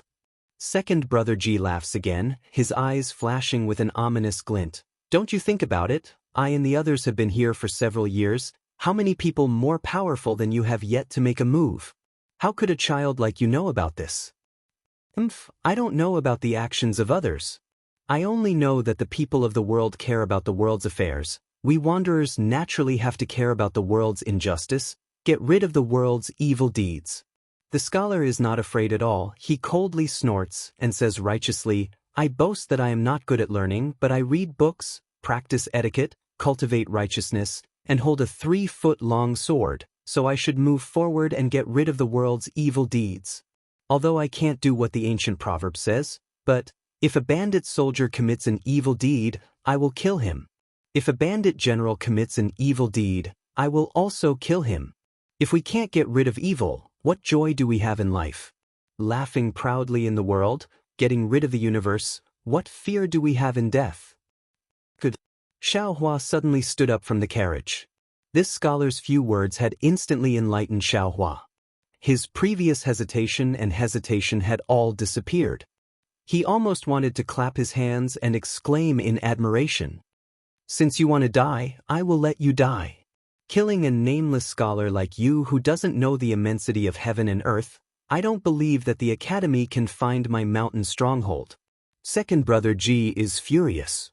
A man of character will not change his name. I am the wanderer Yu Zhongquan. The scholar's eyes flash with determination. He knows that this battle points to disaster, so he clenches his teeth and says word by word. When the scholar's name enters his ears, Xiaohua's figure sways, and he almost falls down from the carriage. "Yu Zhongquan?" Xiaohua is dumbfounded, a bitter face, and a desolate call immediately flashes in his mind. "Yu Zhongquan wanderer, you? Where are you?" This is the end of the tragic love story of Little Cabbage in front of Tianmen Mountain, on the bank of the cold river, and also the last words of the malicious spirit Huang Yi before he fell into the cycle of reincarnation. Xiaohua didn't expect that this story would actually appear in the hidden immortal continent. "This Yu Zhongquan is it that Yu Zhongquan?" Xiaohua looked in that direction, inwardly pondering, is it the ranger Yu Zhongquan that Huang Yi mentioned? See no indecent, hear no indecent, speak no indecent, move no indecent? However, since his name is Yu Zhongquan and he is a ranger, how can I just stand by and watch? Xiaohua narrowed his eyes as the green light between his brows flourished. Ripples instantly appeared in the air as tens of thousands of lightning bolts began to move, but just as Xiaohua was about to use the thunderclap lightning flash technique, his heart stirred. With a wave of his hand, a centipede that was several feet long and as thick as a fist flew out from the void. Right now, the Herculean centipede was completely different from before. On the black shell, there were some strange runes. These runes flashed with a faint black and gold light as the God Power centipede flew. The God Power centipede didn't have many legs before, but now, they were even longer. Thick black smoke was coming out of each leg. The smoke supported the God Power centipede as it floated in the air. Looking at the two most eye-catching sword-like antennae on its head, the cold light had long disappeared. At the sharp ends of the antennae, curved runes spread all over the antennae and landed on the top of the Herculean centipede's head. At that place, a faint golden rune formed into a strange rune that looked like a tadpole. Go! Xiaohua looked at the Herculean centipede and indifferently waved his hand. He wasn't afraid that the Herculean centipede wouldn't understand his meaning. Sure enough, as Xiaohua waved his hand, a gust of wind blew as the Herculean centipede urged the black smoke to charge at Second Brother Ji.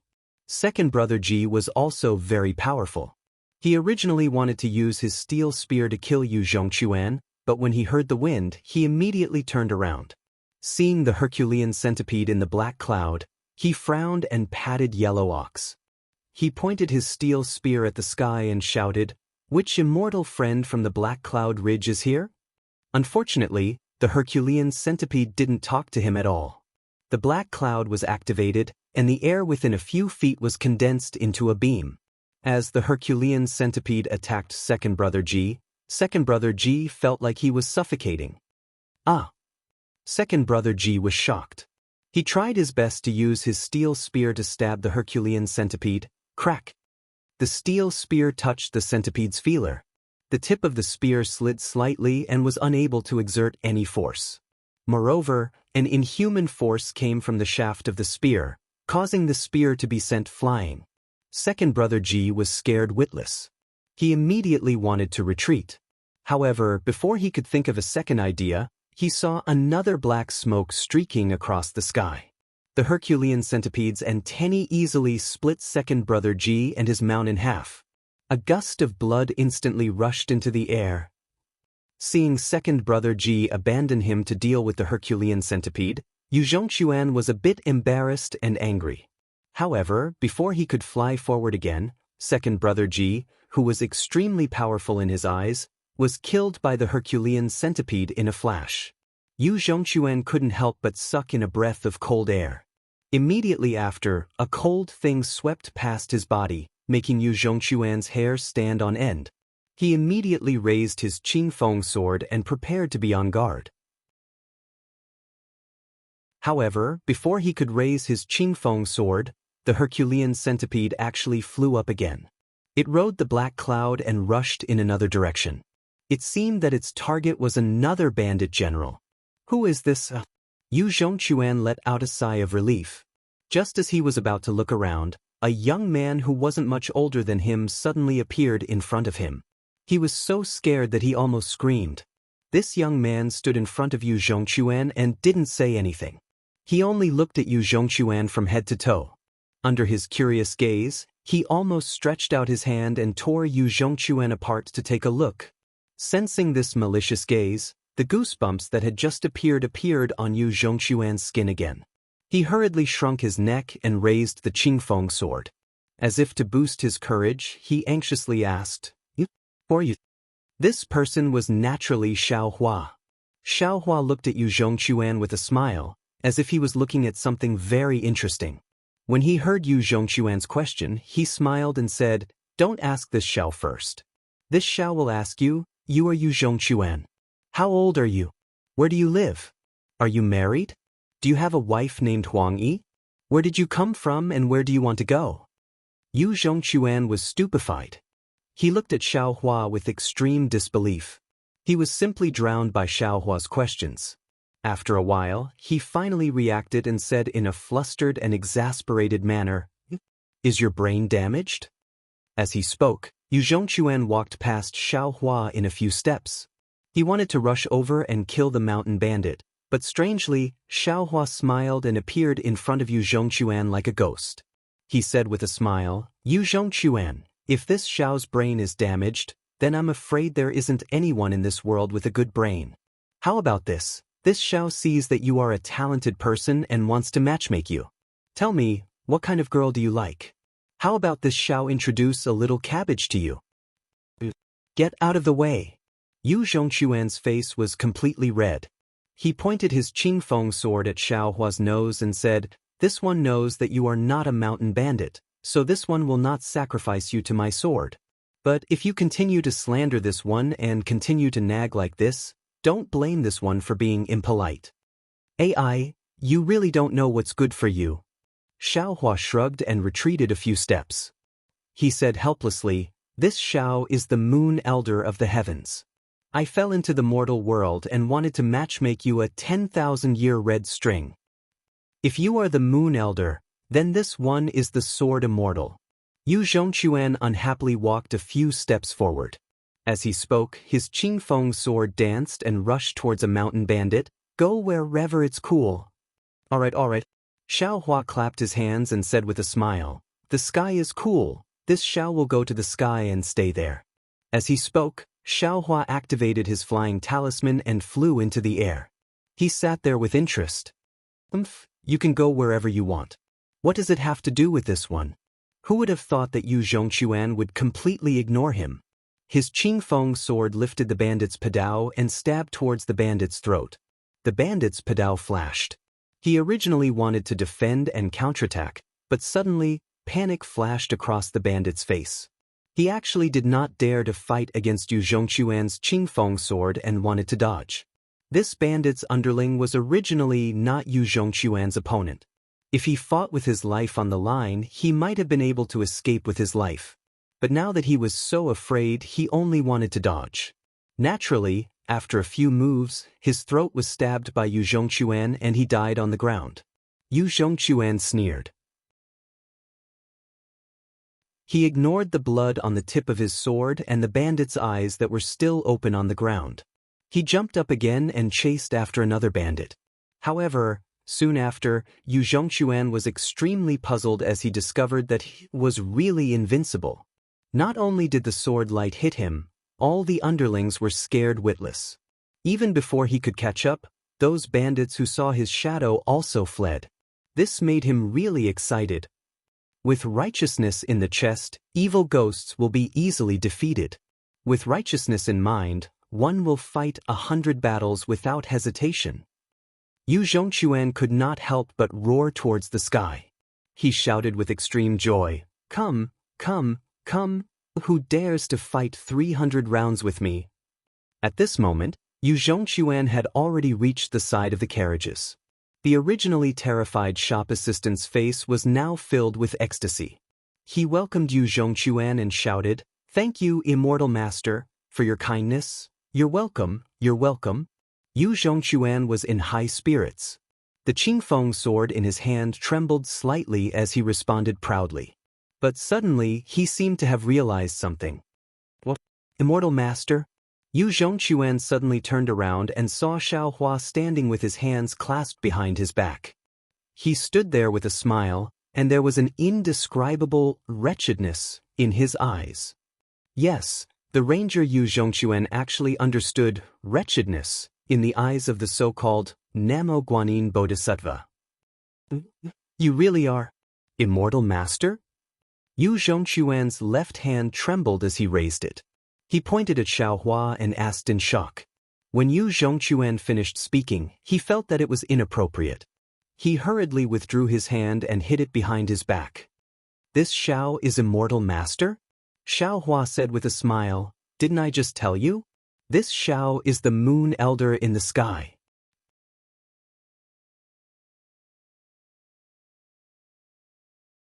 Chapter 3243. Young Master, Young Master? Just as Xiaohua and Yu Zhongquan were talking, there was a rush of horse hooves in the distance. An old man with white hair and beard was also riding a big cyan horse. He rushed over without a care for his life. Although the old man's face was full of fear, the concern in his eyes was obvious. Seeing that the old man was about to catch up, Yu Zhongquan's face showed a trace of unnaturalness. He hurriedly shouted, Seventh uncle, I'm fine. Hearing Yu Zhongquan's impatient answer, the old man's eyes showed a trace of comfort. Then he shouted behind him, You too? Hurry up and save the young master. If anything happens to the young master, this old man will peel your skin and pull out your tendons. Behind the old man, there were also 2 large green horses. Riding on the horses were 2 men dressed in tight clothes. These 2 men held the same green sword as Yu Zhongquan. Although these 2 men urged their horses with all their might, their horses were clearly not as spirited as the old man's horse. Although the 2 men said yes, they were still unable to surpass the old man. You two don't want to live anymore? Seventh uncle was furious. He was respectful to Yu Zhongquan, but he was not polite to these two family guards. Seventh uncle. The guard on the left smiled bitterly. You are chasing the young master without a care for your life. This little one is also worried about the young master, but you gave the most handsome Zhui Feng to the young master. This little one can't catch up. That's right. Seventh uncle. The guard on the right whispered, didn't you see that there is an immortal next to the young master? With that old man, wouldn't he be 100 times more useful than us? Fart, fart. Seventh uncle shouted, Taoists are all deceiving things. Even if that person has some skills, how can he be more assured than are you family? If you two don't go and protect him, this old man will break your legs. The two family guards smiled bitterly and hurriedly urged their scion horses. Unfortunately, no matter how hard they tried, the horses were not enough.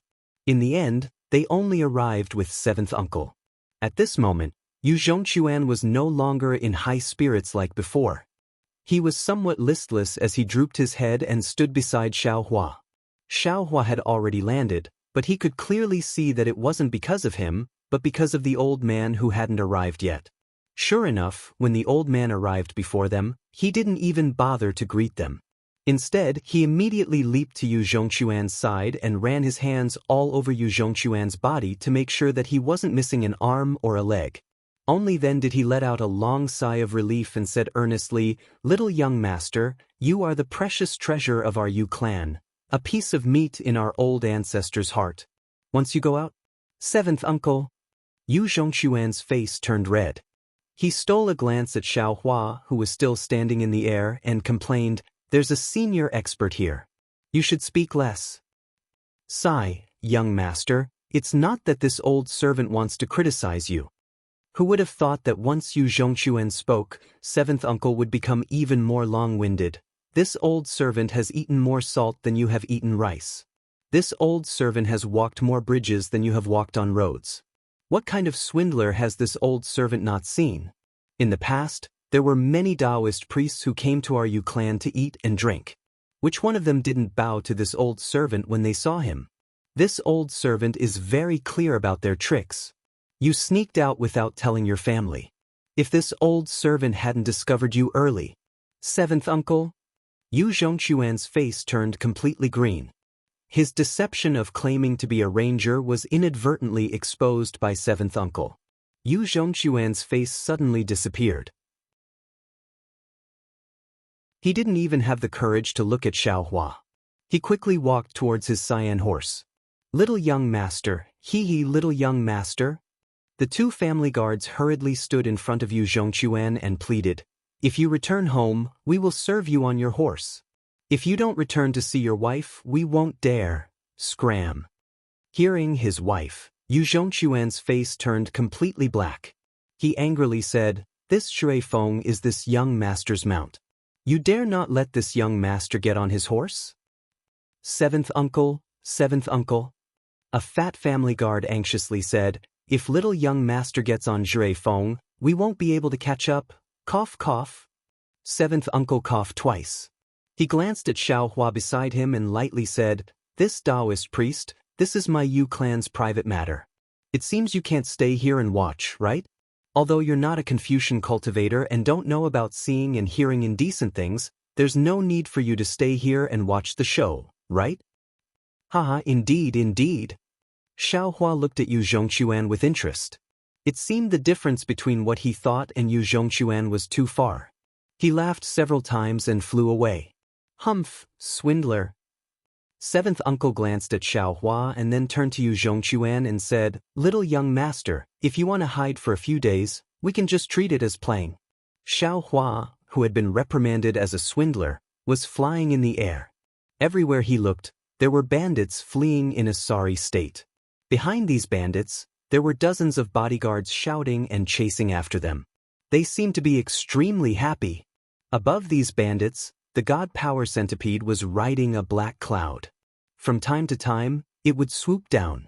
If it wasn't a flash of black light cutting the bandits into pieces, it would be like a black arrow piercing through the bandits' bodies. Wherever the black cloud went, It was truly invincible. No one dared to fight it. Hee. Xiao Hua proudly looked at the God Power Centipede's devastation. He secretly said, with this Xiao's identity, I naturally can't lower myself to the same level as these bandits. But this fake ranger who ran away from home said it well. If the bandits commit evil deeds, I will kill them. If the bandits commit evil deeds, I will also kill them. Although these bandits can't take a single blow from this Xiao, how can I easily let them off with their evil deeds? This God Power Centipede, and Little Black and Little Yellow can help this Xiao. Anyway, there are a lot of evil spirits in this hidden immortal continent. Adding a few more of them won't make a difference. At this time, 3 of the 4 strongholds leaders had already been killed by the God Power Centipede. The last one was still fighting with Yuanya. However, looking at the panic on the fake monk's face and his scattered moves, it was likely that his mind had already collapsed. It was only a matter of time before he was defeated by Yuanya. The managers of the several companies, including Qi Jin, had already ordered the workers to tidy up the carriages and check the goods. They were ready to wait for the escorts to come back. As for Xiao Jian, his eyes followed the God Power Centipede as it flew up and down. He stared at it without blinking. It seemed that he was both confused and envious. Woo! With a sharp cry, the God Power Centipede seemed to have lost its target. It turned a few times in the air and rushed to the fat monk's head. The fat monk's face immediately turned pale. Taking advantage of this moment, Yuanya rushed close to the fat monk. He waved his magic wand and hit the fat monk's shoulder. Bang! With a muffled sound, the fat monk screamed miserably. Under this attack, the fat monk's shoulder bone was broken. He no longer had the strength to lift the weapon in his hand. The fat monk hurriedly shook the donkey and wanted to escape with the donkey. Where are you going?